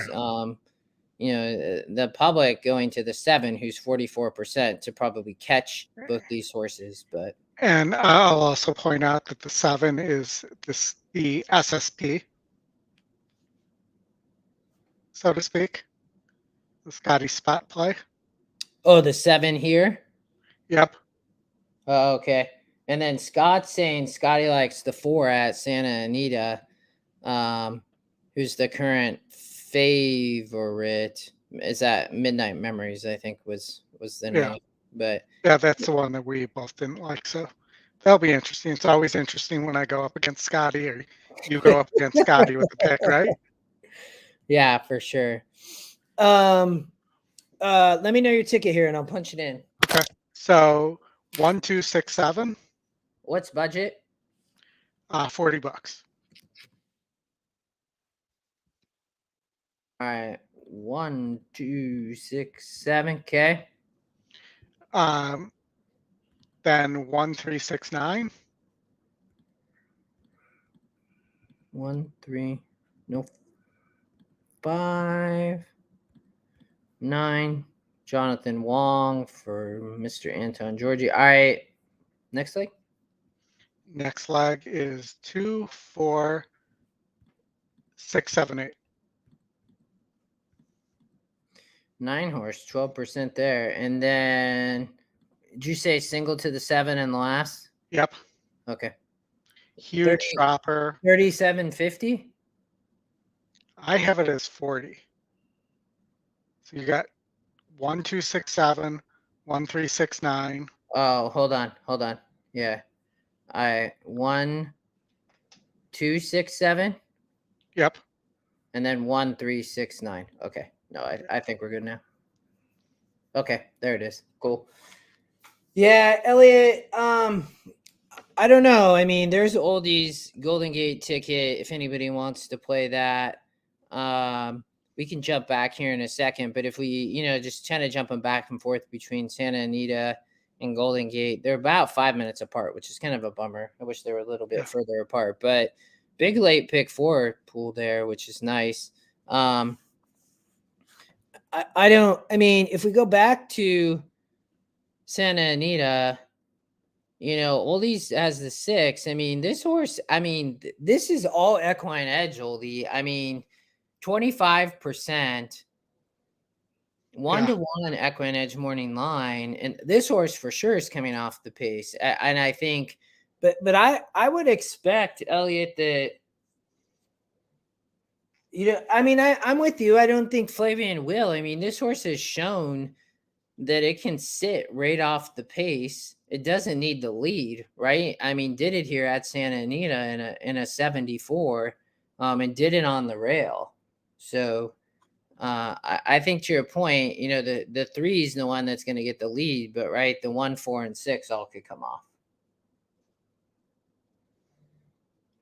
Dallas likes the 1, 6. That's who I had in the pick 5, Dallas. I do agree with you.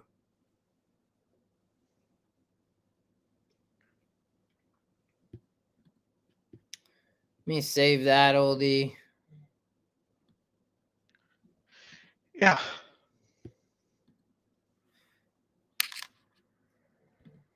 It's gonna be, I think, I think the pick 4 here. Your pick 5, that's the middle. So that is your single to the 6, right? For 190. Yes. Okay. Good luck there. That's your pick 6. You're single to the 6 as well. There's your Golden Gate. I think I would stick to, I think I was like 1, 3, 4, 6, 7 here in my early pick 4. I would probably, I think the 6 is going to be tough in the last. If I was playing a pick 4 here, I do think the 9 is interesting in the last race, though. It is the top EquinEdge pick. So between the 6, the 9's only 7%, though.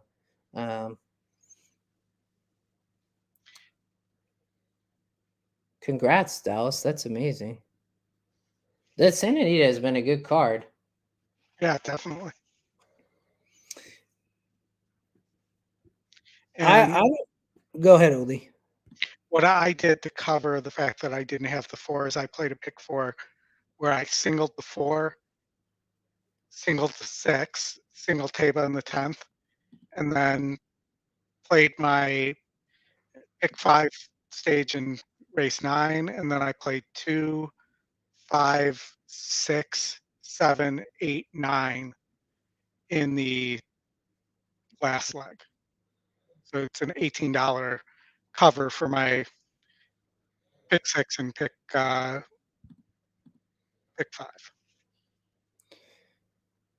Yeah, this is an interesting sequence. I don't trust the favorite here. I really don't. I think you get a really big advantage with EquinEdge and something like this of 25% and 1-1 and the 4s only 24%, but Yeah. but it also could be that another horse wins, right? We talked about the 3 could get on the lead, right? You think the 8 might? I don't know if the 8 can go with the 3. It looks too slow. Yeah, I agree. It's slow. I think that the pace number, Elliot's not quite hot enough. Would be my perspective on the 8, but And the 4 did kind of torch the 8 last time out, or 2 times back for the 8, but last time out for the 4.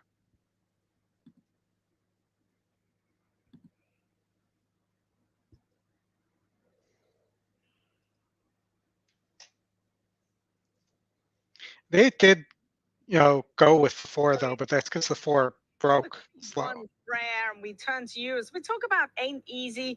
We heard Millie talking about the 5 furlong turf race. You've been around this filly a lot in Phil D'Amato's barn. Can you give us some extra insight on her and how she's been working? She's been working incredible. XBTV had her last work going 6 furlongs in 112. And the rider that was on her is Kevin Orozco. He rode a lot of races up in Washington and Golden Gate. He really knows what he's talking about, and he could not stop talking about her for days. Talked about her gallop out, which is unbelievable. She wasn't tired at all. So I really expect a big performance from her today. I think that 5 furlong turf race gave her the base foundation that she needed off of that little layoff that she had. And hopefully she'll run a bang-up race today. Bob Baffert seemingly has his name stapled to this race. He's won it numerous times. And I actually really like Fun to Dream in here. I'm going to agree to disagree with Michelle in here. Numbers-wise, she's run some very, very good numbers, and she knows how to win races. She's a cowbird here. good luck, Oldie, in the 6. All right. Immaculate out here in the post parade. She's won 4 or 5, and that's one thing that I love. You love to see fillies that win races no matter how tough they are. Yeah, I love the fact that she's a cowbred. I'm all about cowbreds, and the fact that she's ran against Open and just completely beat them in hand has been a really good prep for these big races here. That'll do it for myself and Jess. We'll hand it on over now to the one and only Frank Miramati.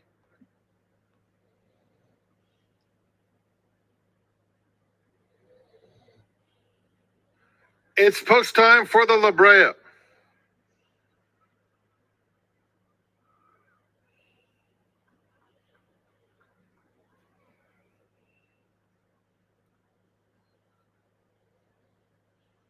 Fun to Dream going in. Here's Ganadora. Midnight Memories.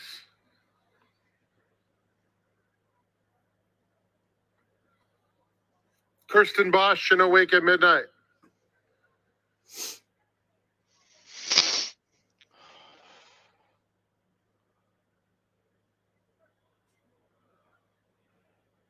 They're in the gate.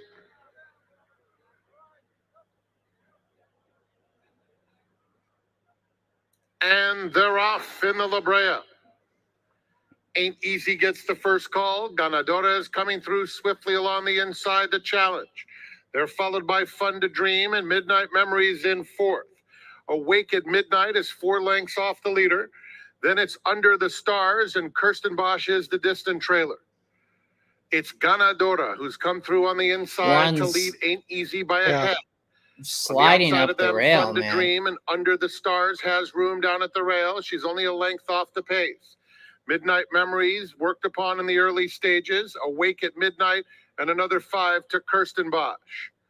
They move into the far turn. Ain't Easy on the outside. Your single is running good though, Oldie. And a 3 wide Fun to Dream moves up on the outside. Within ahead of the lead now. It's Ain't Easy in front. Fun to Dream moves to engage. Ganadora back to 3rd. 4 has Awake just at way Midnight. has Purple a lot Cap of moves work up to next. do. Midnight Memories guided to the far outside. Kirsten Bosch trying to mount a bit of a bid there at the top of the stretch, and Fun to Dream is the leader. Awake at Midnight chasing with determination into second, followed by Ain't Easy. Come on, get there. It's Fun to Dream digging in under Juan Hernandez. Awake Come on, Juan. trying so hard. Yeah, this Come on, is JJ. Come on, JJ. Night, Fun to Dream has Boom. won the Grade 1 La Brea. There you go. Nicely done. So that's the single on the mid pick 4 that just hit 2 in the pay leg. We got one up on Scotty on the. No, I got to four. fix the light situation in here because my light just went out, so I got to figure out what's going on with that. But that's a boom. Give me a second to. And Chris Walsh is booming. Kenny's booming, but Chris is booming because him and I talked about that horse. We both like that horse, and have been talking about that horse for a couple days. Yeah, that I mean looked good, like it was going to be very tough. Yeah. So beat the 4 horse there, very nice. And we should do a power of EquinEdge thing on that because that was definitely an EquinEdge find. At Yeah, 25%, and the E morning line loved it.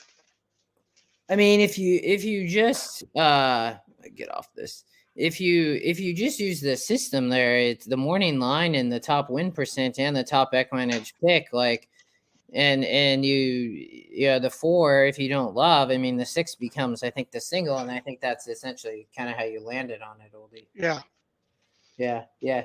3, good job, Ghost. Very nice. Boom for everybody. Well done. Yeah, $20 ticket, Chris. Good job, man. Everybody, good job on the 6. Fun to dream. Nice. Golden Gate's right around the corner. That's Oldie's pick 4 ticket if you want to play that. 1, 2, 6, 7 here in the first leg. I'll turn Matt on. I didn't actually put a ticket together here for the late Golden Gate pick 4. I did handicap this though, but a little bit. As Oldie knows, I don't think I got to the last 2 races.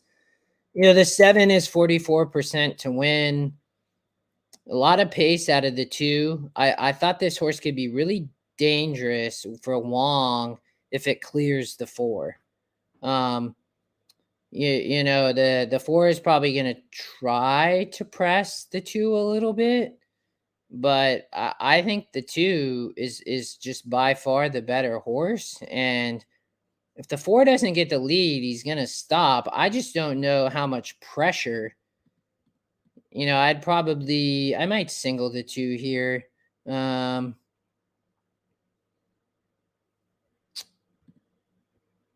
5 was the top win. I know, Oldie, you singled the 7 in the last, I think.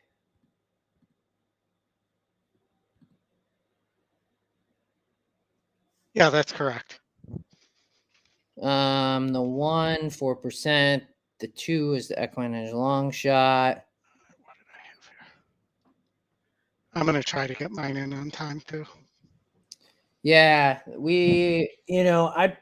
I think I would single the 2 here in the first leg. I mean, I think this horse has a legit shot, even though there's a little bit of pace to try to wire this field.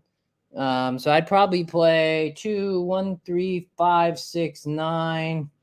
And the red light is now flashing on the starting gate at Golden Gate Field. So the runners have made their way towards the gate for race number 8.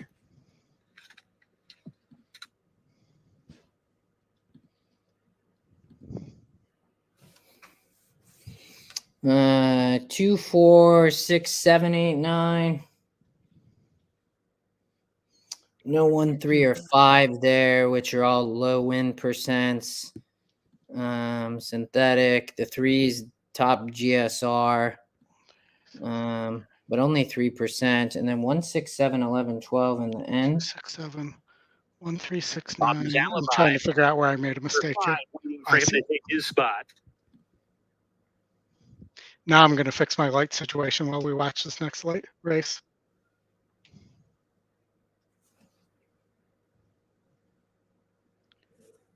Hopefully.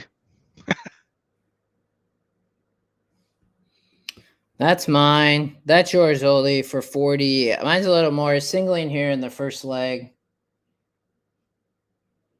Are you talking about at Santa Anita, Elliot, or at Golden Gate?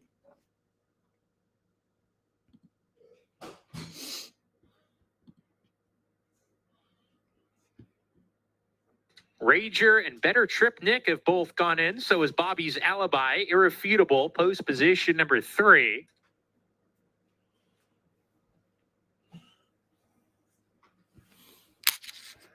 Your kids aren't here?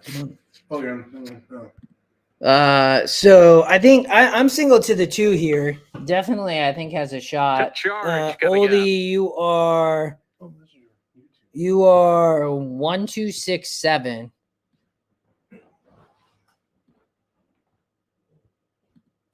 Long Lance, one back. Heavenly Prince to round out the field. Correct. We're ready to go. Oh, Golden Gate Elliott. I And, could see that. We're off. 2 didn't break. Irrefutable That's broke very probably sharply has today, up on my the lead, but ticket took might be charge. shot. Those two are quickest. Better Trip Nick was a half step slowly, usually on the lead, and There's today light. right off, running in the 3rd position with Heavenly Prince. Long Lance is next in the 5th We'll have spot. to see Bobby's if the 2 Alibi can come Rager, off here. those two at the back together. It's charge off the layoff, leads the way. He's fresh and fast. Better Trip Nick moving up to press the issue now, and those two are 3/4 of a length apart. Took charge with the lead, the Southern California shipper. Heavenly Prince chasing in 3rd. Irrefutable shuffled back to 4th around the far turn. He's alongside Long Lance. Rager and Bobby's Alibi, they run as a pair at the 7 back. running, big Hitting race. the quarter pole, took charge. There's a 1/4 mile left to go. Heavenly Prince coming on the scene in a 2nd. Long Lance is running a very good race in 3rd. Irrefutable ducks to the inside for the final Comes furlong. the 6 on the outside. There's a furlong to go. Took charge, drops back. Irrefutable in tight. Heavenly Prince, and here's Long Lance continuing a run. Long Lance, Heavenly Gonna be Prince battling close. for 6 the gonna win. get out. And Long Lance at 7-1. Enough. I had that. Yeah, that 2nd EquinEdge pick, very nice. Get Nice through price there. on it. Yeah, that's a good one. Got It the, looks. Say again. I was going to say we got the golden hour coming up, so we got to make sure we're ready for that. Oh, hold on, let me.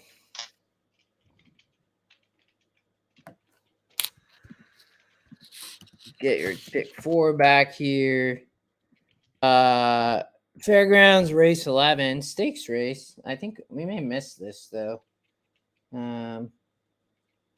Looks like 0 minutes to post. We have Santa Anita in 19. Why don't we can talk this Fairgrounds race for a minute if we catch it, and then we can talk golden hour, Oldie. Yes, absolutely. You can tell I'm looking forward to that, right? Yeah, that's good.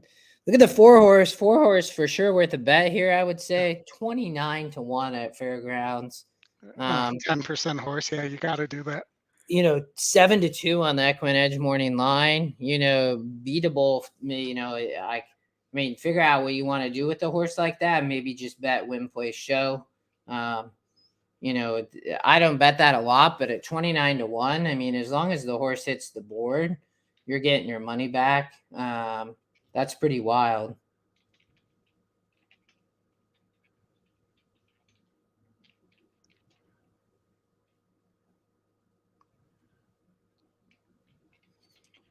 Go 7-1, yeah, on the 6 Ghost. That was Oldie had that in his pick 4. Yeah. That was nice. But 4 horse Old Alliance this is the top GSR as well. This is its horse's first time going 2 churns, getting absolutely 0 credit from the public or the morning line odd maker. And this horse is 7-2 currently, has some speed. Gonna be near the front, getting no credit though. It's his 3rd time start, won a 50 maiden special at Laurel, shipped to Keeneland, and that allowance ran 3rd. But this horse is getting no credit. His longest shot on the board outside the 5, but this horse looks like it might be able to run, and just getting, again, no love. Yeah. No, and I called this the worst Derby prep field I've ever seen. Oh, is this a Derby prep? Yes, this is a points-bearing Derby prep. Interesting. I see that. This is the gun runner. It's non-graded. They're loading. I'll turn the sound on here in a minute. They haven't loaded yet, but this horse is the top GSR, so it's bred nicely. I mean, I wheeled this horse in the try. I think I referred to this as a group of future 12-5 claimers. I mean, the thing about though is on the 4 and the 1 are bred nicely. You know, from that perspective, I bet a 4-1 exact as well, and then I just, you know, with the 3 and, you know, hope maybe the 3 doesn't run, but and then I wheeled the 4 in the try. And how do you not at least play the 4 across the board too? Yeah, I did. Check Gilligan to reset on Amazing Mark. Can you hear the sound okay? Yes, I can hear the tones of John Dooley, who I mentioned, I think, on Friday, was the longtime announcer at Arlington. So it's like a comfort. He stumbled at the start for me. Chase's Road. It's Chase's Road who's going out the front for Florent Giroux. After that stumbling start, determinedly is right there. John needs some water. First, Old Alliance is next, forward toward the rail. Strike. That 4 horse went off at 32 to 1. Back of the track. Racing King is 5 to 6 lengths off this leader, while Racing 3 clear from and the winner is. And long odds, Amazing Mark has drifted back to 7th and last. 24.46 for the part. With Florent Giroux, it's Chase's Road. So Chase's Road leads by a half to 3/4. Luis Saez and determinedly right there with Chase's Road for the run nearing the half-mile pole. With Old Alliance now coming up in the 3. Come on, 4. Strike is a ground-saving 4th. 4 furlongs to go, and the Gunrunner stays. Then on the outside, Raising Cane. It's a break of 7 more to end the winner is, who in turn has 5 more on Amazing Mark, who remains the back marker.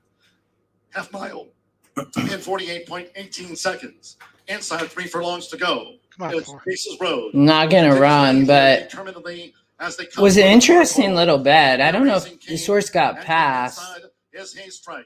Chase's Road and determinedly 1-2 off the turn. As I said, future 12-5 claimers. 4 seconds with Raising Cane in 3rd, and the winner is on the front outside. But for Florent Giroux, it's Chase's Road who's finding in this final Fairgrounds furlong. I mean, yeah, that's a slow pace for this level. 6 gonna get up for 2nd. It looks like the 2 wins. The 6 was the EquinEdge long shot at 23 to 1. You know, 2% horse. The 2 ended up going off as the 2nd favorite. It looks like. Huh. Well, now we got to get past that spread, that nasty spread leg. I didn't even realize the 4 was the top EquinEdge pick. Yeah. That's like I wish that horse would have run. That would have been wild. That might have been one of the most wild EquinEdge races I've seen if the 4 would have won that race. All right, we got Santa Anita in 13 minutes, Golden Gate in 26. We can Golden Hour starts in what, about 30? 23 it says. So yeah, we got this. It's probably a little. So is it? Am I off a race here? Maybe I'm mentally off a race, but I think it's this race and then it starts in the 10th race. So we got a while before it actually starts. No, 22 minutes. Yeah, 22 minutes. No, Michael, I don't know. The 4, I think the 4 was just couldn't rate off the speed there. So, but that those are, I mean, that horse was the top bred horse and had a much better morning line. I mean, the horse didn't, it obviously was too close to the speed there, or, you know, couldn't rate off of that pace, but also was slow. So, that was pretty crazy value. But Oldy, I think this starts in, well. No, so you're the time's off on. Yeah. Because you were 12 minutes to the 9th race. Yeah, I'm tracking with you. So we're about 40 minutes out or so. Yeah. All right. So this is you are spread pretty wide here in the Santa Anita race 9, 2, 3, 5, 7, 9, 10, 12, and then just a few horses deep. So did you already do you have your golden hour ticket? I do not. So let's go through and maybe talk through if you have yours. What I haven't decided is I'm either going to single the 6 in the last, or I'm going to single Taba. Yeah, we can talk through this. 42 minutes, James. Thank you. Yeah, the timers were jumping around. I think I think the times got out of whack from earlier, but no, that's fine. We can't. So leg 1, what do we want to do? $100? Yeah, 100 sounds good. All right. I'm gonna do both these like this. So, let me clear these, clear all legs, regenerate. System wants to single the 7 in the last at Golden Gate. Just FYI, off just a straight ticket generator play. You know, I will probably play something. I don't know where I will single. To be honest, I'll probably try to beat Taiba. Would be my perspective. You know, oh, this isn't. I don't. I mean, I think. I mean, the 1 is going to be on the lead, right? Yeah, and remember, I argued the 1 is being taught to rate, so I would not necessarily expect the 1 to be on the lead. Yeah, I mean, I could see that. I think the 9's gonna have to send, but I mean, if the 1 takes back, I mean, I would think this horse. Well, the 9's gonna have to send over, right? Straight no chaser. Maldonado, I think, sending on this horse. I mean, this horse has shown speed sprinting. You know, now stretches out from 6.5 to 7, but I think that's going to be hard for JJ though on the rail there to like find position and rate without just getting the lead, but I guess we'll see. I would I didn't necessarily love the 1 and 9.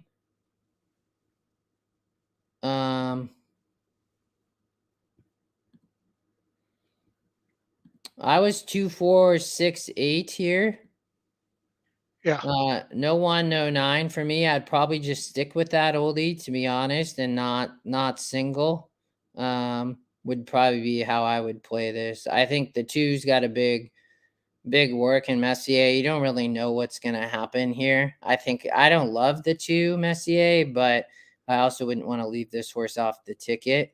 I'm just assuming the 1 and 9 are just gonna kind of stop on the pace, and the 4, 6, 8 can pick up the pieces.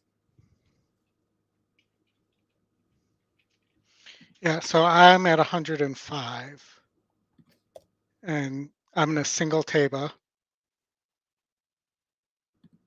All right, so you'll single there. Leg 2, Golden Gate, race 10. Which I nicely already had that. Yeah, I was 2, 4, 6, 7, 8, 9. Are you sticking with 2, 4, 6, 7, 8? Yes. All right, that. And then the last at Santa Anita, we talked about the 6. I talked about the 9 as well. I thought that the 8 just wasn't the same horse. I know the system's wanting to use that. So the system's saying 2, 6, 7, 8. Oldie, what were your thoughts here on race 11? On race 11 at, hold on. Santa Anita. I know. I'm sorry, my mouse just froze on me. So 1, 2, and I'm going 5, 6, 7, 8, 9.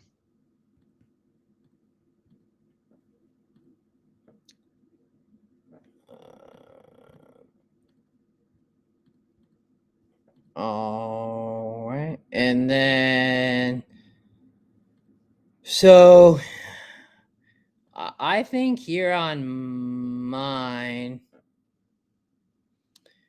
I did think the 2 was a little bit interesting, right? I mean, it's going to be the pace. Who's riding here for Rosario? Let's see if I have that. That is race 11. It is for Rosario. Is it Joe? It's Joe Bravo. So Joe going to be on the front end. I probably would just go 6-9 here. I did the 7. The EquinEdge long shot is 14%. Second win percent. The win percent's really dropping on this horse though, about 10 percentage points. It's stretching out. The GSR says probably should be okay. Johnny V rides. This horse won last out in a 74 at Aqueduct. I mean, a little bit interesting as the long shot. But Oldy, you're spreading here using the 7, which makes sense. I would have to single in the last probably, if I was gonna have to here. But let's talk the last race at Golden Gate to end the golden hour. The system gives 7, 11, 12. I know that you singled the 7 in a pick 4. Did you add elsewhere here? I did go with the system here at 7, 11, 12. I mean, the 7s, it has the pace number, right? Top, and it's a top huge. GSRs. It's dropping from maiden special weight to maiden 8K as well. Yeah, coming off a little over about a 6-week layoff, has been working. Andy Mathis here, that's a big drop. The 11 is also dropping, right? This horse is coming off the turf, coming out of Del Mar, was in a maiden special and then in some maiden claimers and is also dropping. And then the 12 horse, I had a note, awful start and had no shot was my note, 2 back. That's a little bit intriguing to me. The horse came back and ran on the lead. Had blinkers first time, is also the EquinEdge long shot. Catalina Martinez is 0 for 5 with the trainer, but for sure interesting. Yeah, no doubt. I'm actually going to look and just see if that 1, the first time starter, might have a good workout. Just to make sure and it has a 3-star workout. And I do not love the 12, I think it is, the E long shot. So I think I'll actually either go with the 2 or the 1. Give me a second there. No, you're good. Let's see. So the 1. We got about 3 minutes till Santa Anita. We'll jump back there. Well, Oldy, let's come back to this because we'll just jump to Santa Anita real quick. We have time. So let's come back to that. Oldy, your spread here in your 2, 3, 5, 7, 9, 10, 12 in your pick 5, you got your single home in the last. You do not have the 6, who I thought was very interesting, but outside that, you have a lot of coverage. The 3 is the favorite, going to be coming off the speed or the pace. The 2 is the pace, so you have both the front. You have the pace bookended, and 2, and then the 3. You also have the 7 in there, taking a ton of money with Jersey Joe. I guess it's more California Joe now, but I thought that horse was a little bit interesting. I thought the 8 with Perios was a little bit scary. That the 6 and 8 would be the 2 that would scare me. But you have a lot of coverage here. Who'd you like best? This was really a tough race to pinpoint who I like best in. You know, sometimes there are just races you don't have a feeling for. Um, you know, it might be, who do I like best here? So I think I like the 5 the best. I know you didn't like the 5, and the system doesn't like the 5, and the bettors don't like the 5. But the 5's one has a great multiple, has a non-graded stakes victory back last year, has run decently well against similar. You know, most of these horses are not great, whether it be the 5, the 7's real. Did I use the 7? Let me make sure I have. I'm confusing myself at this point. We're so late into the 7's getting bat. 10 and 12. I mean, my problem with the 10 and 12 are the posts. I think the 9 is very dangerous. You didn't like. Everybody. Yeah. Tyler Gaffleone is riding the 9 as the EquinEdge long shot. This horse has shown that he can come off the pace. I mean, not that he is not, or she's not winning, but this horse has been facing tough. You get Gaffleone to ride here. It does only have one win, but this horse as the EquinEdge long shot, I think, is really dangerous for Gaffleone. So I'm Oldy in this. I would say 6-9 for me would be my top. I think the 6 is too deep of a closer and didn't improve on the drop. Like the 6 just seems to be a one. What do they call it? A one-paced horse. Fair enough. We'll see.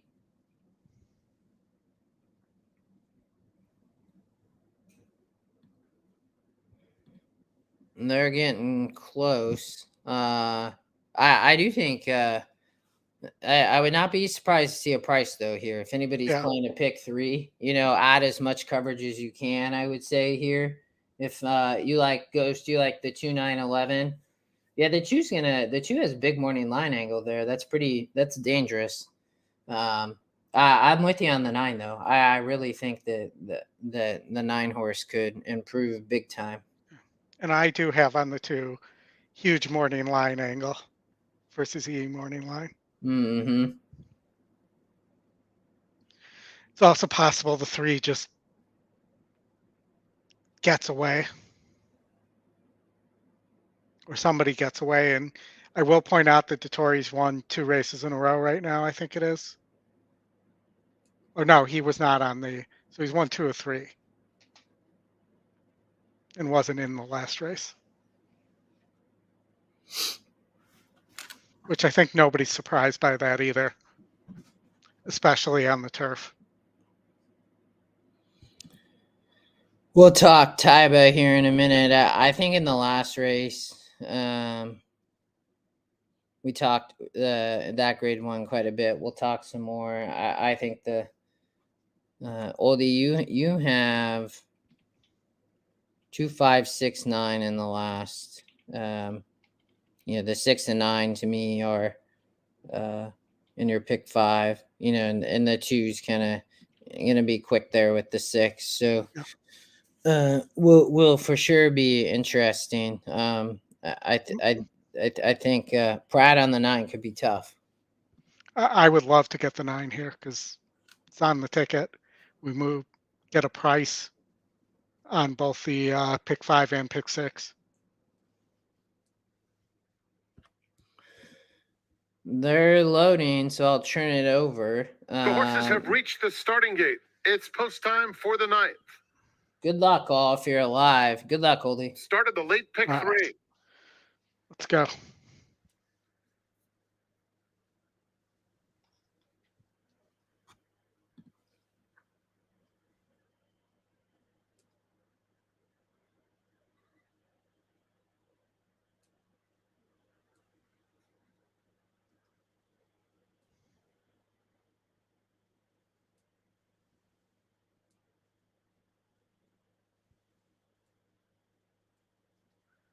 Glenall coming up with Urban Fairy Tale.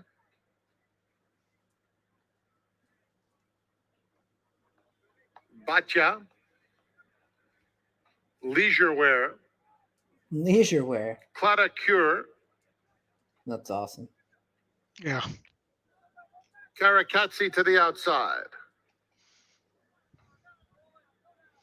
And there's your 6. Eager has opened the front of the gate. No bueno there. She's kept very close. That's about the only good thing. They're going to go back through. Interesting.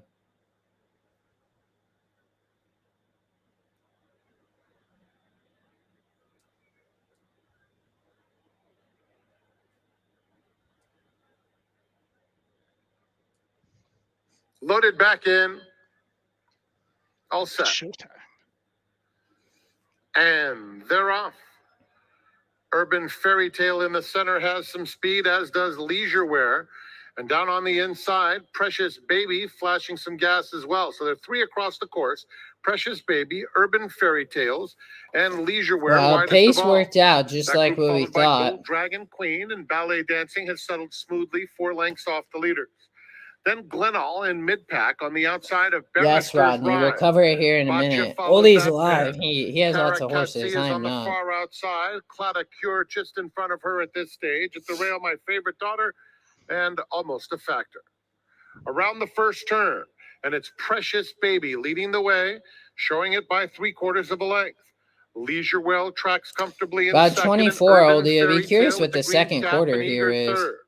Then Ballet Dancing. They slowed it fourth, down 3 just and a a half tad. off the pace. Yeah. Rail, Gold Dragon Queen, followed by Live wants to go. Ride, and Yeah. Batya as they come to the half-mile pole. Come on, stop That choking the group is horse back. followed by My Favorite Daughter, who is in hand at this stage. Karakatsi is trying to move through a narrow 3 opening the along favorites fence. running nicely. A Gaff, we 3-wide talked Clada about the Cure 9 a is racing on lot. the outside of Almost a Factor. Rounding the far turn, Precious Baby getting some serious heat now as Leisure Wear takes the lead away from her, immediately tackled by Ballet Dancing, who's cut loose at the quarter pole, and Ballet Dancing makes a nice move for the front. Leisure Wear is a half length back in second. 3 more to Urban Fairy Tale in third, followed by Barrister's Ride, who's finishing with some interest outside My Favorite Daughter and 3 Karakatsi. gone. It's Ballet Dancing and Frankie Dettori for a riding triple. Ballet Dancing much the best. Leisure Wear was Frankie, second. big Barrister's day. Ride, Yeah. Favorite Daughter. What and did that Karakatsi. horse go off at? 5-2? Yes.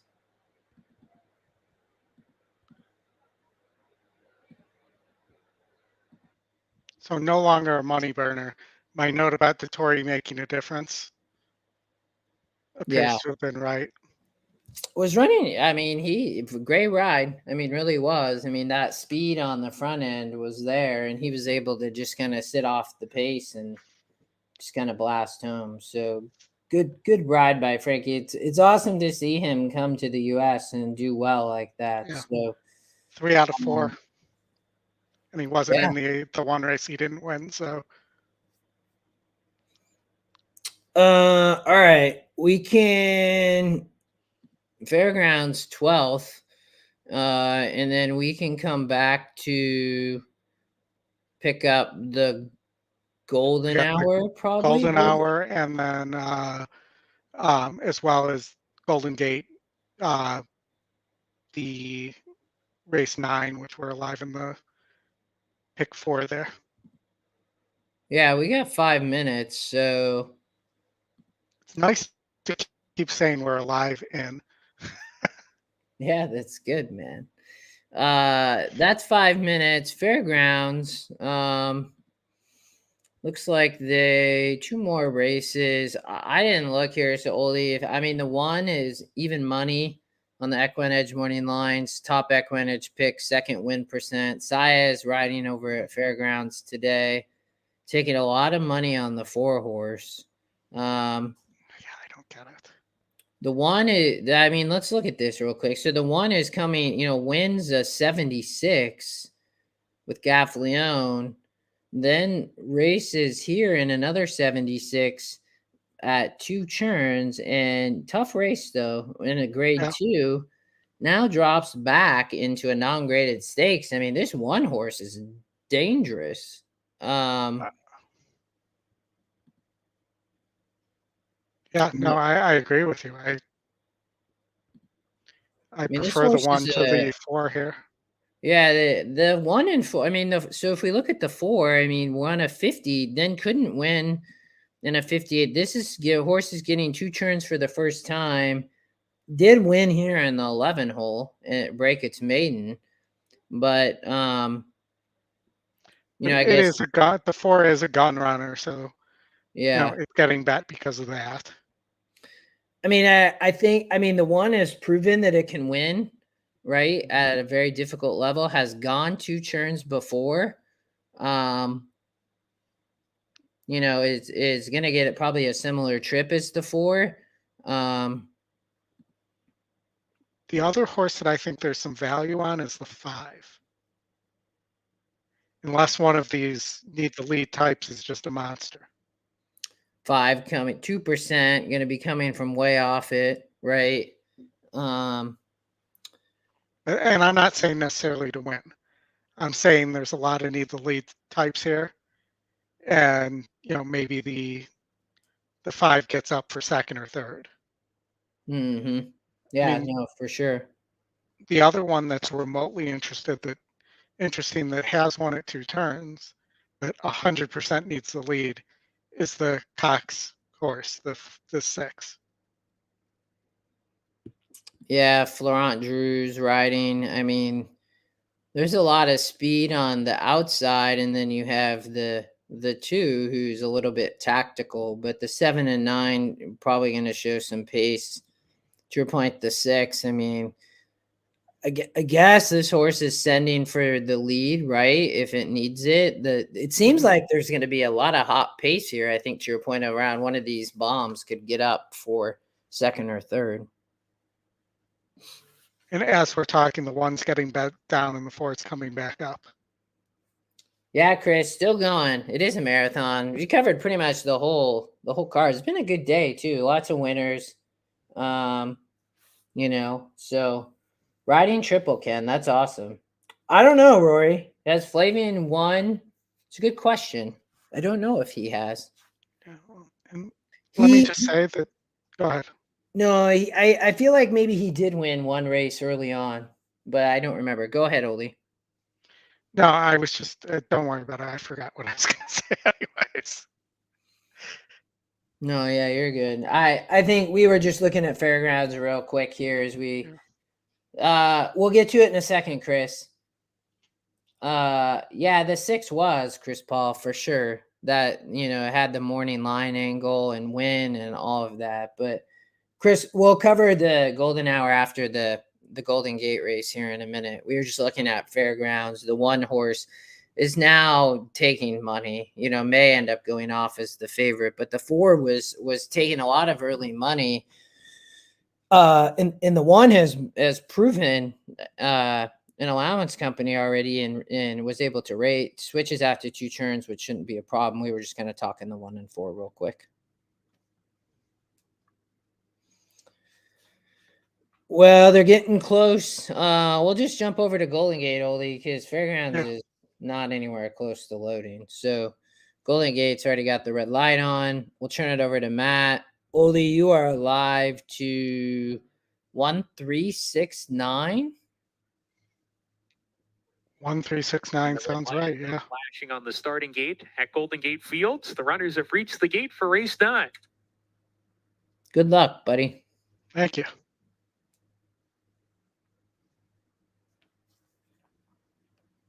And then Chris, we'll jump to Golden Hour right after this.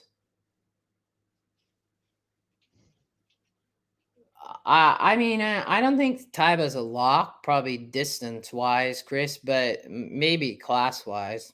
So I think that's what you have to kind of figure out. But I think we both tried to play against to try to get a bit of a price in the Golden Hour. No, Goldie singled Chris Paul. That just reminds me. In his Golden Hour, he singled, but he played multiple in his Cat late pick Gamer has 5. gone in, draw the foul. The Lana Ranger coming up. That's a bad boy. Post position number 3, and Nuestro and Greedo. I heard something about a foul. I'm like, wait, they didn't go off yet. How can they be alleging a foul?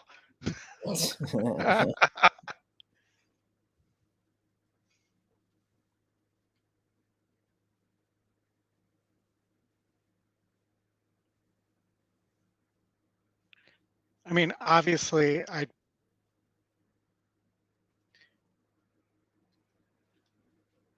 think Taiba's the best horse. I'm just not sure about the distance. But I'm trying not to get stuck with the same single everywhere. I get it.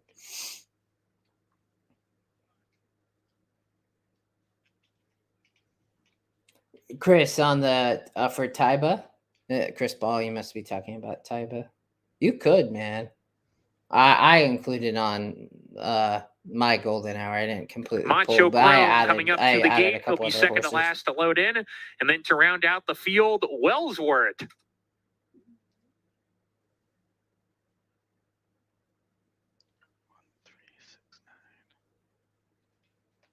Oh, nice. Yeah, good luck, man.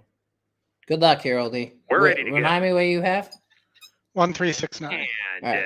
Lara. That's a bad boy. Asked for speed, shown some rain to get up there. He's got the lead from Macho Chrome. Nuestro and Greedo 16, Park deep in third. Draw the foul, the gray horse. maybe not. And fourth down on the inside. Then comes the Lana Ranger. He's in the 5th position, just ahead of Wellsworth and Cat Gamer, the 2 favorites side by side. Now joining the Lana Ranger, a joint second to last. And that leaves Skydinsky to trail the field, 7 lengths off the pace. Making their way up the backstretch, Macho Chrome takes a hold of the bit.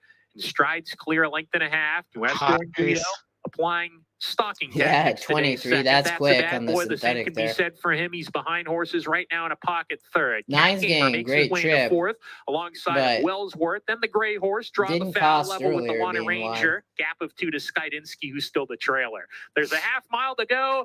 Macho Chrome leads the charge. Nuestro and Greedo niggled along a little bit, approaching the turn, still second.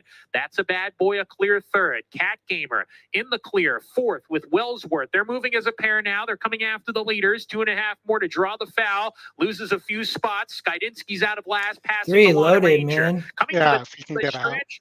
Macho Chrome hits the quarter-mile marker, narrowly ahead. That's a bad boy's second. Nuestro and Greedo calls it a day. Cat Gamer plummets to the back of the pack with his stablemate, and Wellsworth's got to pick it up into the 3rd position with Skydinsky, who's moving. Furlong to go. That's Great, a bad boy. Comes away with the lead with a furlong left and Good opens job, up. man. Macho Chrome Boom. second, Skydinsky third, and it's That's a Bad Boy. And Asael Espinoza coming to the line strong. Well done. Beat the 92. favorite there too. Yeah. 92, I think, over 5-1 in the previous leg. Well, the one made it look easy at Fairgrounds. I guess not made it look easy, but the one won by multiple. Oh, the 4. That's it. The 4 ended up almost going to its knees. Had no shot after that. Wow.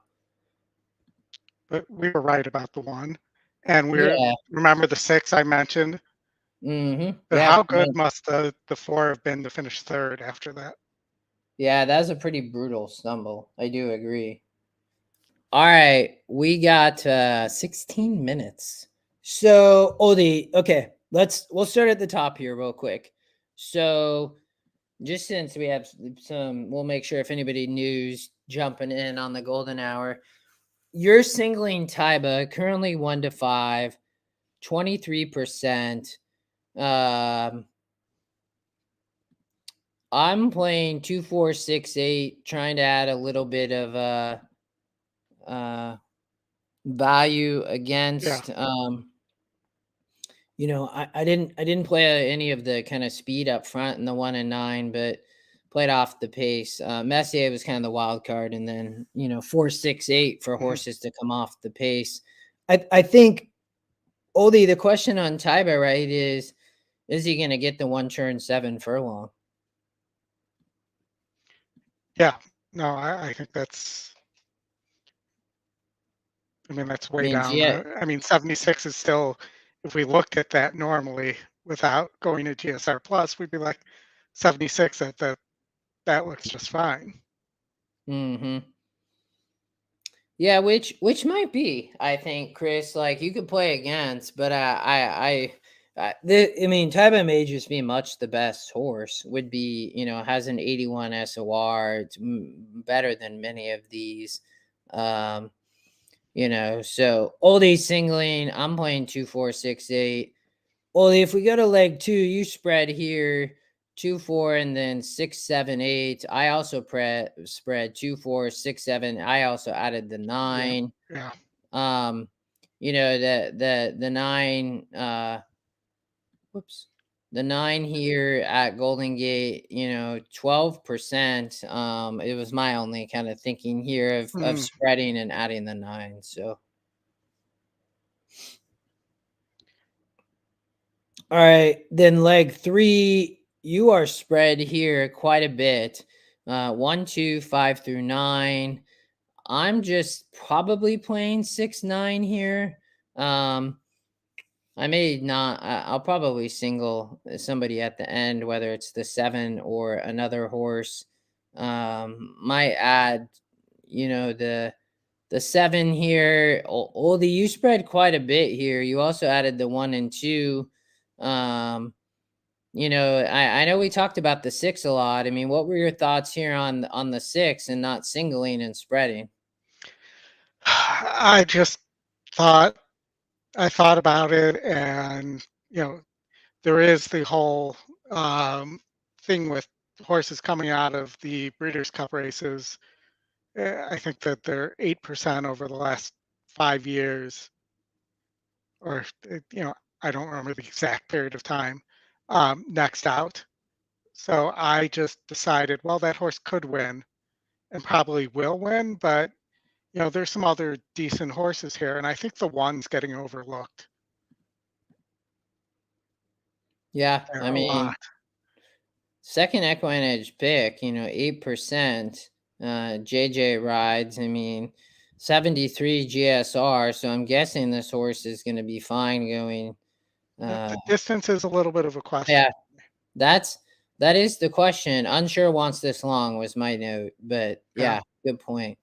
Mine was similar to that too, but I think I said, let's see, the 1 grade 2 winner at a mile drops in GSR for added distance. Question is the distance and the closing kick. If you can carry the kick 10 furlongs is really dangerous here. 17% off layoff, 19% graded stakes, 20% won last time out, 28% jockey trainer combo.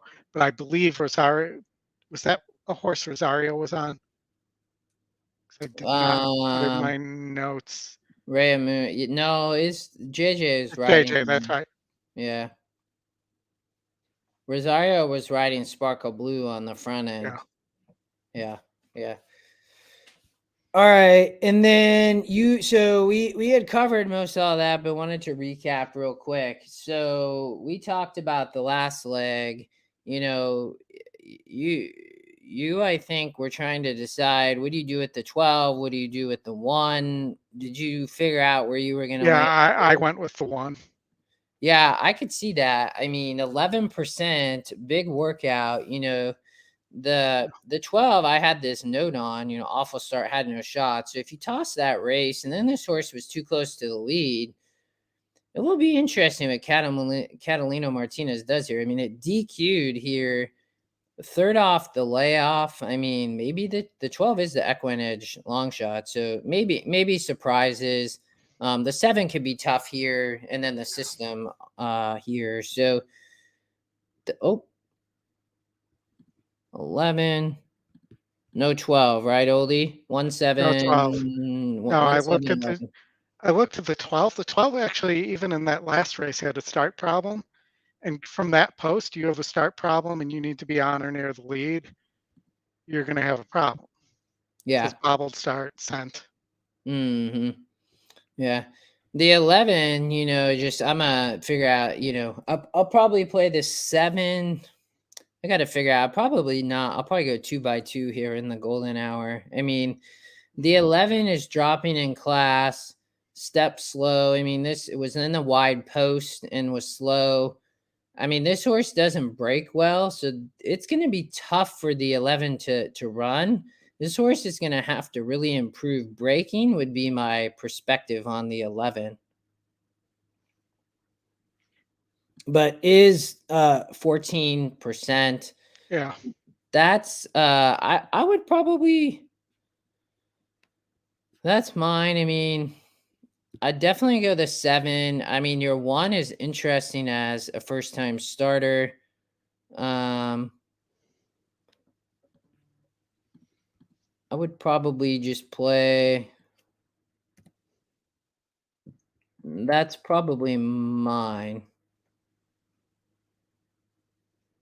Oh, Bravo is writing. Yeah, I think we saw that, Chris, earlier.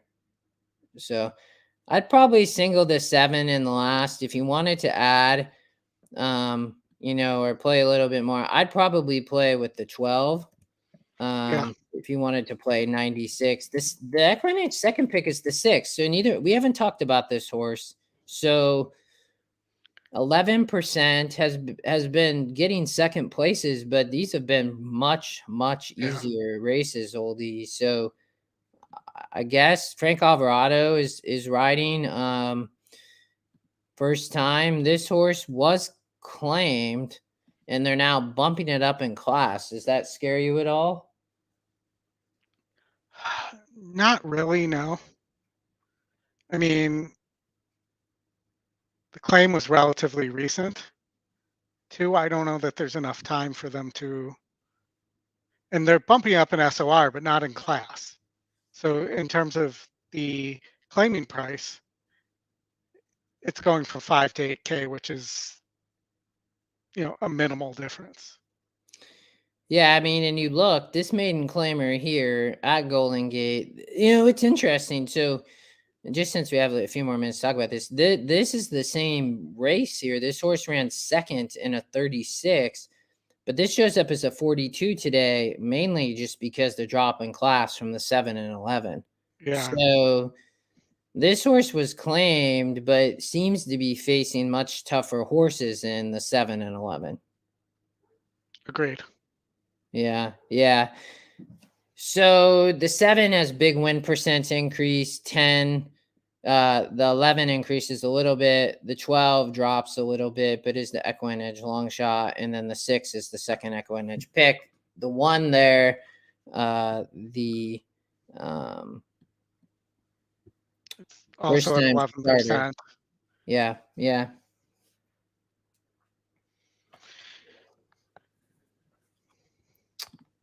All right. Let's go to Santa Anita. I'll turn the sound on here and we can watch the post grade for a minute. I still love you, though, Barber. Taiba is being treated almost like a flight line here. You mean for the 1 to 5? Yes.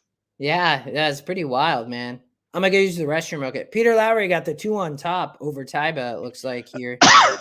But I'll be right back, Oli. Fine, but you know, the last time Dallas Stewart shipped a horse out here, it was 2019. So the fact that he's thought to bring 2 horses out here, he must like these animals. If you notice, Perfect Flight, it's a large contingent of people around the ring here. He's like, hey guys. He was having fun. Right? He'd stop, he'd look almost like the days of there was a horse out here by the name of Cougar II, who whenever that would happen, he would stop and he would pose for people to take their shots. That's cute. I like when horses do that. John Henry wouldn't walk in or walk off the track until he got his picture taken. So one time he got beat, they had to come and just pretend to take his photo. So funny. 9 North, there is Straight No Chaser. Looks good on the toes. I mean, what you want to see with the speed horse, and you've got the best rider for that if you're going with Edwin Maldonado. Okay, I'm going to say this. I thought Straight No Chaser was logical horse to look at on the step up in here. He looked really good last time out, but I thought the My Racehorse effect would come into here and he would be just hammered because, you know, he's got a million owners. That's what they do. But both My Racehorse type horses in here at decent enough odds for the horses that they are, especially Forbidden Kingdom, but Straight No Chaser still up there in the double digits. To me, now, if you like him, he is worthy of a bet. I thought the My Racehorse people would hammer him so hard he'd be like 3, 4 to 1, and he wasn't worth it. The pool Rory, I almost never go to an off track. $50,000, a 2-5 favorite in. I've the been to a couple of the This is the Hawthorne ones, happy, great one. including the one in Addison that's by my daughter's chair. But you know, I don't necessarily enjoy that.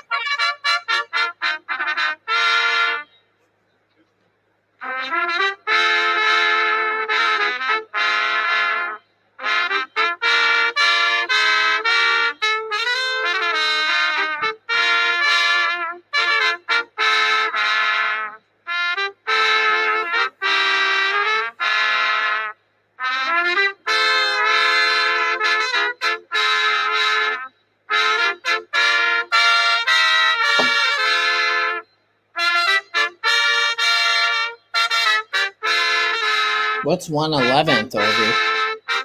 Well, I don't know. I think he's talking about OTBs. No, God, I'm trying to think of Jay what the one Cohen, in Addison Bill is Frazier, called. Rick Tyree, call the horses onto the track for the grade one. Something poor. Run Happy Malibu. But, He's no, I'm not a big OTB guy at all.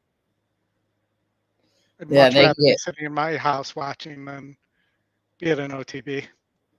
I used to go to one here locally for a while. They can be very, very interesting is one thing I would say. I've seen all types of wild stuff at the OTBs, man.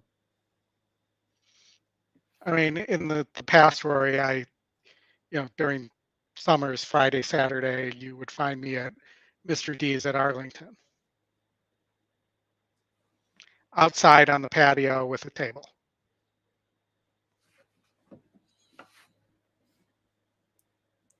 There's the Strava, which was interesting. I thought here, right? I mean, A lot. yeah, I thought was really interesting from the perspective of EquinEdge, right? I mean, not a lot of people are going to see this, but this horse was 7%, but it's the EquinEdge second pick is currently 35-1, the longest shot on the board. And I think the wildest thing of all Anita is Park is proud to present the field Pratt for the grade riding. one. Run Happy Malibu. Well, here's what I said about it. Just so I said E second choice, but not top win. Win percentage only 7%. Needs to take a massive step forward to be competitive here. Dallas Stewart only 6% in graded stakes and has had a very, very poor year.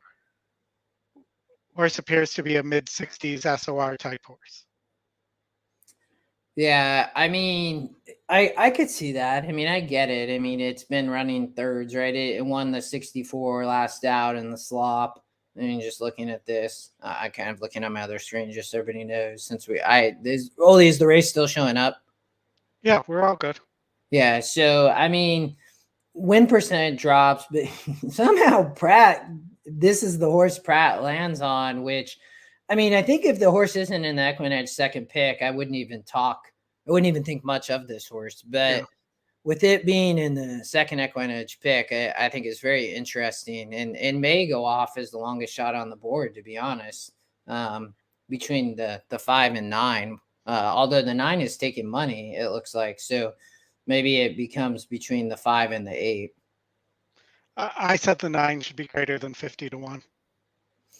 Yeah, well, the system has the 9 at 7-1. Yeah, which is a little bit interesting.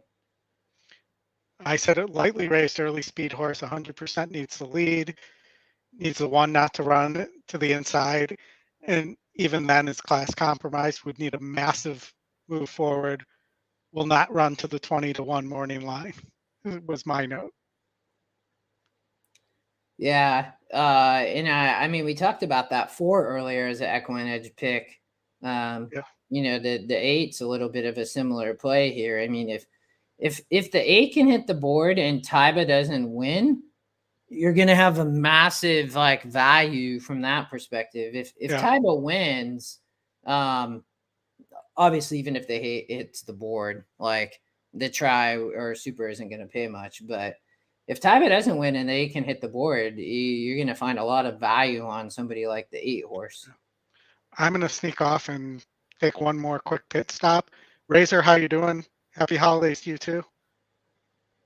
Razor, welcome, buddy. Lots of good sports. Razor always gives out his picks for any EquinEdge viewers.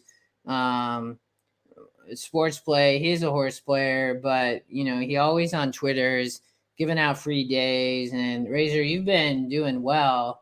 Happy holidays, buddy. I'm glad to see. It looks like in football you've been crushing it still.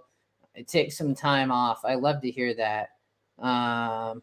Yeah, we're gonna have Razor on. I'm glad you mentioned that, Razor. I know we connected a bit ago, but I'd love to have you on, and we can talk sports, we can talk horses, we'll talk whatever. But once you get back from the holiday, that would be awesome. Razor, where are you headed?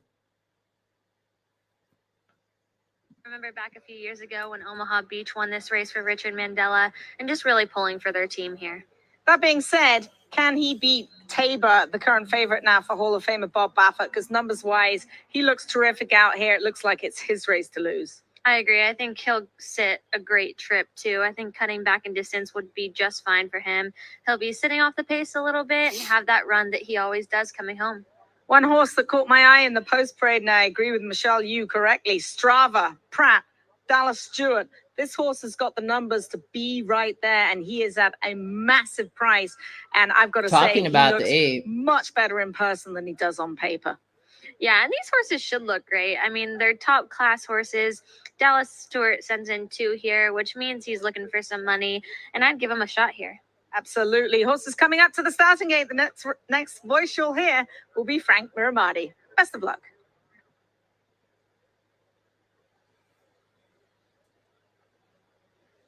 Good luck if alive. I know Oldie's alive to a few in his pick 5. He singled in the golden hour here. I was 2, 4, 6, 8. I thought the 4 with Gaff was dangerous. The 8's just massive value to try to beat Taiba, but Taiba could be tough here for sure. Yeah, and I'm 1, 2, 6 here. Yeah, Messier, bit of I think just a unknown, right? Don't really know what's going to happen there. The 3 is very worked up. You can see there. Jock's got the 3. Yeah. Trying to calm the 3 down. I think that's a Miller horse. Apprehend, yeah. Ramon Vasquez trying to calm Apprehend down there. But I think I would not be surprised to see the 4 or the 8 run well, even if they can't win.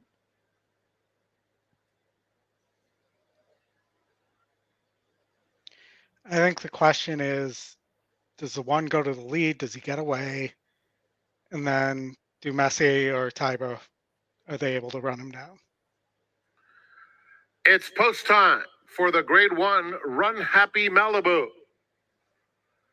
Champion Run Happy made the final stop of his championship season right here at Santa Anita Park, winning the Malibu Stakes under Gary Stevens. En route to being named champion sprinter. We're proud to have the Malibu Stakes now named the Run Happy Malibu. Run Happy, of course. Can we just name everything the Run Happy something? Taking up his spot. I know, man. I mean, Nakatomi. I give Matches Mac all the credit in the world. Right? Straight No Chaser to the outside.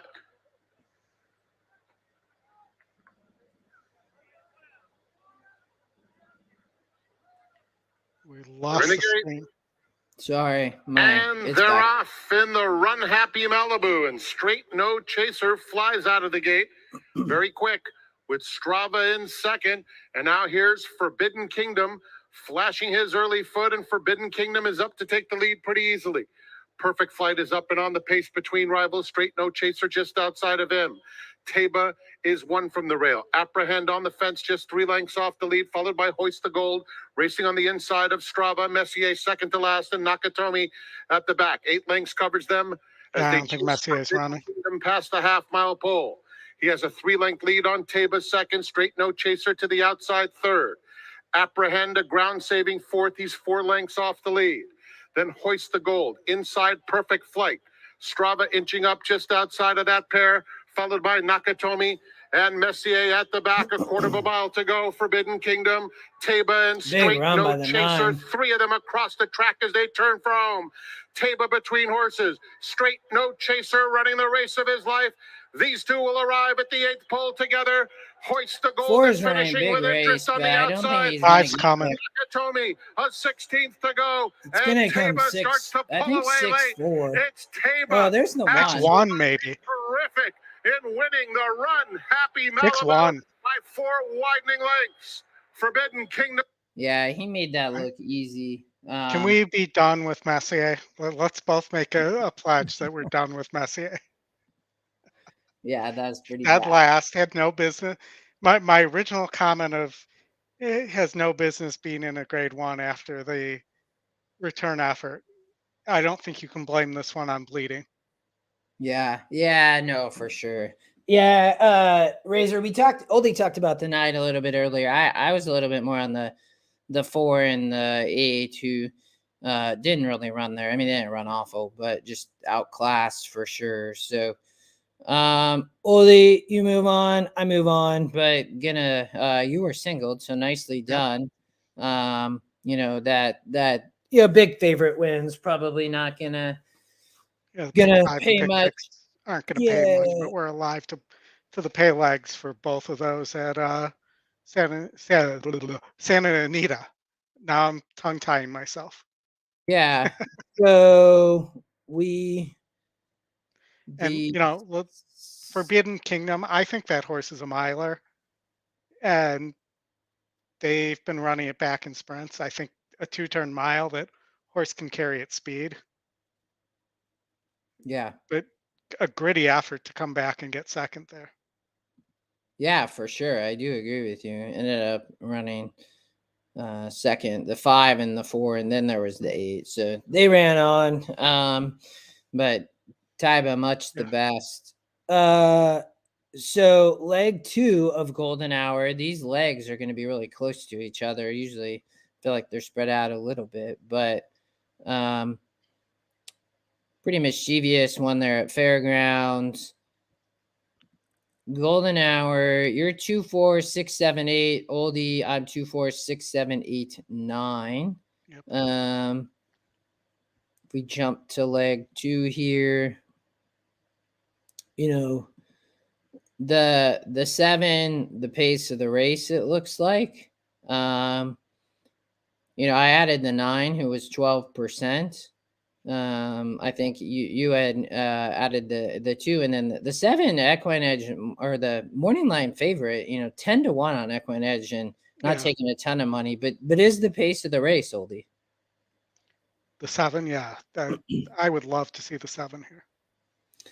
Yeah, I think the thing there is this horse is stepping up big in class. Right. No, absolutely. But yeah, and Daniel, I think with Mike, it is kind of a grab bag at times. I don't disagree with you. So official there. Fairgrounds, I think we have the $8 at Santa Anita. So fairly chalky, but that happens. Don't spend that all in one place. Fairgrounds, Farmington Road.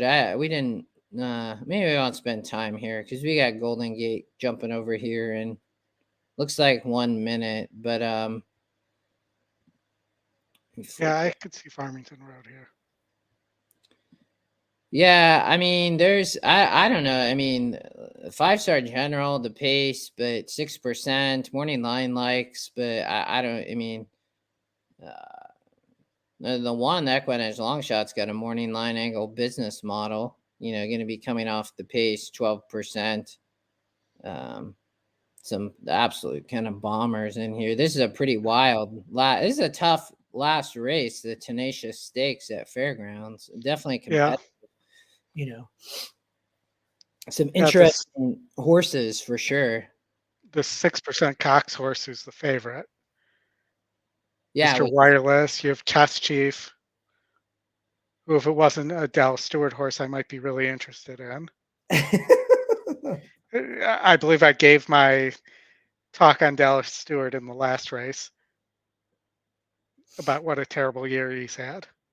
Yeah, what's the deal there, Oldie? I mean, any thoughts? I haven't followed. I don't know, but I believe his win percentage is half what it was at this time last year.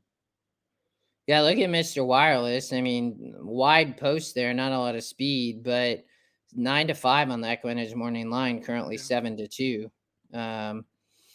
You know, the 7-second EquinEdge pick and the 1. I mean, why not 1-7-13? You know, and you have Saez on the 7 Farmington Road and the 1 at EquinEdge long shot. No, I could see that. I also think the 3 could run. Well, they're off, so. No, all right.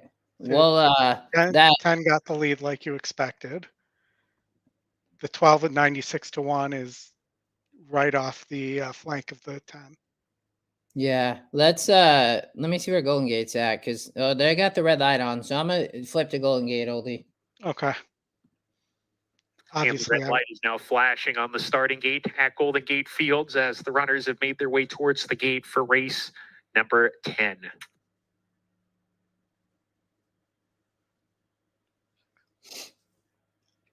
Mike Smith and the big winner circle there.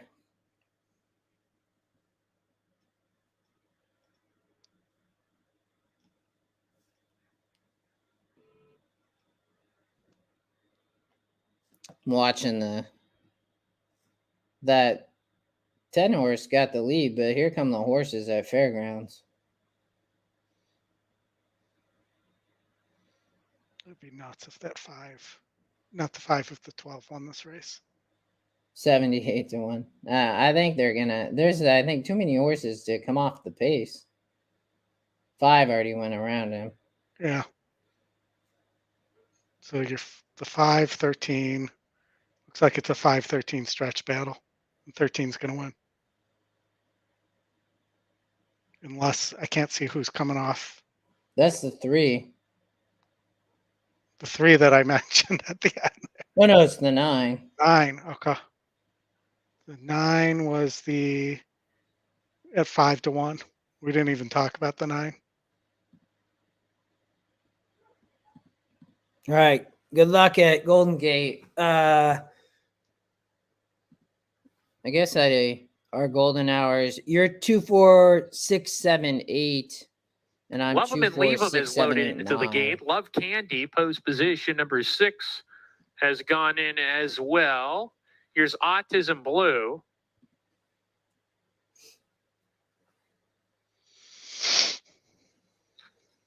Stormy Samurai, I'm Dr. O have all gone in. LM Looking for Mischief.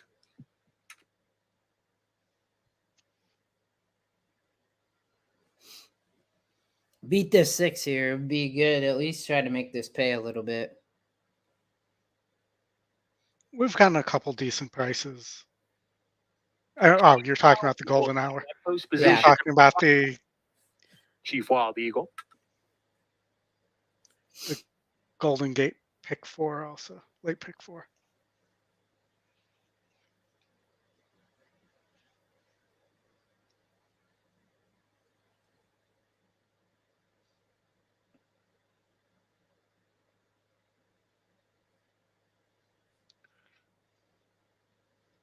Yeah, 840. Still working with Chief Wild Eagle. He's just about it. Two back, Dr. Piscato to the outside post, and Come On Man to round out the field. Here's Come On Man coming up to the gate.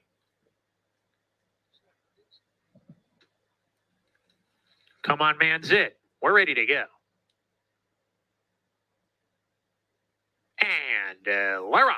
Come On Man was off awkwardly from the inside post, drops to the back of the pack. Love Him and Leave Him from the inside, darts to the lead, and establishes a clear advantage early on. Love Him and Leave Him from Stormy Samurai, takes a hold of the bit, presses the issue from second. Autism Blue, 3 wide, applying pressure as well, and those 3 move right along.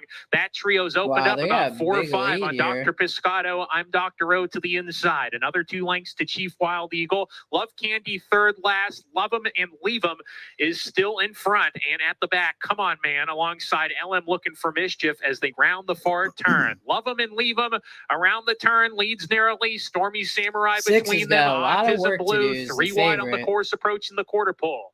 I'm Dr. Rose, closing in nicely with Dr. Your Piscata. 9 is really dangerous here to me. Wild Eagle gives way. The others are well behind as they come down the lane. Autism Blue in front. Love 'em and Leave 'em trying to hang tough. Stormy Samurai dropping back in tight, had to check.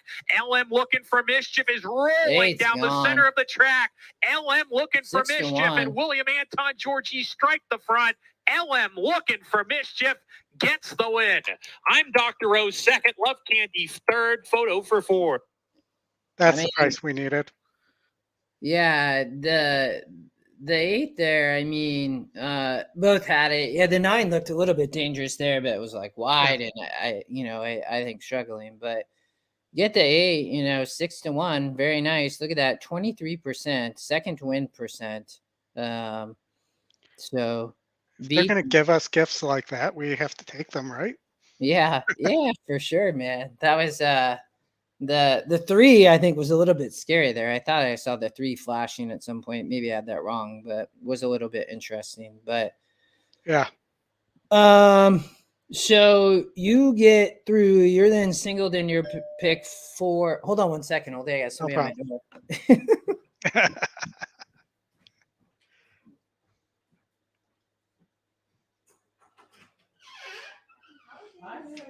Oh, cool. Thank you.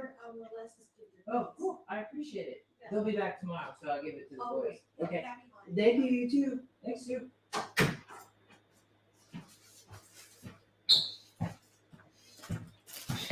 Neighbor bought some molasses ginger cookies. Ooh, yum. That was nice of her. Oh, all right. Santa Anita. Then that will close out the holiday racing for the day. They between them and Golden Gate. So you, Oldy, you're spread here. So lots of coverage, buddy. Good for you. Yeah. And we're also alive in the pick 5, the pick 6, which ain't gonna pay much. The pick 5 pays better than the pick 6. Nice. That's good. Yeah. Well done. Yeah. 2, 5, 6, 9 in the last in your pick 5, right? Yes, correct. In the pick 5 and pick 6. What's up, G-Man? That's my son. He's saying hi. Hi, buddy. It's good. I love that he comes on. I love you, dude. Thanks for coming on to say hi. I always tell him to. He loves kind of YouTube, so I always tell him to come say hi. Make sure he hits the like button too. I know. Yeah, he's all about he's all about likes and followers and everything. So make sure you hit. Love you too, dude. Make sure you hit the like button, G. And everybody else, if you haven't hit the like button yet and you're enjoying the show, please hit the like button. All right, so you are 2569, man. Good coverage. We talked a lot about the 6. The 7 is the EquinEdge long shot. Second win percent here. Will be interesting for McGahee. Velasquez rides. Have to see what happens here. Tough grade 1 to end the day at Santa Anita. So you're 2569 in the pick 5. You are then in the golden hour. You are 1, 2, 5, 6, 7, 8, 9. So even further coverage there. And since I got past that single, you get what I'm doing here in trying to make sure that I spread my risk to different spots here. Yeah, you have what are the any somewhat decency on Will Pays, or is it all pretty bad?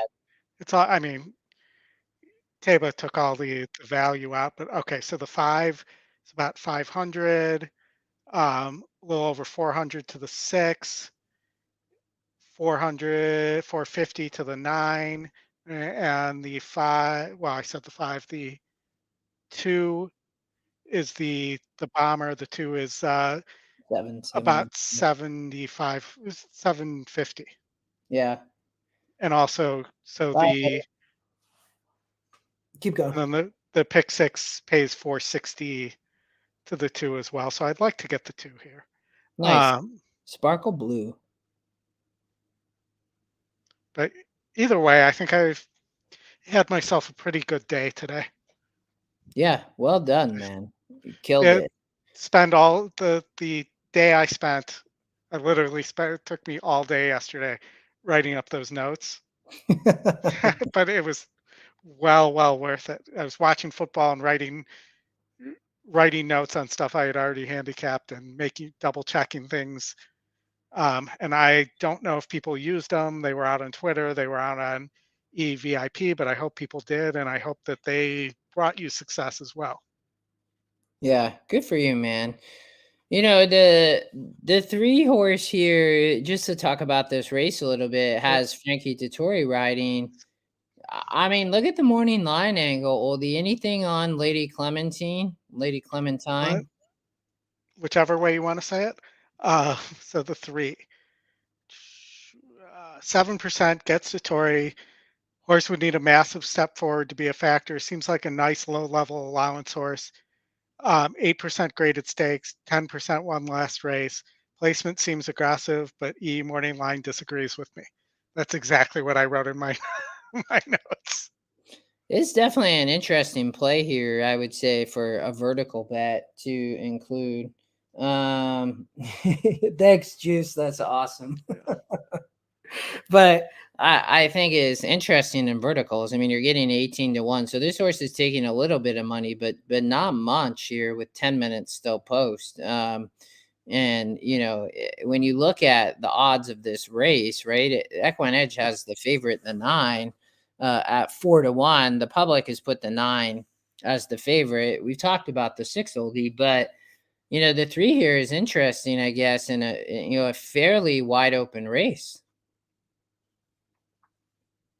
Yeah, I mean, it definitely, it could be a wide open race, or like you and I said, it could just be the 6 and the 9. Yeah. Yeah. We could just be trying to cover things to cover things. Yeah, and Vladimir, awesome, man. I'm glad you did well. I had some winners early. Oli, you've been crushing it late. I see that our favorite friends from 69mega.com have arrived. We will get rid of them. All right, they are gone. But Oldie's crushed it late. I was pretty hot earlier. That was good. We gave away half of $1 pick 4. I will send some people about $60 each, 5 people, and via Venmo. So that's cool. We're paying people to watch. Yeah, that's good though. That was had somebody hit the pick 5 early at Santa Anita. That was awesome. That was a great sequence. But hopefully we can close it out here. Maybe able to get a little bit of a price, maybe, and beat the 9. Maybe get the 6 home here, or the 2 or the 5 Oldie. Yeah. And then I think, you know, if you're playing verticals, you know, I was probably I like the 6 probably best here. I think this horse is a lot classier than the 2, although, you know, it'd be interesting what happens here with the pace. I love Gaffleone here, top GSR. You know, I do think the 3, though. I mean, I don't know if the 3 can win, I think, Oldie, but this horse, you know, just seeing that, this horse, you know, has an okay work I saw, and, you know, for sure isn't much money. Yeah, no, I mean, you always want to be alive to all, but, you know, I'll take what I have at this point, and knock on wood, today's the day that doesn't blow up on me. Yeah, for sure. Yeah, Kevin, I'm glad, man. Yeah, and Rory, I think, Oldie, you're still alive in the pick 6, right? Yep. Same horses. Nice. Cool. Yeah. Looks like they're coming out on the track. 29% off the I'll layout. turn it over to them Pretty for a much minute, Ollie, and everything we he can ships take a in here break. is live, and you get Prada board. I also want to give some love out to the 8 Pizza Bianca. You always say when the owner shows up, it's a big deal. This is my good friend Bobby Flay. Bobby here. Flay came by, shook my hand. I had a feeling that he's here for Graham Motion because he thinks his horse is live. You got to go back to that hilltop over at Pimlico, but this horse is a Breeders' Cup champion. Yeah, interesting to see him stretching around here. And this Actually, could- that horse was for this daughter, a she purse beat money only champion. distance, third. The 8, Yes. Pizza Bianca. Was the winner only because that race was run for the winner of that race ran for purse money only. Yeah, that's I kind of vaguely remember that. Skims taking no money. EquinEdge long shot 14%. Velasquez riding. I think has beaten Pizza Bianca recently. Oh, okay. Yeah. Skims. Yeah. Interesting. So it's gonna be a good race though here. It is a good way to end the card for sure. And then we'll have looks like the 7 over at Golden Gate is the favorite over there. We'll have to see what happens when that goes off, but I think a good chance the 7. The 1, was Oldy caught, was first time starter. We saw one of those win at 60-1 earlier, and I think it's a little bit interesting in the last at Golden Gate, but the 7 could be tough. Well, and I can tell you the 7, the single to the 7 on the Golden Gate pick 4 is almost $500. Wow. 50-cent pick. Because I think we went straight 5 or 6 to 1 in every leg. What's the pick 5 must be paying massive with the 1? The pick 5 only pays to 2 horses. Yeah, the 7 and the 11. No, the 8 and the 12. Oh, wow. And everything else must be a carryover because there's just a dotted line next to it. Yeah, it would have that. Usually it would say 4 or 5 or something, but that's pretty wild. Maybe they don't pay 4 or 5. I don't know.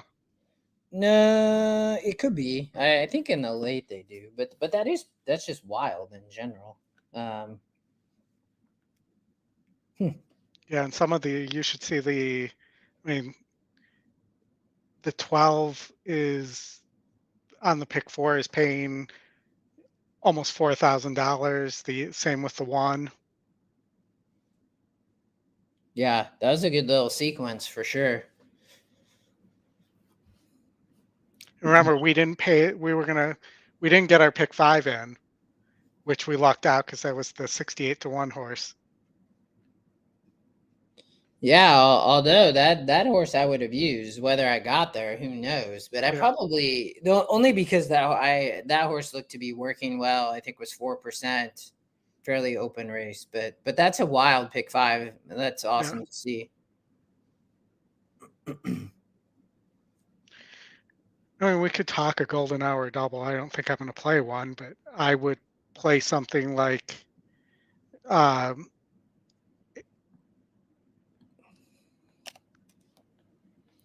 I would play the 6 here if it was me. That would be mine. I think you could add the 9, but yeah.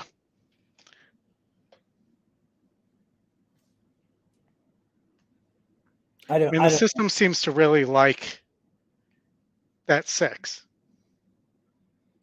Yeah, I mean, Gaffleone. I mean, you have a great job. No, I mean at Golden Gate. Oh, in the last? Yeah. I mean, 11%, EquinEdge second pick. So, I think it's a need the lead horse, and there's another horse with almost the same pace number, and the 7. It does kind of scare me that the 7 just gets run out of here. Yeah, I mean, the 1, 11, or 12 are probably going to win if the 7 doesn't. I mean, but to your point, I mean, the 6 obviously maybe is a little bit live, but is the second EquinEdge pick. I mean, I think that horse, we talked about this horse a little bit. It's going to have to really improve here, but maybe it does. I mean, this is a maiden. So, there's nobody who's really, which I think is why the 1 is interesting, Oldy. That it's like, there's not anybody amazing in here in an 8,000 claimer. Right. So, Eddie Jackson, or Alan Jackson shows up here, right? 20% trainer. I don't know her well, but, over 8 with Amador, but, adds to have a first timer at 11%. Yeah, 0 for 8 is a very small sample size, too. Yeah, for sure. All right, let's see here. I think Mr. Anton Georgi has had a pretty good day, but he's not in this race either. Close that out. For me, I'd play this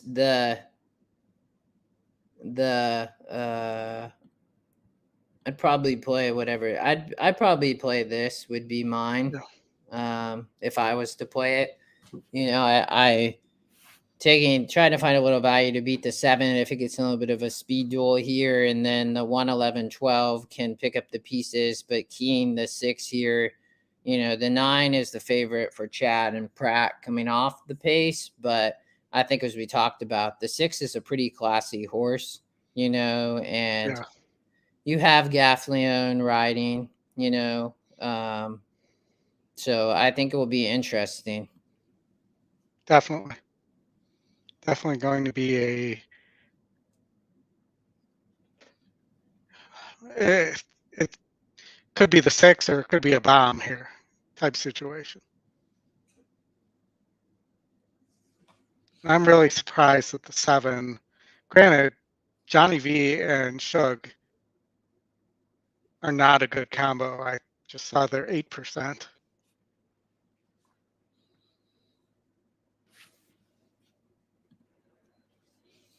Only 12. So they're 1 for 12, pretty much. Look, beautiful. Track was ready to go for opening day at Santa Anita. Big 50,000 probably in this late double golden hour bet. But beautiful turf course. That's I was about to say the same thing. The turf course looks gorgeous. They're moving especially after looking at the Fairgrounds turf course. That's a bummer though. Whatever happened there, I'll have to read about that. But yeah, Chris can explain it to you while she is on top of that. Lady Clementine, Oakhurst, Brown horse looks good. Bell Street, Brighty, Duvet Day, second to last. They're loaded quickly. School Dance to the far outside.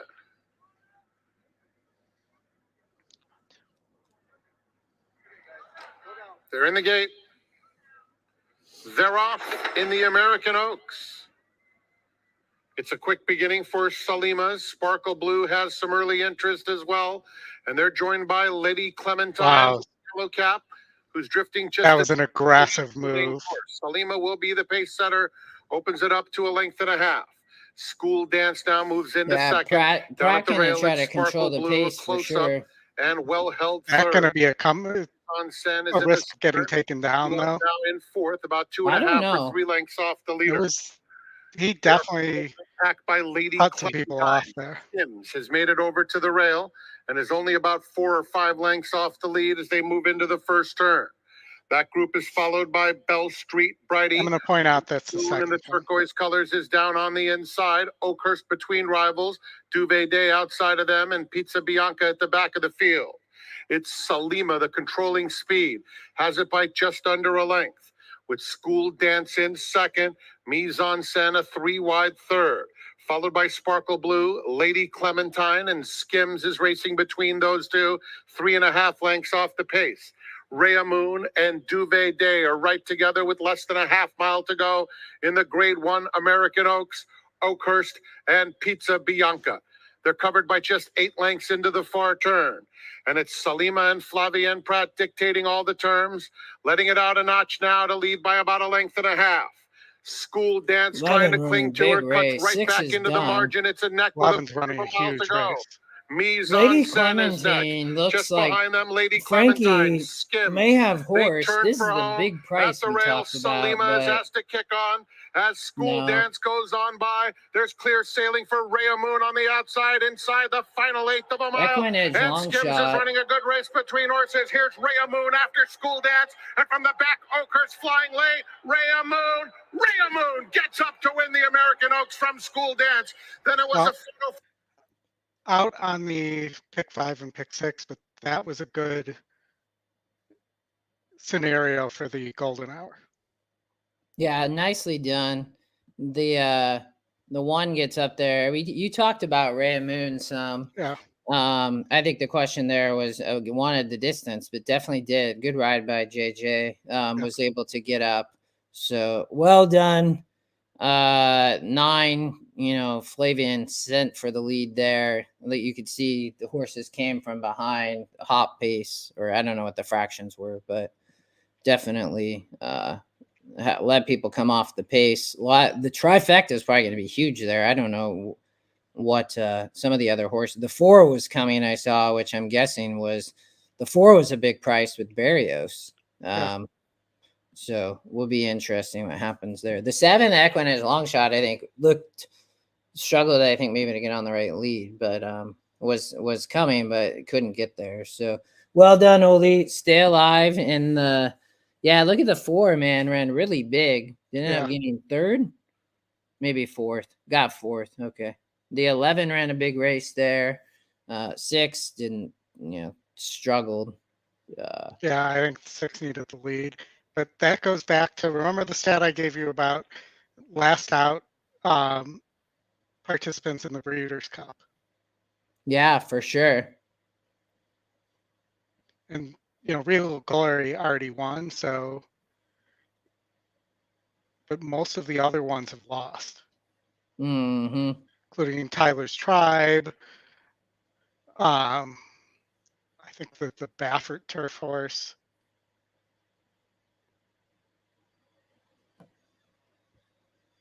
$6-1 though. Yeah, 9. Look at that. Superfecta is going to pay big.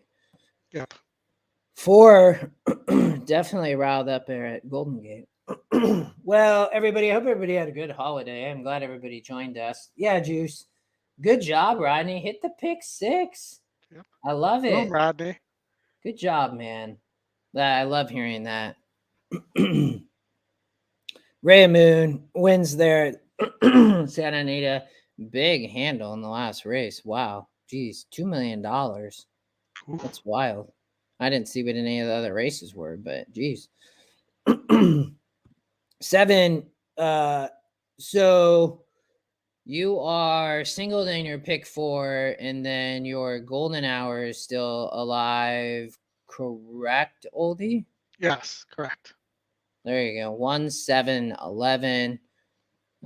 Even with Taiba, maybe you'll get a little bit of money back there with the 8, and then the 1 there. Maybe get the 1 here, Oldie. First The time 1 would be. I'm waiting for it to switch over so I can see what that. Whether I want the 1 or doubling up the 7 on the pick 4 and the golden hour pick 4. Yeah, I'm tracking. Oh, because you have about 500 to the 7, right? In the Golden Gate pick 4. Nice.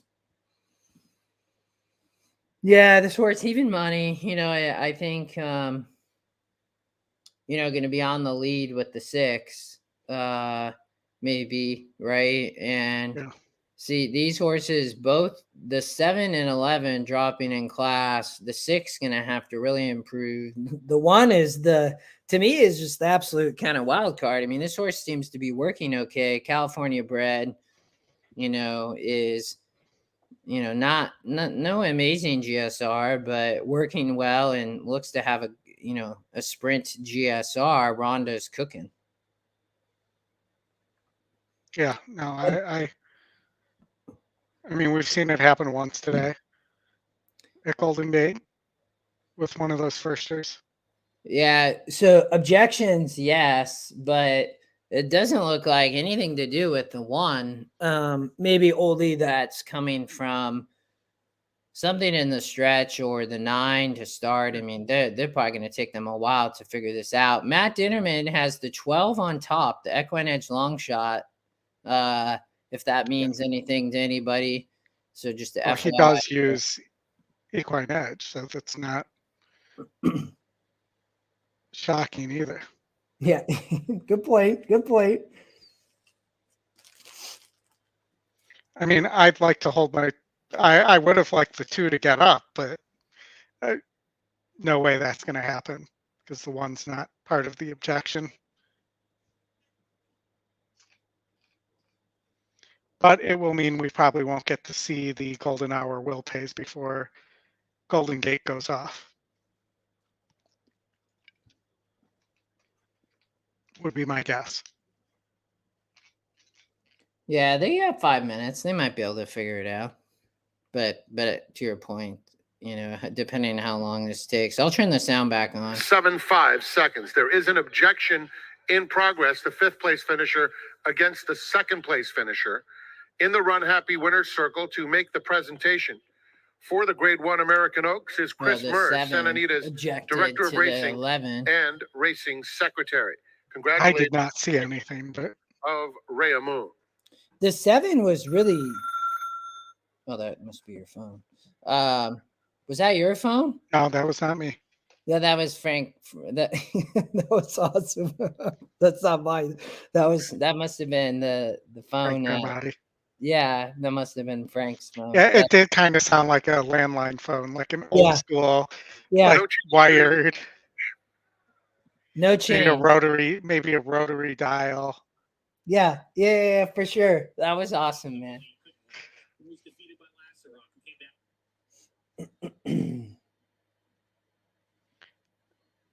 Juice, we may not get them in time because of this, but you have to go under the golden hour rather than under the track. Yeah, what did I figure out? Mobile was better for me. I can't remember, but they are hard to find. Like, I don't, and I think it depends on what platform you use. You would think that since it's a Stronic product that ExpressBet, it would be easy to find it on. I have no idea, but it's not bad on Spires. No, yeah, I feel like that, like some of the platforms are better than others. I don't really remember which one, but I think you're right, Oldie, for sure.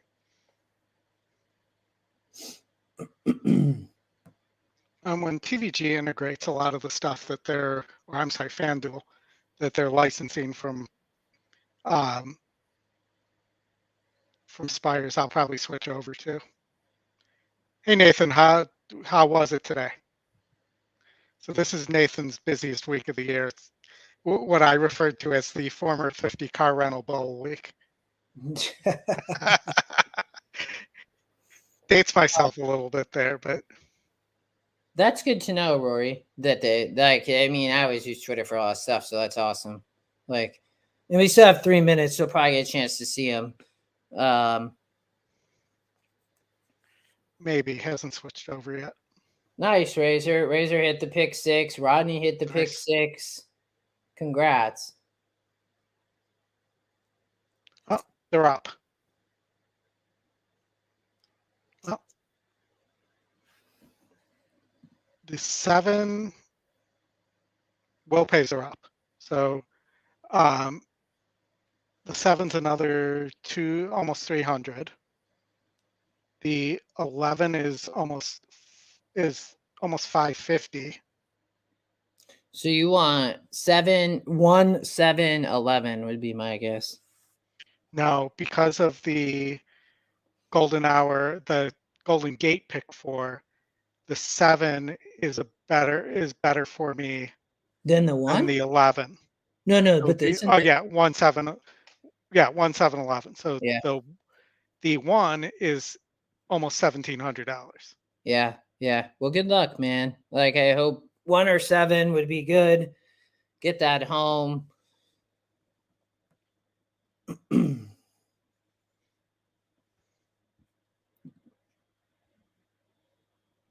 Remove that. Jump over here. Mr. Dinnerman got the 12 on top. We wouldn't like to see that, but 1 or 7 would be good for you, Oldy. Crazy stupid, Nathan said. Yeah, Razor, JJ did have a big day. Good luck, Rory. Yeah. So I'll tell you, but one of the guys I work with, and I started nicknaming people, like Dinnerman would be Lunch Lady. Because we work with a guy whose last name is Kneebone, and we both thought that was hilarious and started calling him Elbow Cartilage. And then we just started nicknaming people that way. I love it, man. That's great.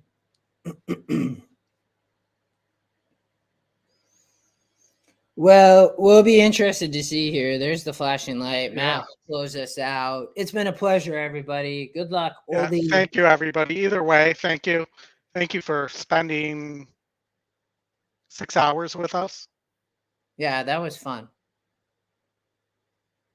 And the red light is now flashing on the starting gate one last time here at Golden Gate Fields. The runners have made their way towards the gate for the nightcap.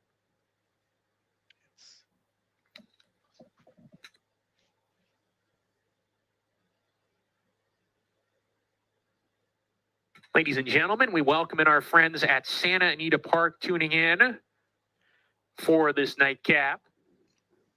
A big day of racing action at Santa Anita all throughout the afternoon.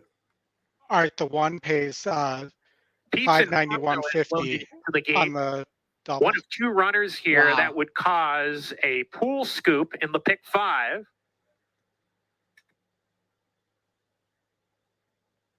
Rhonda's cooking to the inside post.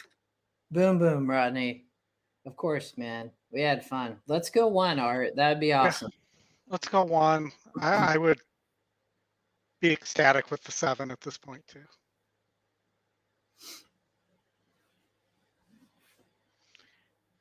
And Justin, I know we haven't talked about it yet, but I'm assuming we're back at our regular bat time, regular bat channel next Friday. Amazing flyer post position at number 2. Good. Yeah. Jan's Mighty River.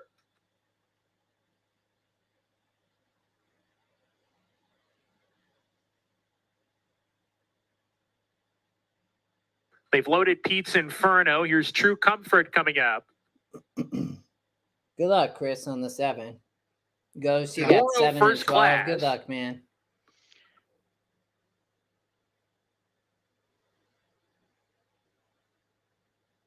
Like I said, Golden Gate does take a long time to load horses first compared class. to Santa Anita. Taking her spot in the gate. Natalia, post position number 11.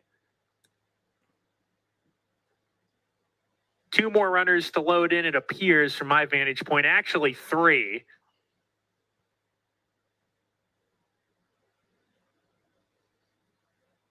Or one of your backups.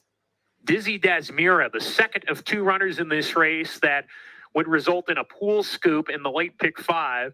So numbers 8 and 12 are covered in the late pick 5. Everybody else, we're looking at a carryover. And while we're waiting here, I want to thank the Stronach Group again for allowing us to show the live racing, for a great day of racing. We're ready to go. And Leroff, slow break from Amazing Flyer, drops to the back. Rhonda's cooking was a little bit slow to go as well. The favorite 212 has no problems. Darts away, gets to the rail, and opens up 2 on True Comfort. Morrow first class. They're at joint second. They open up 3 on Natalia, running in the 4th position, just ahead of Pete's Inferno with Witch's Dance. Then comes Jan's Mighty River, Rhonda's Cooking, Amazing Flyer, and Dizzy Dasmira. That quartet at the back of the pack. They all have to run down. 212, who rounds the 4th turn. On one time, that's a pretty fast pace, Come and though. catch me if you can. 212 by Yeah, Two and a there's half nobody lengths. really True coming though, Comfort man. chasing Other under pressure than, in second. I mean, Moro Here first, comes the 11. third. Pete's Inferno making yeah, up some the ground, 12, about but to this is take a big third. lead, But they man. all have to really pick it up The if they 12's want to coming, catch but 212, I who think is too cruising. far. 212 switches leads, opens up 6. Here comes Pete's Inferno with a nice rally coming up into second now. 212 Yeah. coming to the 16th post. Ugh. We're in. Here comes Pete's Inferno. Yeah, I'm going to get beat. Inferno about to tackle 212, who's out of gas. No. Now at 30-1, gets the That's win. the pool scoop. Congratulations to the handicapper. Somebody That knew something. $50,000. Wow. Oh my gosh. I don't, I mean, Still a great show. yeah. Sorry, Oldie. That's a bummer. That, I don't know 30 to how. 1. Yeah, the 1 in 12, just, I mean, they both ran third, fourth. Just the 8, the 7 jetted off. I wish it could have been the 1 there, man. I wish the 7 would have went a little slower. I mean, look at that. The 8, I mean, whoever 3% horse, but got a massive pace to cut into. Well, yeah, Douglas, the 8 won. That was gross. Yeah, someone Rodney hit for 50K. Good for them. That's awesome. Somebody. And also, somebody had that at 30, almost 2,700 or almost 2,800. I'm sorry, on the golden hour. Wow, nice. But was a 10 to 1 morning line. Let me look at something here. I mean, this is just all pace, man. I mean, this horse was 0 for 14 with 5 thirds, and a 1-star workout too. Yeah, I mean, that was just all pace. I mean, the 1 ran a great race as a first-time starter. I mean, ended up getting 4th. The 12 ran 3rd, but yeah, those 2 horses were just too far back. I mean, 8 was able to sit the trip and able to, close into the 7 just stopped, right? I mean, got leg weary there. And so, all right, buddy. It was a pleasure, everybody. That was awesome. That was fun. Happy holidays. If you're working this week, take it easy. If not, enjoy the time off. Oldie, I know you're off. I'm sure we'll chat. Enjoy the week, all. It was good to hang out with everybody today. And Oldie, that was fun. Yeah, definitely. Great time. I hope your son feels better too. Thanks, brother. I appreciate that. Good luck all this week if you're playing. We'll catch you Friday. Catch you Chat Friday. soon. Happy holidays. All right. Bye, everyone.